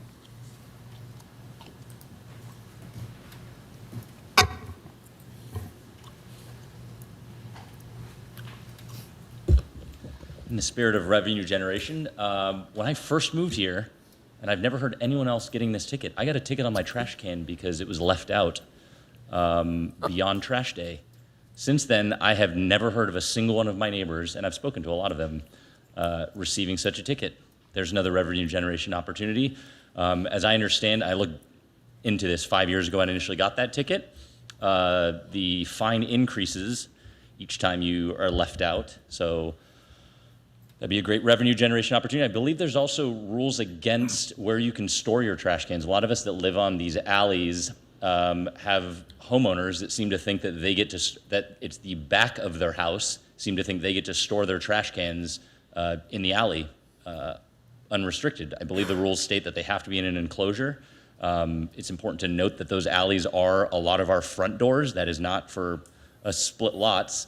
My front door is the backside of one of my neighbor's houses, and there will be almost full weeks go by where their trash cans do not get put away. I will often go and put them away myself. But there's also businesses on these streets. I've come to be friends with these guys, but in the interest of being fair with all of this, the back of Proudly Serving and Bolt, their dumpster looks like absolute shit. And you can often see rats and other animals crawling in and out of this thing because it's not taken care of. So another opportunity for enforcement of what the code actually says about taking care of these trash enclosures, more beautification for the city, and that would be by fining these individuals. It would require the individuals who own the trash cans to take the steps necessary to beautify our city. So again, revenue opportunities, enforcement seemed appropriate to raise at this moment. Thank you.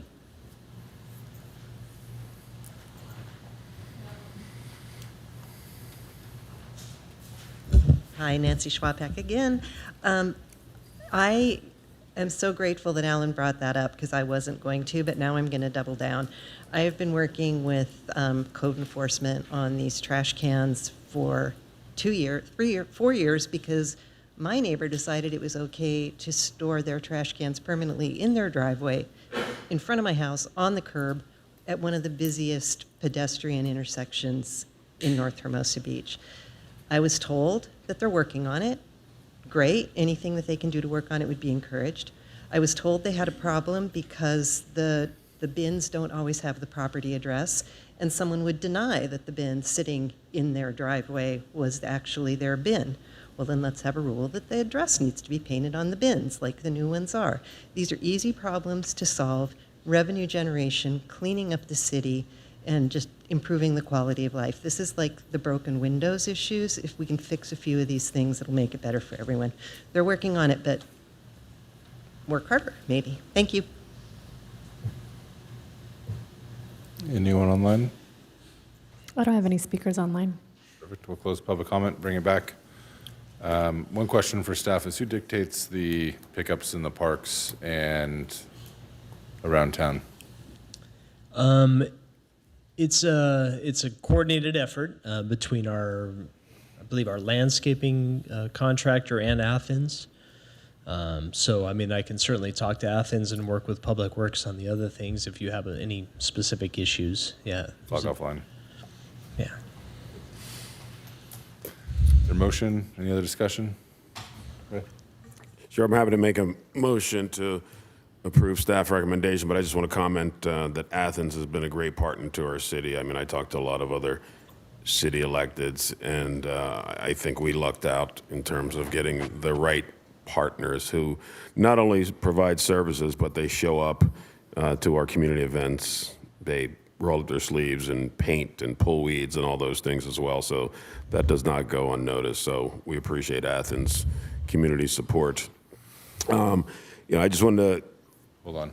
Is there a second to the motion? I'll second that. All right, go ahead. Thank you, Mr. Mayor. Thank you. Just to glom on to what the mayor said, I know it's hard, and I am constantly calling and harassing, and I've called. Sharon has been great, in terms of reaching out when we had the drive for the Palisades folks, and they were doing extra pickups and extra. I mean, it was fantastic what they did. So again, thank you for that. But I see cans overflowing all the time. And, I go to the Go Hermosa app. I don't want to be the guy that keeps being a pain, but, in the morning after a busy weekend, the Sunday morning after Fiesta, the cans are going to be full, right? Right. And they should have been emptied, in my opinion, late that night or first thing in the morning. So at 9, 10 o'clock, I'm not looking at trash running over. And then, of course, we have some businesses that use the city trash cans for their businesses, and we have some apartments that. So, I mean, I understand all that, but to the extent we can be better, the ones on 2nd Avenue and the ones on 5th by 7-Eleven. 7-Eleven has no trash cans there. The pizza place has no trash cans. So all that goes into the city can right in front of the 7-Eleven, and it's always full. So I know there are challenges, but to the extent we can, do better, encourage those businesses to, hey, put a can out, and if the can in front of your business is overflowing, there should be some personal pride and community pride in terms of, hey, empty the trash. And I couldn't agree more with our two speakers with regard to, the trash cans, because it is a quality of life issue, and some of the alleys look like what. And they really look bad between the mattresses and the 3 and 4 cans. So I know that's an enforcement issue that's outside of this contract, but I just wanted to support the two folks that spoke because it is a legitimate issue. Thank you. All right. We have a motion and a second. Go ahead. Could I just make a comment before we vote on this? This meeting has gone well, and it's very civil, and I'm happy to see that, but just want to remind speakers when they speak, we do our best to show an example of a civil meeting, which is what we have here, but I'm hoping that speakers could avoid vulgar language when describing. They should be able to make their point without using vulgar language and keep our meeting civil. Thank you.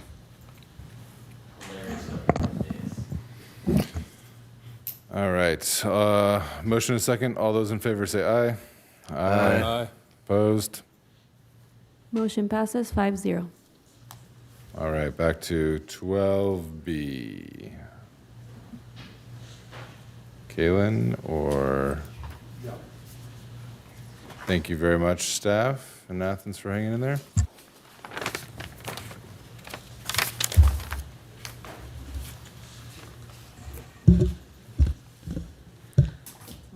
Good evening, Mayor Pro Tem, and council members.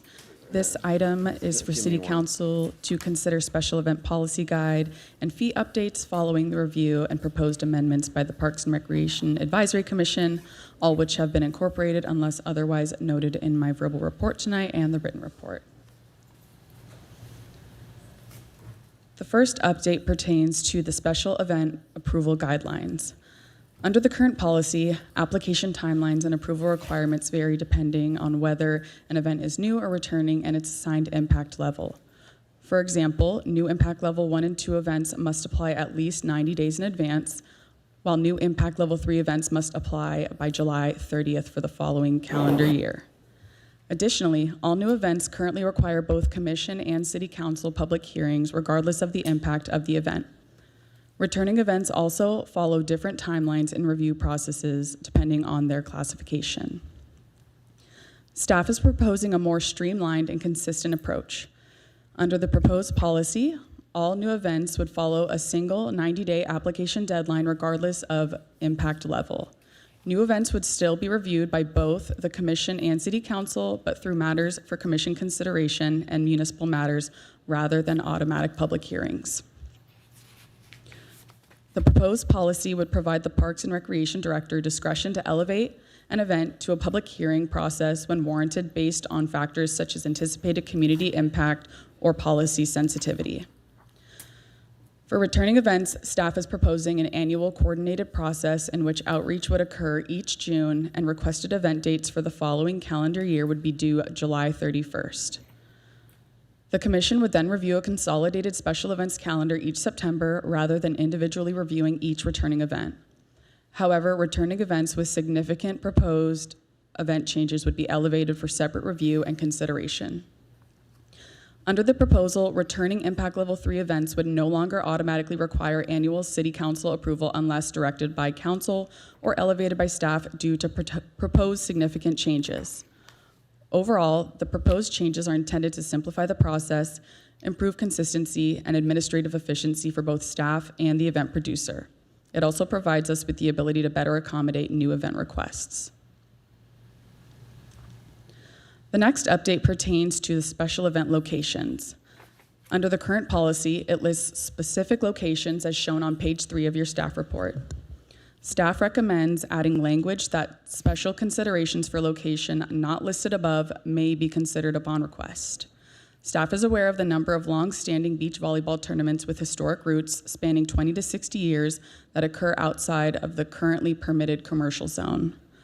By adding language that allows for special considerations for locations not listed above, the city would create a mechanism to formally recognize, review, and permit these legacy events should city council approve this direction. The next update is regarding special event limits.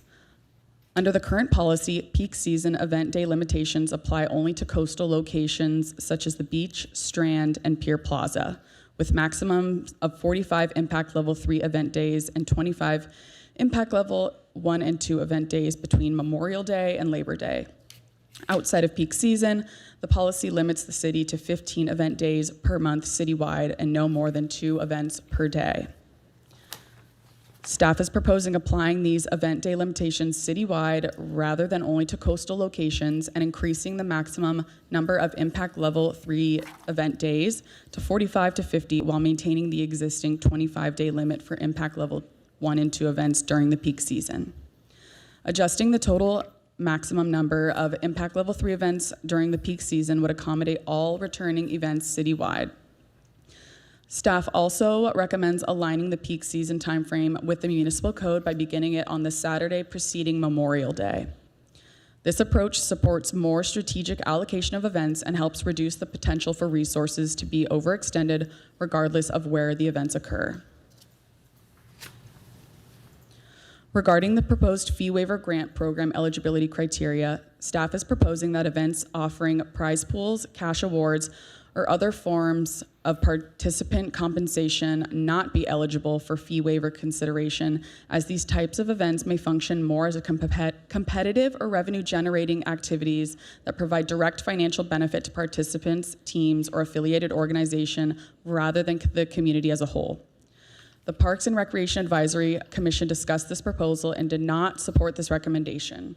The Commission's perspective was that the prize pools and similar incentives can help increase participation and attendance. As a result, staff is asking City Council to consider whether to move forward with staff's proposal or the Commission's. Separately, the Commission also recommended simplifying the overall fee waiver grant program eligibility criteria, having it only be based on whether the approved event provides unique community benefit, a unique benefit to the city or community, generates a significant economic impact, and whether a partial fee waiver would make a meaningful difference in the producer's ability to hold the event. Staff supports this simplified approach, and those revisions are reflected in the proposed special event policy guide.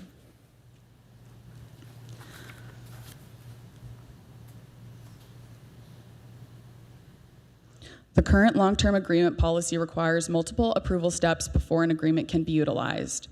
This includes application submittal, commission review and recommendation, city council approval to begin negotiations, staff negotiations and development of the agreement, and then final city council approval of the completed LTA. Staff is proposing a modification to streamline this process by eliminating the interim city council approval step required before negotiations can begin. The commission would review applications and authorize staff to proceed directly into negotiations. Once negotiations are complete, the final agreement would still return to City Council for final consideration and approval.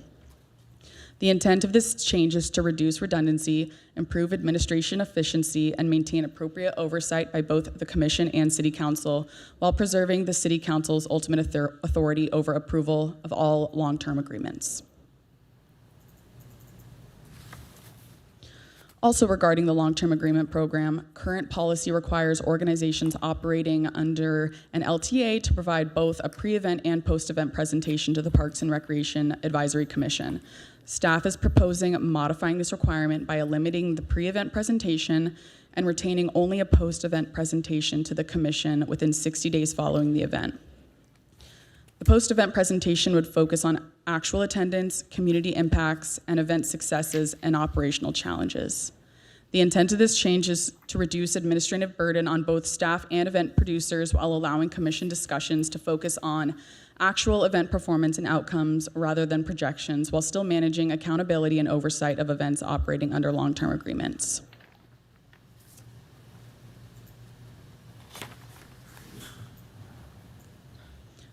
During its review of the proposed special events policy guide and fee updates, the Parks and Recreation Advisory Commission provided additional recommendations related to the long-term agreement program and the impact characteristic matrix.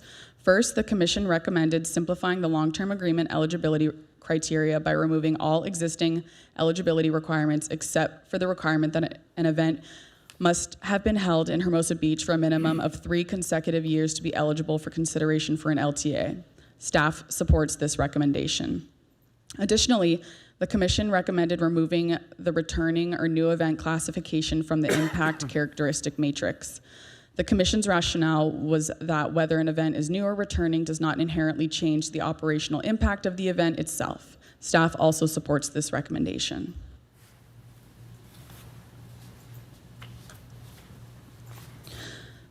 The fee updates and additions we are proposing tonight are to support improved cost recovery, ensure equitable application of fees across event types, and more accurately reflect the staff time, coordination, and city resources required to support special events. This last slide is a summary of each proposal I've addressed tonight and are also in your staff report under Table 1.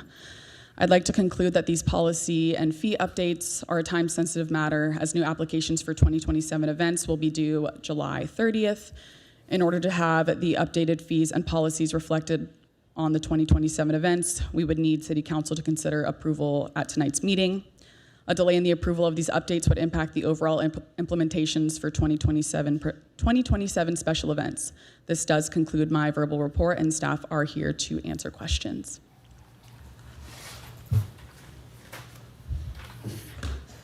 Thank you for that report. Looking to my left, questions, right? Sure, I'll kick it off. Thank you. Thank you for the report. With regard to, let's start first with the fee waiver disagreement between staff and commission. So, what current event do we have that would not qualify for this fee waiver? The only one that I can think of right now would be SoCal Beach Foundation's event. There's only one. And what is that? It's a volleyball tournament. Okay, one so year that beach is, volleyball that's different than the Hermosa Beach Open that we co-sponsor. that has prize pools, cash rewards, right? Good evening, Council. Yeah, Brian sure. Sousa, Senior Recreation Supervisor, in support of Kaylin and the department. The Hermosa Beach Open is under a agreement with the city, so all agreements, including LTAs, are under a different purview and parameter than the fee waiver grant. The fee waiver grant program is completely separate from our long-term agreement program. Okay, good. I just wanted to make sure I was clear on that. And so so the commission didn't support it for this, there's only one event? That currently has applied for a fee waiver grant. Okay. Mm-hmm. Okay, that's all I've got. Thank you. Mayor Pro Tem? Good. All right, to the right. I'm gonna go to Rob first. And then Okay. you got something. Dean? Thank you, Mr. Mayor. I'll start with the fees. I guess the big question here is, how are these fees determined? The proposed update to the fees. Yes, thank you for that question. So the Category 1 fee, the current fee that we have for the nonprofits is a $2 per registrant and roster participants, which is due to the city, and the commercial rate is a 70-30 split. This current fee presents challenges due to the lack of verification mechanisms and does not actually account for the actual use of facilities or public resource impacts. So what staff did is we collected an average of the fees that the event producers pay between nonprofit and commercial. So the average between commercial events was approximately $300 per location per day. And for the nonprofits, it was roughly $250 per location per day. And as for the other fees, Director... Yeah, let me, I'm sorry to interrupt you, but I'm looking at the grid here, and I see that, but what I'm getting at is the Parks and Recs Commission, I think they were under the impression that these fees came about so that it would be revenue neutral. What's our cost recovery on this? Because right now, I believe it's like 14% or something, very low. So are we making this revenue neutral, that these fees will reflect what it actually costs staff time to process these applications? Correct. Director Nichols studied this for 2 years. She tracked her work and did an analysis of how much time that herself and Senior Rec Supervisor Brian Sousa spent on special events alone. And our department, we pride ourselves in being an almost cost neutral department, which isn't very common across Parks and Recreation departments. So based on these updated fees and going from having a majority of this work done at the director and supervisor level being moved to the coordinator level of myself and my colleague Austin, the other special events coordinator, that is heavily offsetting the costs that were presented. Well, is there a study or data? We don't have any information here about what it costs and how these fees are now going to make it revenue neutral. So back when Director Nichols oversaw every single impact level, she took the time to track her work. I get correct, that, yes. But where is that information here in our staff report, as far as that goes?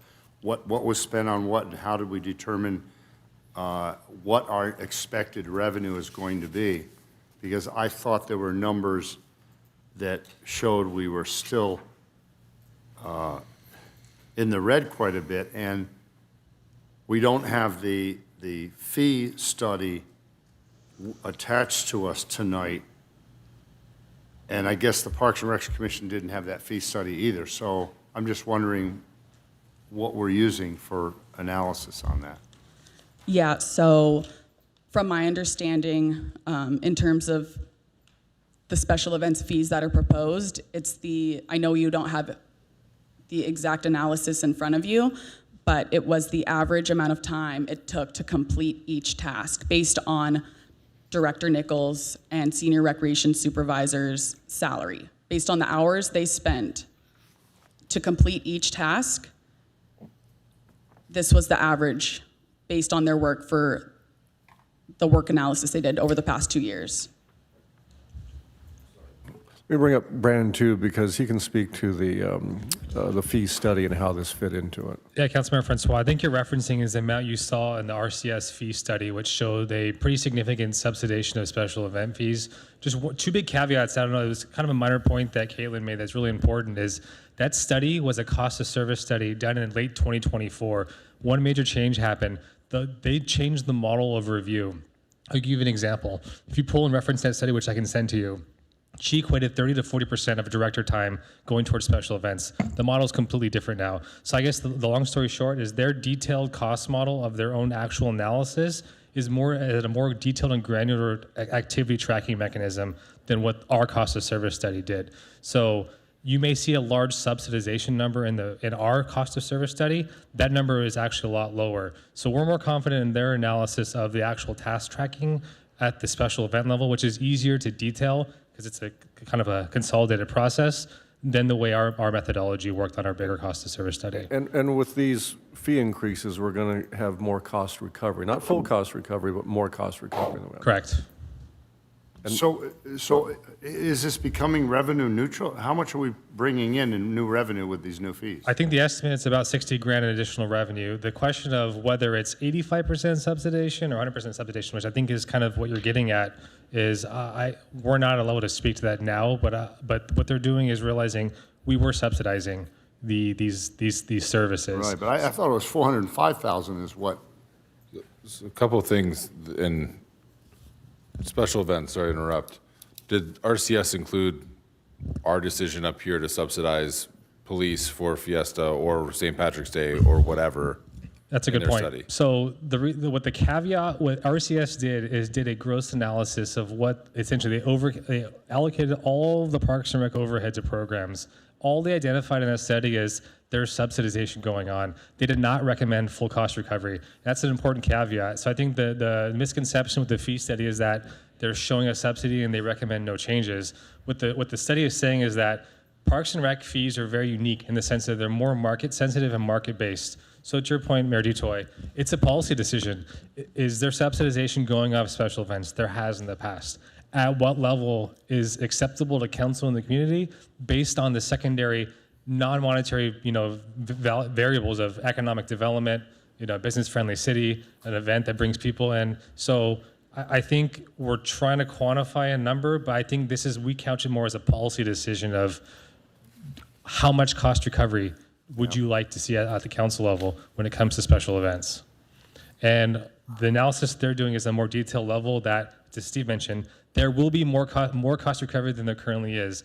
Is it 100% right now? We'd have to analyze with the new rate structure of whether that's truly 100% cost recovery. That's something we can always come back to and report. I think the pressure point here is that kicking off into our busy summer season, if we delay now, we're essentially foregoing revenue this next busy summer cycle. So a potential staff comeback would be going through with a fee increase if proposed and adopted here, studying and analyzing at a detail level, cost tracking, hey, do these fees fully recover by an event basis, which requires a little bit more effort, but if that's the level of detail that staff and the council member wants to see and the council does want to see, we can present that after the fact to give you a true study of before and after what we've done at a staff-wise and what we can recover long-term.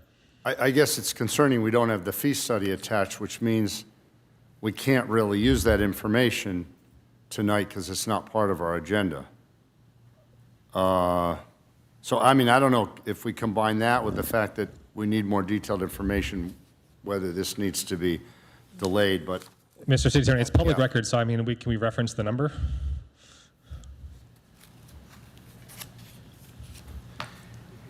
You can reference the number if it's public information, yeah. Yeah. But the problem is if we're going to go into detail and it hasn't been attached, I think that's the problem that the council member, and that's a. Right.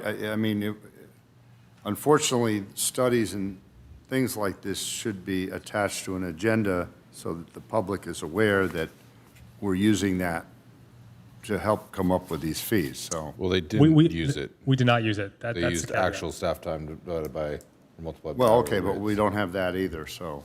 Right, so if the staff had relied on that information, I'd probably come out a different way because it wasn't attached. But if you didn't rely on that, No. then I think referencing the number and we're acknowledging verbally that it exists, but they did not use that information, I think that's okay. Yeah, except we don't know what they relied on because we don't have. They explained it. anything. It was their number of hours they worked multiplied by We don't have hourly the rate. details on it. We could have, but we don't have that. So all we have is, yeah, these fees, we came up with them because this is what we decided we worked on hours for, but we don't have that backup information. The only thing is, we've seen a fee study from a previous agenda that we don't have with us tonight. So, I don't know. I guess I can save that for deliberations, and I'll move on to the other aspects. Because we're going through fees, then we're also going for all these other recommendations on changes to the policy. So if I could go back to that, I'm trying to organize the staff report on what it is you're looking for guidance on,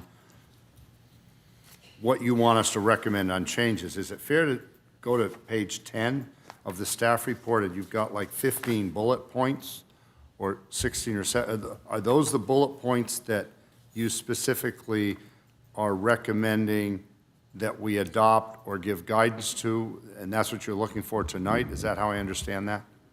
Yes, those are the options for city Right. council to consider.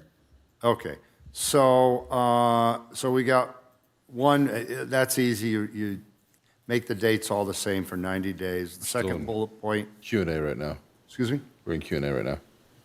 We're in questions. Yes, I'm going through each point because I have questions. I know, on but each you're point. also saying if you're okay with it or not. Well, okay, So- no, I just meant as far as questions goes. I don't have any questions on that, that's all I meant.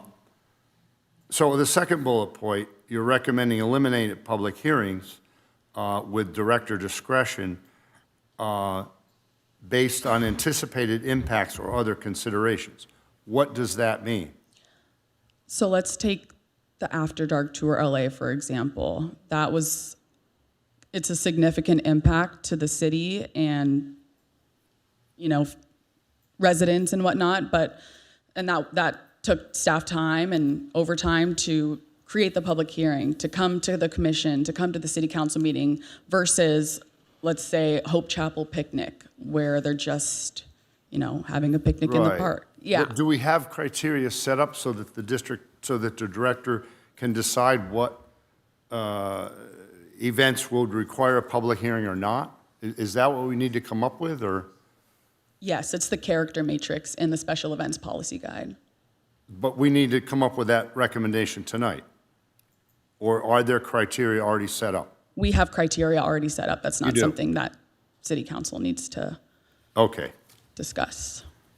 or okay, provide great. direction. So then the other bullet point down below, eliminate council review of returning events unless otherwise directed by city council due to significant changes from prior years. So again, are there criteria listed that defines what a significant change is from prior years? Not per se, but we can definitely develop that at a staff level. These events, for example, CBVA has been going on for decades here, and it's their beach volleyball tournaments with the caveat to the Labor Day tournament where they have a load-in on Schumacher Plaza. So, for example, if they wanted to use Schumacher Plaza and put their sponsors on there every single event, that would be a significant change, and that's why we would leave it up to Director Nichols at her discretion, since she's been with the city for almost 20 years now. Well, yeah, it's just a matter of if we have a new director, and I'm just wondering things written down of what this means. Yeah, to further defines it. elaborate on my colleague's response, that's where the impact characteristic matrix comes into play as well. So that's really our guiding tool on what significant changes would be incorporated. So for example, if an event that now wants to move their event dates from peak season or from out of peak season to peak season, or they want to add additional days that weren't there from the prior year, that would be considered a significant change. If they want to add a stage on the beach during their event, or add amplified sound, or street closures, these are all significant changes, then that would trigger commission and council's review. Okay, getting down to the other bullet point about the peak season, I suspect that you recommend, your recommendation was to just not have a peak season anymore and just, or have the peak season apply to the whole city as opposed to in the coastal area. That's correct. But the commission wanted to keep it to just the coastal area, is that right? No, the commission was supported that. They just, they made the recommendation to increase the days from impact level 3s from 45 to 50. And one of the reasons being is currently the municipal code states that our peak season is considered from the Saturday preceding Memorial Day, which is typically a Monday, to Labor Day. Oh, okay. Which our guide currently states only Memorial Day to Labor Day. So semantics, it's adding 2 additional days, and in return, adding the 5 impact days will support that. So what about the expanding the peak season from the coastal area to citywide? Yeah, so that would be, anything during the peak season, any event, so if we did a special event at Valley Park, that would be considered under the peak season limits, where currently our policy does not consider that because it's not in the coastal zone or on the beach. So what's the justification for changing it to citywide? Because in the peak season, Hermosa Beach is such a small town, there's impacts felt all over the city from the busy season. So we feel it's justifiable to make all events in the city within the peak season to be considered as an impact to the city and not just justifying the beach or downtown area. Okay, and I thought the commission had recommended something different. You're saying that's consistent with commission recommendation on Correct. that? Okay, yeah, okay. But like, you know, if a business wanted to do something up on Aviation, pretty far from the beach, and it was during the summer months, this now would be part of that limit. Correct. Okay. And then the criteria for offering those not eligible, I guess you explained that in your slide presentation.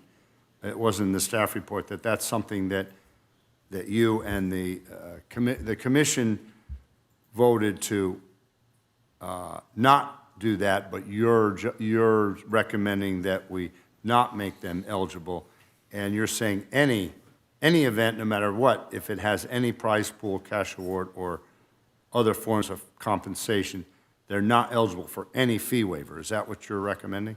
Correct, because the fee waiver grant was originally designed to support organizations that have financial challenges in implementing an event, but that we see a foreseeable and significant community impact. The fee waiver grant isn't supposed to be meant to pay volleyball players to participate in a tournament for a prize pool.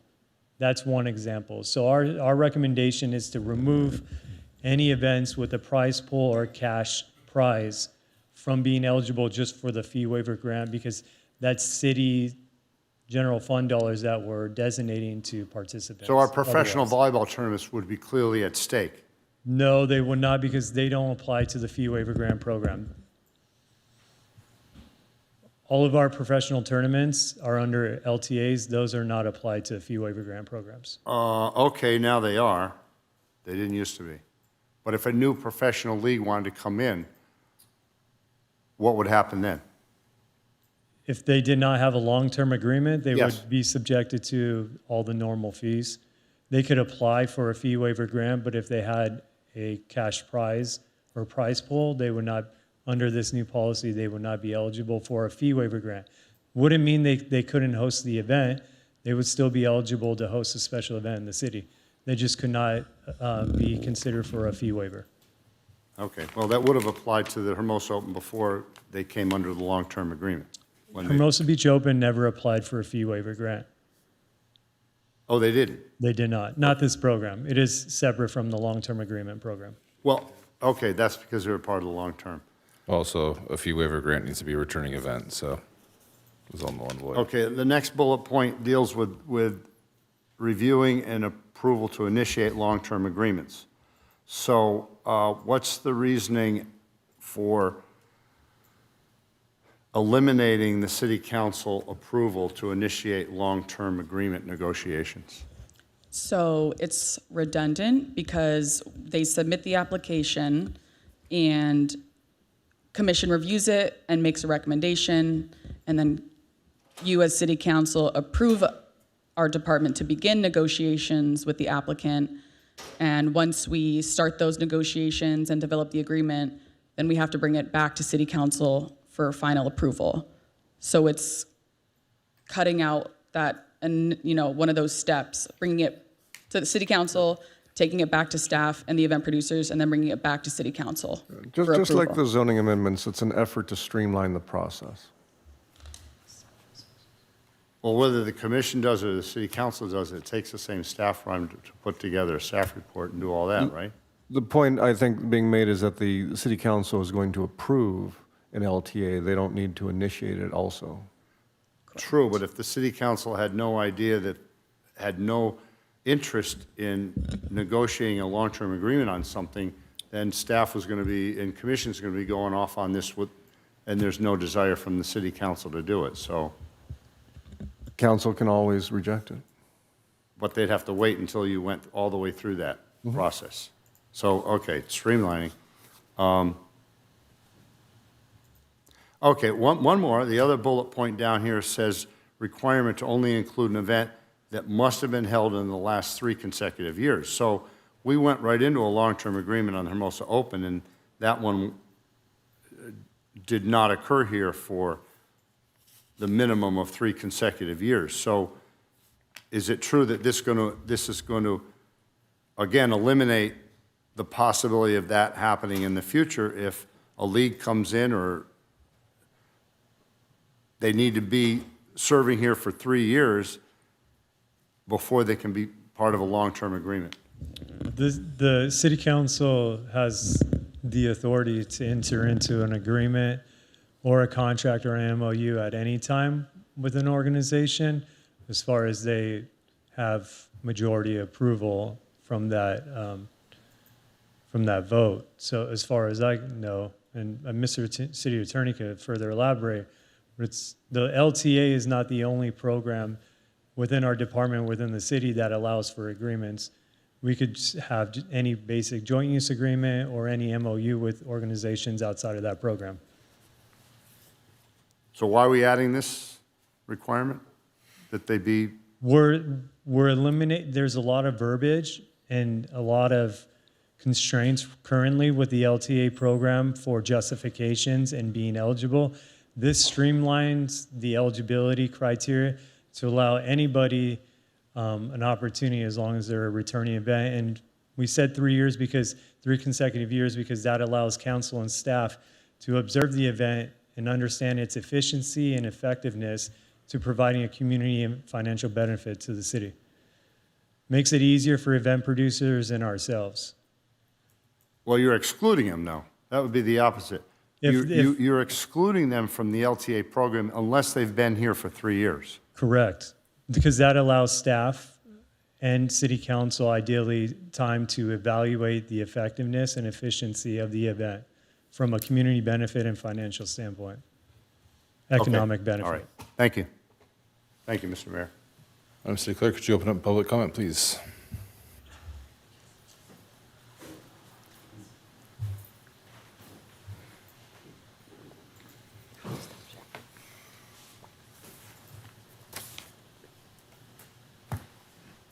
First, we have Nancy Schwabach. Hi, I actually put in a speaker card for this, I think about 5 hours ago. Tough night. I really appreciate the efforts, again, to simplify and clarify. That's happening throughout the city, and we are so grateful. On fees, I agree with other commenters, both during the fee discussion that we're not supposed to talk about, and now, that we should recover all costs through fees unless council specifically makes an exception for something like a not-for-profit or some other program it chooses to support. And that could include special events, but I think the rule for special events is we should recover all of our fees. That said, we don't know what those fees are going to be because they changed all these policies. So I think updating them now to start catching up and then evaluating once this new program is in place. But I think we should recover all fees. I keep hearing things like these generate significant benefits to the city, and if we charge too much, we're out of market. Well, then maybe we should get out of the business of these events. If we are not recovering our fees, we cannot afford to subsidize them. And we just heard that we can't parse out sales tax revenue generated by these. We maybe could parse out TOT, probably, but who determines what constitutes a significant benefit to the city that would justify subsidizing this event? I just don't think we can do it. So I'd say recover all the fees unless you specifically decide not to. Also, just a nitpick, in the additional fees table, there's a phrase under some that says direct costs. And does that mean the fee will be whatever the direct cost is with the actual amount showing current costs? And if so, I think it should say that. And if not, I don't know what it means. So I just thought that direct costs was confusing. Another nit on the calendar, apparently staff reaches out to returning events and says, hey, it's time to get on the calendar. Why are we doing that? They're grown-ups. Those people can reach out before July 31st, request their dates. I don't think staff should have to chase them down. I don't think that's how they should be spending their time, but just me. And then this is a little more substantive. I didn't see in the staff report a change on the policy to allow vendors with prepared food, non-alcoholic beverages, and merchandise for events on the beach. I know this was something specifically approved by council, but it wasn't addressed in the staff report. And I suggest you read this carefully. I may have misread it, but the way I read it is these types of vendors are now allowed as a right on the beach, but only with approval off the beach. They've always been allowed with approval off the beach. The change was they can now be with approval on the beach, but now it seems to be as a matter of right. So I just suggest taking a look at that. Maybe I'm misreading it. Thank you, and thank you for working so late. Next, we have Adam M. Might be on Zoom. He's not here anymore. We do have 3 virtual speakers. Barbara, your 3 minutes will begin when you start speaking.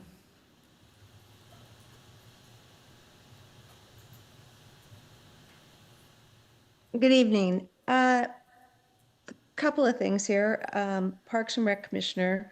First of all, I do have to say I am very frustrated that we didn't have this discussion at the Parks and Rec meeting about the fees.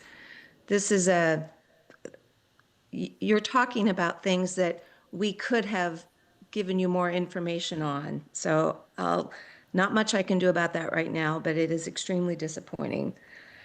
Regarding the fact that we did not agree with staff about the fee waiver, that was done because we were looking at nonprofits that were benefiting the city. And the tournament that they're talking about is a young man running a tournament that was making money to supply us with nets. We were not impressed with how successful that was or wasn't. So he pivoted, and now he is helping another nonprofit. So you can decide that maybe that's not worth it, but you have the story behind that.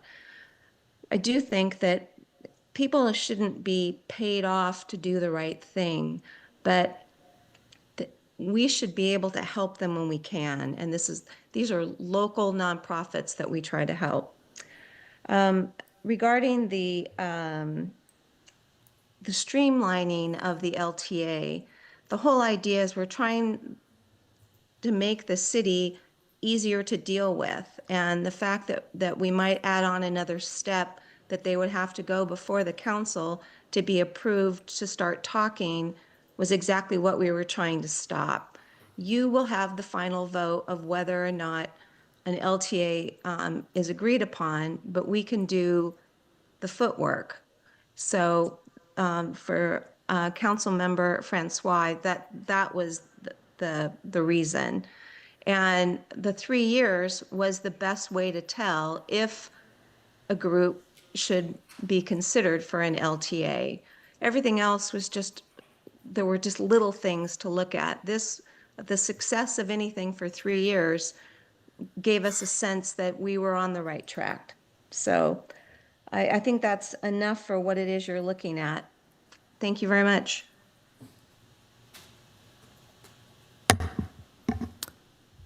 Tony Higgins, your 3 minutes will start when you begin speaking.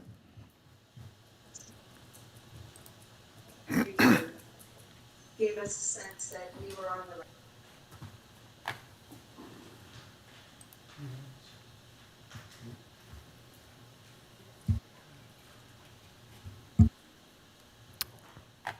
Tony Higgins, your 3 minutes will start when you begin speaking.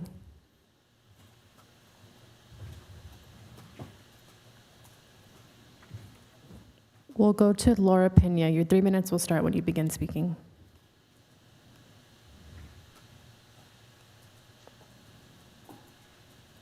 Hi, yes, Laura Pena, Mayor, council member, staff. I want to acknowledge that the special event guide is definitely clear, more organized, and I believe that this item is more than a permit guide update. I want to also support what Chair Ellman had mentioned. It would have been incredibly helpful to have the fee study at the Park and Rec meeting when they were talking about fees, because several commissioners had commented that it's important that staff's time is paid for. Since I can't talk about the fee study because it wasn't attached, I'm going to reference a page from this long-term special event agreement on page 338. It doesn't talk about the director's time. It talks about the recreation coordinator's time of 50 units, over 8,700. So I'm not really clear what numbers you guys are working off of. So it just seems to be really suspect. And the reason why it even matters is because of the future structural deficit that we have. So any weak event cost recovery is not just a minor administrative issue. It's a budget issue. And so I understand this whole thing about the proposed long-term agreement. I'm just concerned that the framework as proposed would only allow for those that have been held in our city for 3 consecutive years. And the obligations are just being reduced to post-event presentations. In my view, it's too thin. If you're going to do this, longevity alone should not be enough to justify recurring priority access. LTAs upfront should demonstrate measurable economic value, operational reliability, and a clear public return. And as the city has its greatest leverage at the front end of these negotiations, if you go into LTAs without clear deliverables for local business activation, economic reporting, and cost recovery expectations, we may not be setting the agreements up as a true win-win. I also want to raise one specific concern that seems to have been weakened in the proposed draft. The current framework requires event producers to detail positive economic impacts in their application. The proposed changes instead say producers should just merely encourage local business use and explore partnerships. That's a real policy change from what currently exists. And I think council should ask staff why. Because a commissioner specifically asked for the stronger economic benefit requirement that was removed to be put back in. Why was it taken out? Why is it not in the current proposal? Because if events are using valuable public space and city resources, Laura, your time is up. Well, the city should require these applications to explain the economic return. Thank you. Thank you. Did Adam hop on? Yeah. Hello, sorry about the confusion. Look, the simple truth is there's a huge amount of subsidy, taxpayer subsidy going on that RCS identified, whether it be for special events or the various daycare programs or the theater or the excursions, huge amount of subsidies. And honestly, you guys don't have a clue about what those subsidies are. You're flying by the seat of your pants.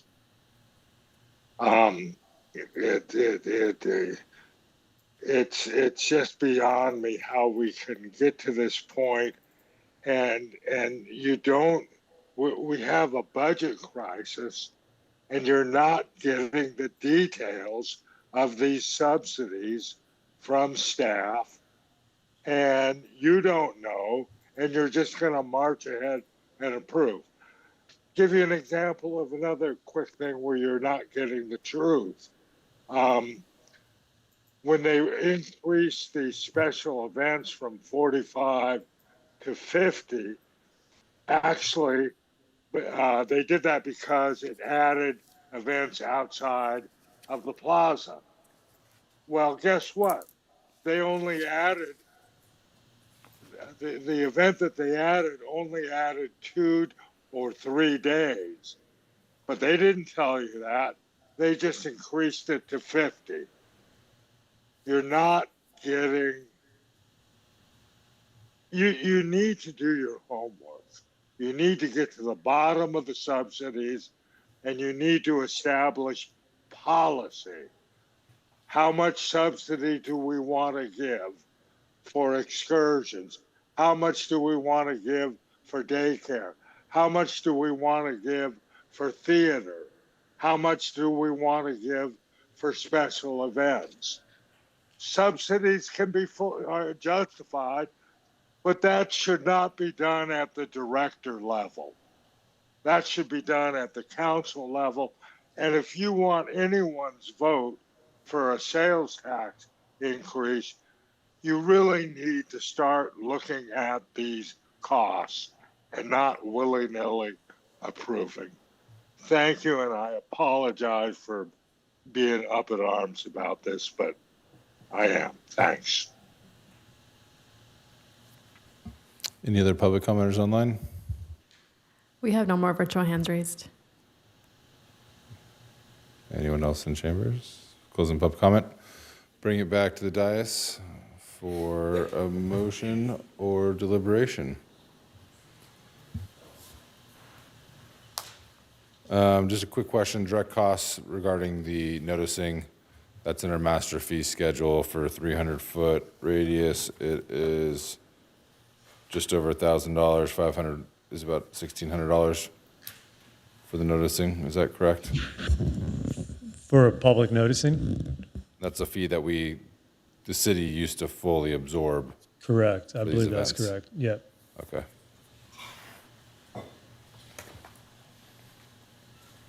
I think it's a great starting point. I'm excited to see about, the changes in staffing and the fees going from there. I don't know if anyone else has anything to add, or if there's a motion. Mayor Pro Tem.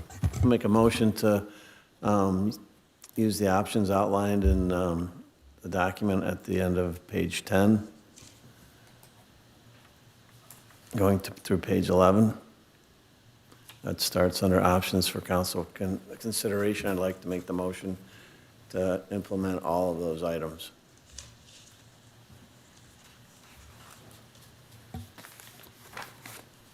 I will second that.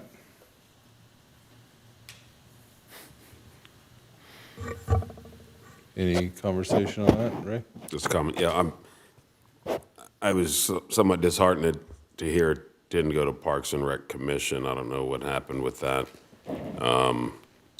This item went to the Parks and Recreation Commission. All the fee updates that are presented tonight was presented to them as well. I think the commissioner was referencing the PCR report, RCS report. Okay. All right. And I think, one of the things you talked about is let's get this implemented now so we can start collecting some of these fees sooner versus later. But I think we need to look at, the daycare or the after-school programs and whatnot at some point to make sure we are really doing the deep dive and collecting full costs where we can and figuring out what it is we actually want to subsidize, because that's going to be the key. Yeah, and I don't want to go off topic because it's not an agenda I item, know. but we do have those items coming to commission next month and then to council. Okay. Yep. Good to hear. Yeah, just for clarification, there's been some conflation in some of the correspondence we've received where it talks about subsidies on a program-wide level. department level. I mean, the entire department, all the programs they run. This is a slice of that, right? And so this did go, the study wasn't available at that time, but those other fees are going to come back in the near future for increases in approval from the Perfect. council. No, I appreciate you, that clarification. Thank you. Yeah, I just want to disclose, I spoke to Director Nichols a couple weeks ago, and she said the daycare was on the list, and other items are on a plan to bring forward to us in about a month, and After-school program. after-school program. Run a daycare. Well, not daycare, I meant the after-school sort of daycare. Park program. But that hasn't been raised in 10 years. So it's about due, we're going to raise that. So I think that's a good idea. And some of the other items we're going to be looking at is tennis court issues with the pickleball, all that's being looked at. So I want the public to know that it's not been lost on us. And as far as the deficit, that's why it's been examined. It's just not available tonight because it's going to be another night. I do have, that brought up one good question. Are we able to tie it to a CPI with a ceiling of 3% or something, so we don't get into this hole a decade from now? All the fees will be added, will have to come back to be added to the master fee schedule. So they'll be. But moving forward, I mean, can we start just attaching a CPI increase to them? If past practice is allowable, yeah, the answer is yes. So the current master fee and charges schedule is operated on a CPI adjustment as of annually every December. So this will be included with that moving forward? Yeah, as long as we're not making any special carve out, if it's part of the master fee and charges schedule, it will be subject to CPI. Perfect. All right, motion and a second. So with that, is there any other things that we're leaving out if we just include those bullet points? I just want to make sure we're covering our bases. Those bullet points capture everything, correct? Do I need to amend it to include these fee schedules? No, it's included. Those are in the staff report, yeah. Yeah, it's in the staff report. All right, But that should be everything. call the question. Well, Mr. Mayor, so by approving these fees here, we've talked about cost recovery, but we're talking about $405,000 of service costs and only $60,000 in revenue. So we're not recovering costs with these fees. Am I missing something, or?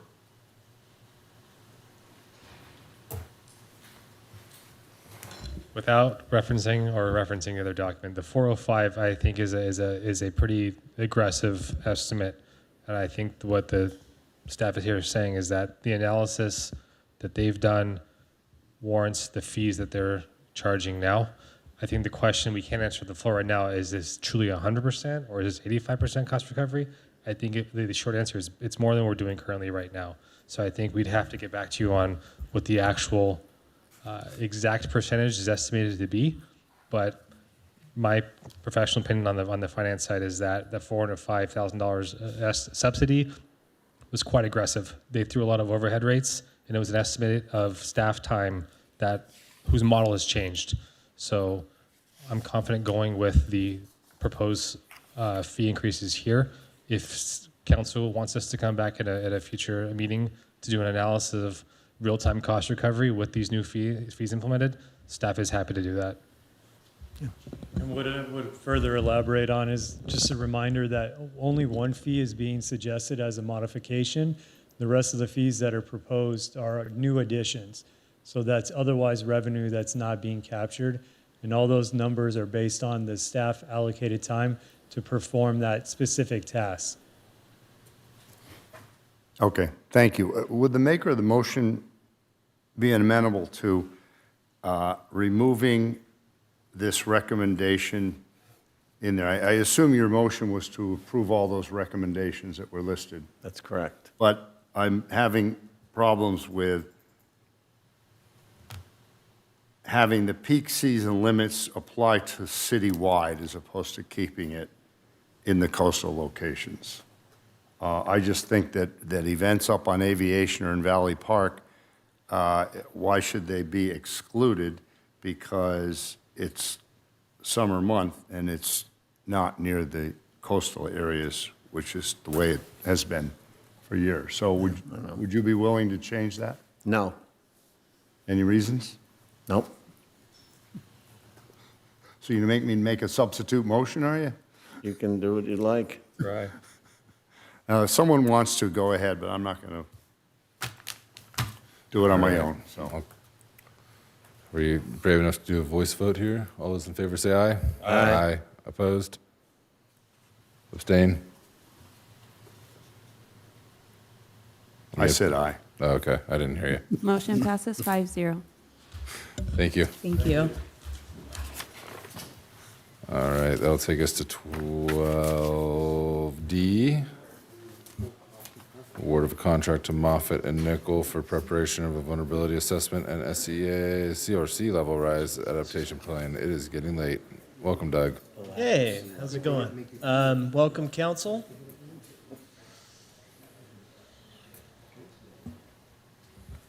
So yeah, we have a award of contract to Moffett and Nickel for preparation of a vulnerability assessment and sea level rise adaptation plan. Next slide, please. Doug, you have a clicker. What's that? Oh, even better. Which one, the white one or the black one? Use the black one. Okay, cool. All right, here we go.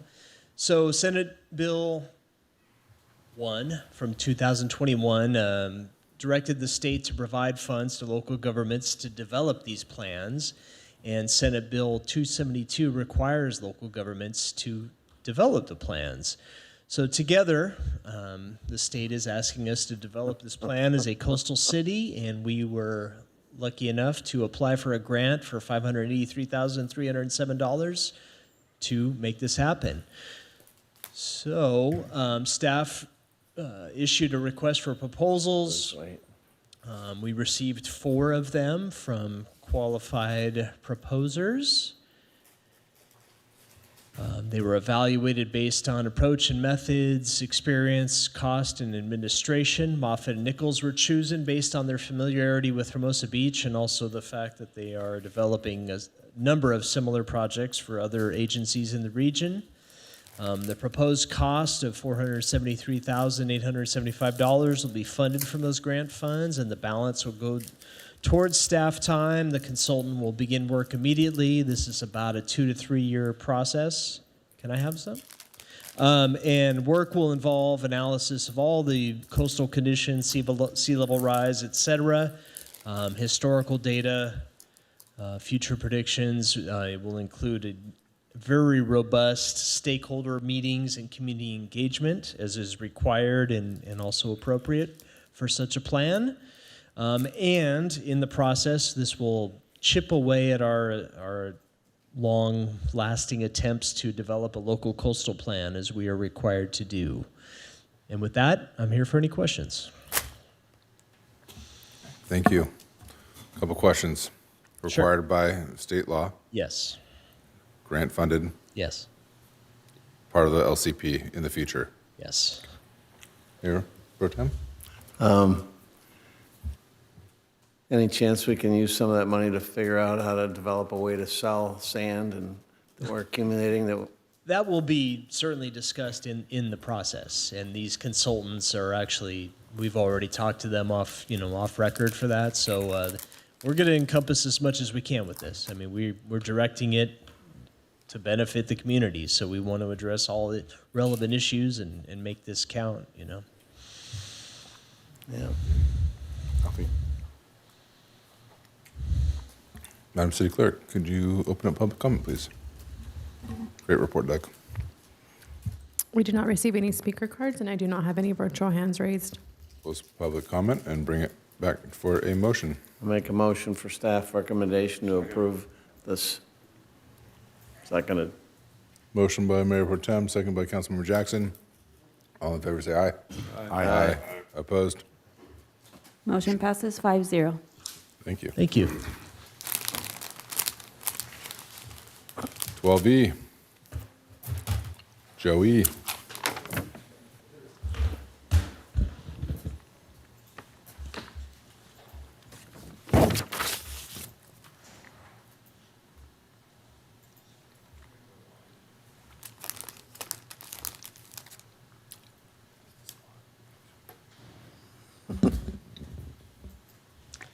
right, Mayor, Council. Item before you tonight is consideration of award of a professional services contract for the city yard. This is for the CEQA analysis and other environmental services in support of that ongoing effort, which is CIP 615 for the renovation of the yard. Back in September, Council directed staff in 3 different areas to advance the project. The first was to send out a request for qualifications for an OR, an owner's rep, for advisory services to help staff really launch this and get this moving and get the right level of assistance that we need for a project of this complexity. Second was advance the project programming. Well, first I'll say we awarded the OR contract in January. The OR quickly helped us work on advancing the project programming piece. We did internal interviews with our on-call architects. We selected one of our on-calls IDS group. We held that kickoff meeting in April, and we've been actively working with them on the project programming, which is really intended to help scope the project so we can better define the cost of it. Also needed to define the cost of the project is the environmental assessment. We issued a request for proposals, an RFP, in February, and that's what we're here to talk with you about tonight. And the plan at that time, back in September, was to return to council sometime in summer, late summer, to talk about the overall program and cost once we have more information from that programming effort and some of the environmental assessments that need to be done to help inform that cost. And that will allow us to have a more informed discussion about potential project delivery methods, such as design build or design bid build. So the RFP, we worked closely for about a month and a half with the OR. There were a number of studies dating back to the late 1980s on the city yard site. Various attempts have been made over the years. Various explorations have been made, all for different reasons and different purposes. And what we did was try to assemble those so that we could get a better understanding of what we need to do to move forward. There was a corrective action plan that was completed and approved by LA County Fire back in 2020. There were requirements for additional environmental testing and assessments at that time. And there's also a need to update to current standards and regulatory requirements as well, now that it's 2026. So what we're doing is looking at building off of what we have, but also getting us up to speed on what needs to be done so that we can really define the cost associated with remediating and abating this site and doing a renovation at the yard. RFP was issued in February. We received 6 proposals in March. Our team worked very closely with the owner's rep to interview the top 2 firms. Aspen Group, who was number 1 ranked, actually withdrew from the process following numerous discussions and interviews. And we then subsequently moved on to Rue Associates and had additional interviews and negotiations with that firm, and staff is recommending Rue. The scope of services is fairly broad. Really 2 kind of core components. The first is CEQA, California Environmental Quality Act. We have to get through a new CEQA process for any new project on site and all the supporting technical studies that would have to go along with it. Second is building off that corrective action plan that was approved in 2020, all the additional requirements and regulatory needs that would go along with this project. There were a number of different tests and studies that were outlined in the LA County's 2020 approval letter. And as I noted, other things that do need to be done to bring it up to current standard, but they would be helping us bring in the various disciplines to do all that testing and evaluation. Here's a quick overview or aerial of the city yard site. The green is the limits of the city yard. There's a yellow sort of oval or blob on the top right. That is where the former landfill existed underneath the big building that we have there. There was also an underground storage tank, a former oil well, which is still capped on site, and the yellow dots are all the additional boring locations that had been required from LA County back in 2020, where we'd have to do some additional boring, and there's also soil vapor testing, which is an orange, and then also some groundwater monitoring wells that would also be needed on site. And so this is the preliminary recommendation from Rue following review of all this work and subject to further input from LA County as we move further through the process. So the contract that we have before you tonight is for pre-construction phase services only. It's likely that there will need to be some additional services during construction and after for monitoring, but we've separated that out. So this is everything leading up to construction. There's at least 6 months of work to do what is needed on this. And a lot of that's largely going to depend on how this is coordinated with the regulatory agencies and what their mandates are. Coordination with the architectural programming effort, because as we bring them in, we're going to want to get them up to speed in coordination with the programming architect so that they can compare notes on potential plans for building siting locations and getting a greater understanding of what the environmental needs are so that we can further define cost for the project. And then ultimately, the timeline is going to depend on future council direction as we continue to bring this item back to you with periodic updates.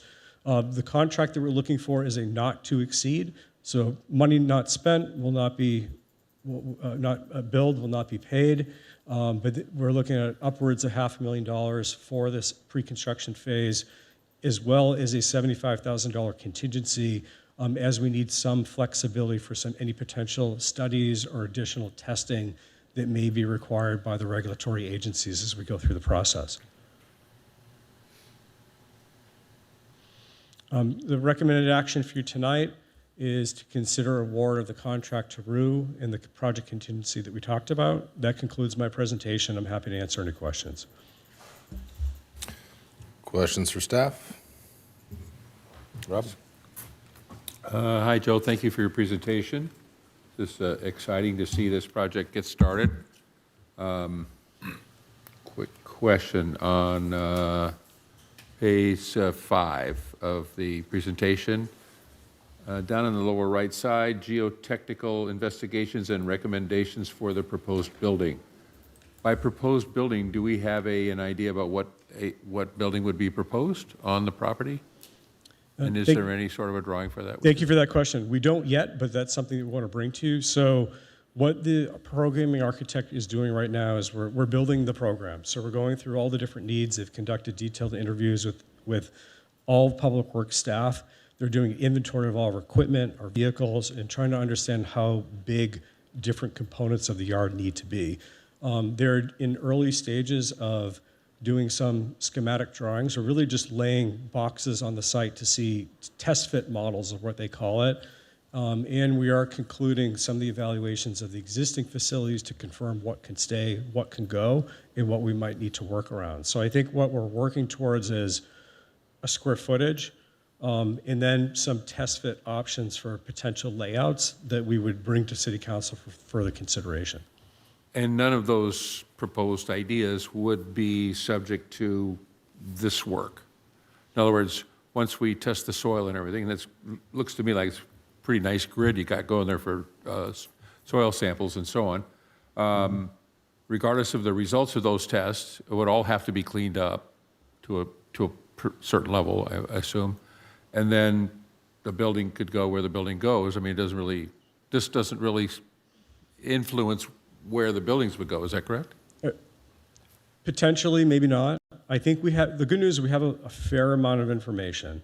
So we have some ideas about things we might want to avoid in some areas where it might be more opportune if we have to dig. But I think they do go hand in hand because we want to make sure that we're getting the right information about what any type of abatement or remediation needs might be, and what the regulatory agencies might require, which could impact overall costs for the project, and may impact some of the decisions as we start to look at foundations and if we want to do any digging or moving retaining walls and things like that. So it is complementary, and there's, I think, a piece that's going to be more front-loaded to help assist the project programming architect as we get closer to a refined program, bring it to council, and it may be that the CEQA process gets slightly delayed until we're ready to advance that piece, because we would need at that point a defined program that council supports and a little bit more information about where we're headed. Okay, that's great. Thank you. I just noticed that reference to proposed building, and maybe I'm a little bit like a kid at Christmas who wants to pop it lid up and look and see what's coming. So I'm kind of excited to see what sort of layout they have there. So, all right, thanks so much. Appreciate it. Thank you. You mentioned that the county fire weighed in on this, that we have to do, we're mandated to do some things. Can you elaborate on that a little for me? Sure. So in 2019, there was a corrective action plan prepared by DUDEC that talked about all the exploratory tests that they did for the project program at that time and all the remediation efforts. Do you cap the landfills? Is there a certain amount of soils that were excavated? There was a letter that was sent to us by LA County Fire in 2020 that was basically approval, but there were some additional requirements in there. So such as the 50 by 50 foot grid that was set over the site for the soil samples. There are requirements in there for, I'm sorry, a lot of those additional studies that were included for the environmental testing. So there were some additional things, but then there's also some regulatory updates that we have to do because things have changed over time. And what regulatory statutes are we violating by not doing this? By not doing this,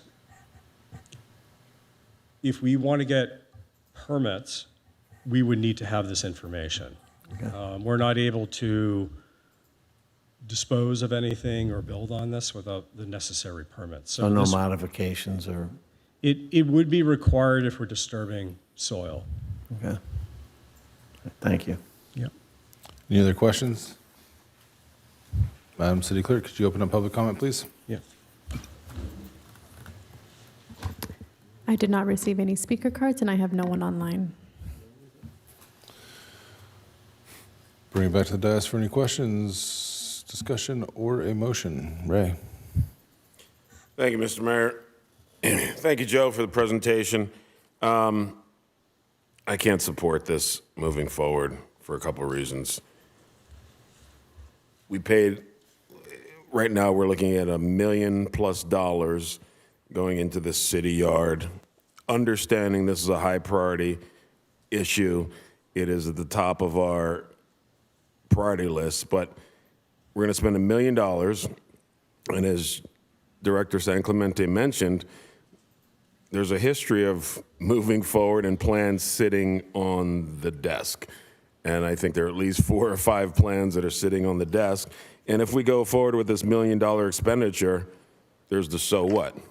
We're looking at least a $20 million project. I think that was the lowest estimate. And we have no money. We have no money to pay for it, with no possibilities in sight as we sit here today. So, you know, I would much rather see those dollars go towards public safety for the summer, e-bike enforcement, and other things that we can do now while we figure out our revenue stream. You know, if we get the ballot measure, we get that passed, and we get some better financial footing before we even look at this, what we know is going to be a huge undertaking. So I can't support the expenditure. If I had to go back, I would have voted no in January when we moved forward with this project. But I appreciated the financial situation we were in. It's just more dire as we sit here today. And so I don't want to spend $1 million to figure out what we need to do when we have no means to do it. So I will not be supporting this. And I'll make a motion to approve staff recommendation. I'll second it. A motion by Mayor Pro Tem, a second by Councilmember Seaman. Yes, Dean? Well, I do share some of the concerns about going forward with it, but the time to not do it would have been when we originally passed the motion to go ahead and you know, bring it this far. You know, if we know we're going to have to do this sooner or later, we can do this now, get the study done, and we can take further action when we have that revenue stream. And we don't need 20 million, we need a revenue stream that would handle potential bonds or however it's going to be funded. So it's not like we're knocking 20 million off of our budget to try to find how to do the city yard. So, you know, I mean, I do share the concern of spending the $1 million now on this, but we're gonna have to do it sooner or later And so I guess that's my only concern I have on that. And I guess, Mr. City Manager, could you provide more insight to what options we have for getting funding for the city yard? Does it look viable? Are we on track with this? Well, thank you, Councilmember. It's really a matter of choices and reviewing what the revenue enhancements were earlier. As was pointed out, they take time. So the thing about this study, though my understanding is it's generally good for 3 to 5 years before they become, I think 5 years, I'll look at our city attorney, before it becomes stale. So we would have to identify an ongoing revenue stream between when the report was completed in 5 years to be able to use it and to make that now, is that doable? Again, that's a council decision as far as the identified revenue enhancements that we had earlier. Yeah. If we did all those, most of those, yeah, we could Well, get there. I mean, even if we weren't successful in sales tax and TOT tax and other revenue enhancers, we're eventually going to have to come up with the money to do this somehow. It's not like all those revenue enhancers are needed to get the project done. So when will the report be completed? The environmental report? This, yeah. Thank you. It's going to be done incrementally. So I think right now the target is to bring something back to council late summer, early fall with an update on the programming efforts so that we can better define what the project is.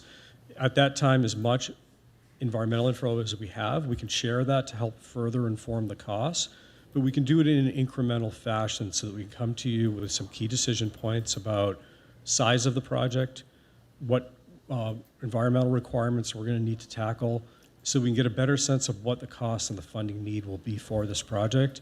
We'll also have a discussion about project delivery methods and off-site locations. How are we going to house staff in the interim period? It will also be considered. We're taking a look at the self-storage building next door. We'll have a better understanding of what those costs might be.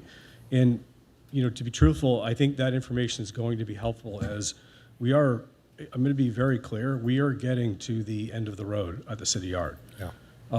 I do stress that we do need to find a solution of the yard fairly urgently. To the point that was made, though, I don't want to minimize what was said here by Councilor. Not trying to minimize what Councilor Judge said. We are challenged here. A year ago, certainly 6 months ago, we weren't aware to the extent of the structural deficit that we have that we're challenged with now and we're trying to address now. And that goes with the county challenges that we have, the other contract increases we have. Was it Pierre?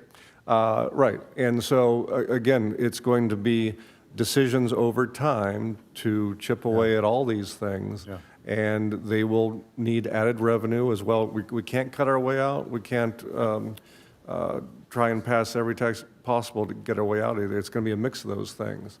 But we're going to have to address these challenges now or later. And so we're going to be working diligently to make that happen and following whatever council's direction is on that. We'll go either way on this, but as Joe says, yeah, it's a matter of time.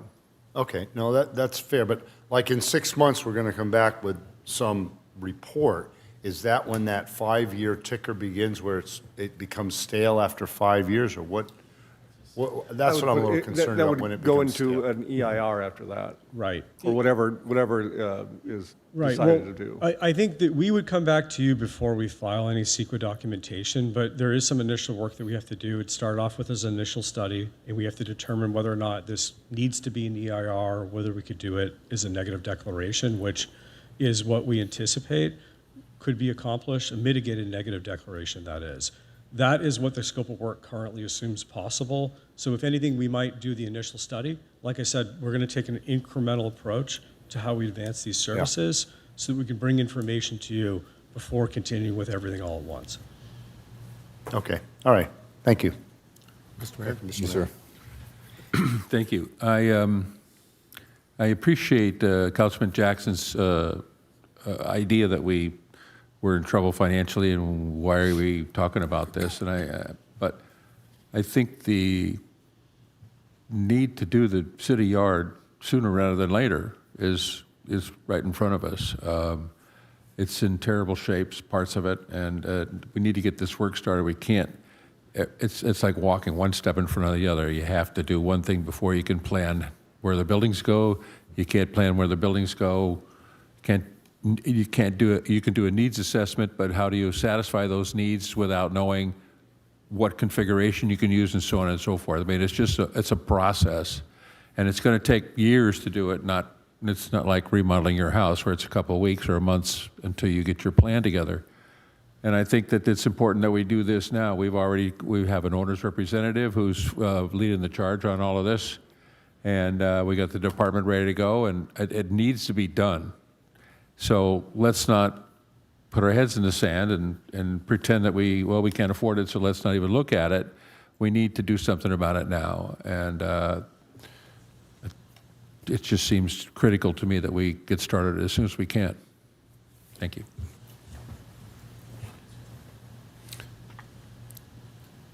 Do we vote on here? Do we have to restart everything, or just do a voice vote? What's easier? We can do voice vote. All right. Give me a second. Councilmember Seaman? Yes? Mayor Pro Tem Keegan? Aye. Councilmember Francois? Yes. Mayor DeToy? No. Councilmember Jackson? Nay. Motion passes 3-2 with a no vote by Mayor DeToy and Councilmember Jackson. That brings us to, thank you, Joe, for that report. And we can't get rid of you, huh? I'm back. 12F. Mayor. Okay, as we load up, I'll try to get started here. This is for the annual assessment of the Hermosa Beach Landscaping and Street Lighting District for the upcoming fiscal year.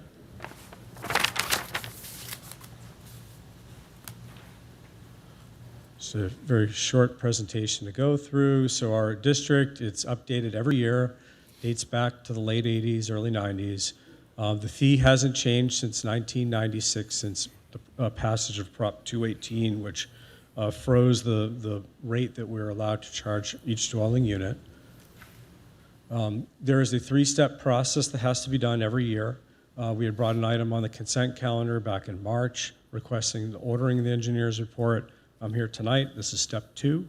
This is to accept the engineer's report and then also set the date for the public hearing, which would be for June 23, subject to your approval. What this is to get authority to assess this on the tax roll. And absent a majority protest come public hearing, should we have the public hearing on the 23rd, we would levy that assessment on the tax roll from July 1 through the end of the fiscal year. Currently, the assessment is projected to bring in about $456,000. And what I do want to call out is that there was an administrative error in the report. So it was off by about $2,000. So I'm going to update that verbally tonight. And when we bring back the engineering report for the public hearing, the revised report would be there. So in lieu of the $456,000, it's actually $458,768.60. So it's about $2,000 more that we would bring in.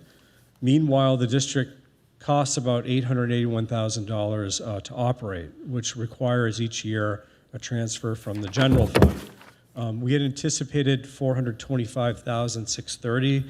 However, that difference is going to be a little bit lower at $422,865.40. So I apologize for those changes.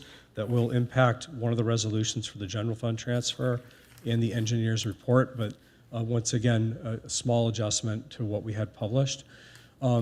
Any proposed increase for this, as we had discussed earlier tonight, would require a new ballot measure through the Prop 218 process.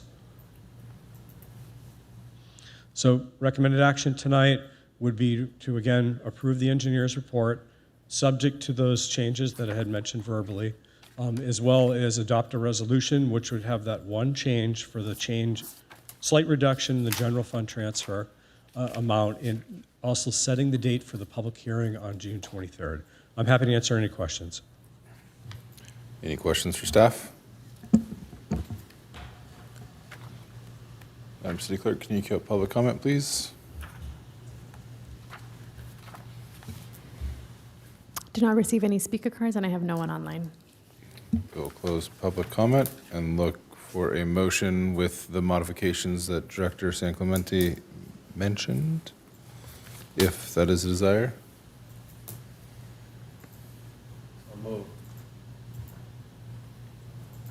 All right, is there a second? I'll second. Direction clear enough? Thank you. All those in favor say aye. Aye. Aye. Opposed? Motion passes 5-0. All right, I'm going to pass the meeting over to Mayor Pro Tem and recuse myself as I sit on the PERS board and don't want to take a position before the board does.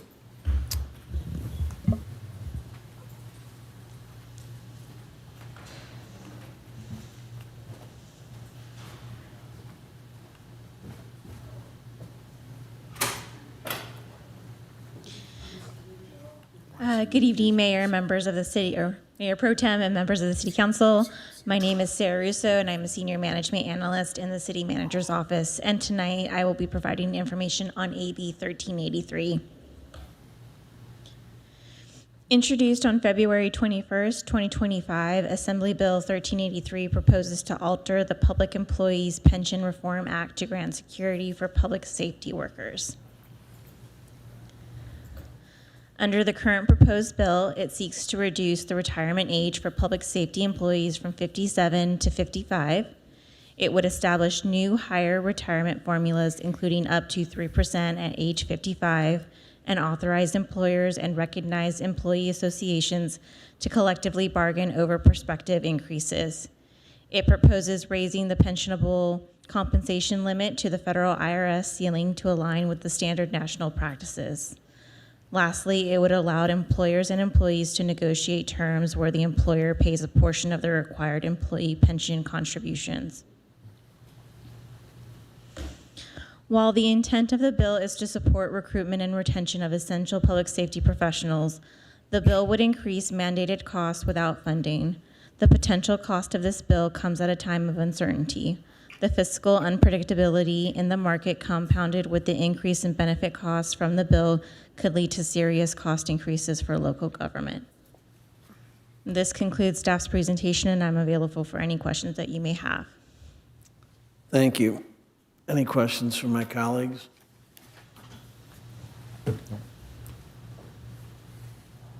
Seeing none, we'll allow the public to comment on this item.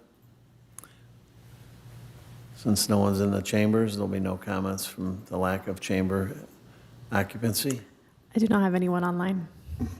Since we have no occupancy online, can I get a motion from my colleagues? I have a quick question. Bottom line, what does this cost us? It's going to cost us a portion of that $26 billion over 10 years. I'm sorry, say what?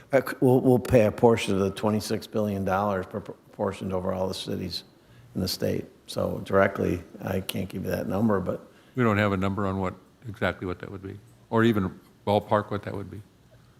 I guess if you took the current MOUs and reduced everything that the police officers have and then multiply it by whatever your term of negotiation you would want, it's undetermined at this time because it would be up to the bargaining group and the city council. a lot of this is more for the whole state also.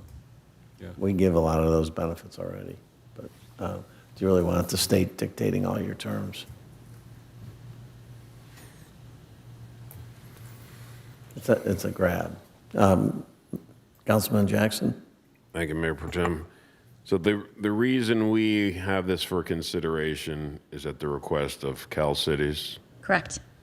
and they are strenuously opposed Correct. and are looking for member cities to do the same. Correct. Thank you. Just to make sure I was clear. Thank you. Can I get a motion from the floor, please? I'll move to accept staff recommendation and provide a letter of opposition to Assembly Bill 1383. I'll second that. Anyone want to speak to it? I'll call a question. Let's do a roll call. Councilmember Francois, Yes. Councilmember Jackson, Aye. Mayor DeToy is recused. Councilmember Seaman, Yes. Mayor Pro Tem Keegan. Aye. Motion passes 401 with an recused vote by Mayor DeToy. Steve, could you get Mike back?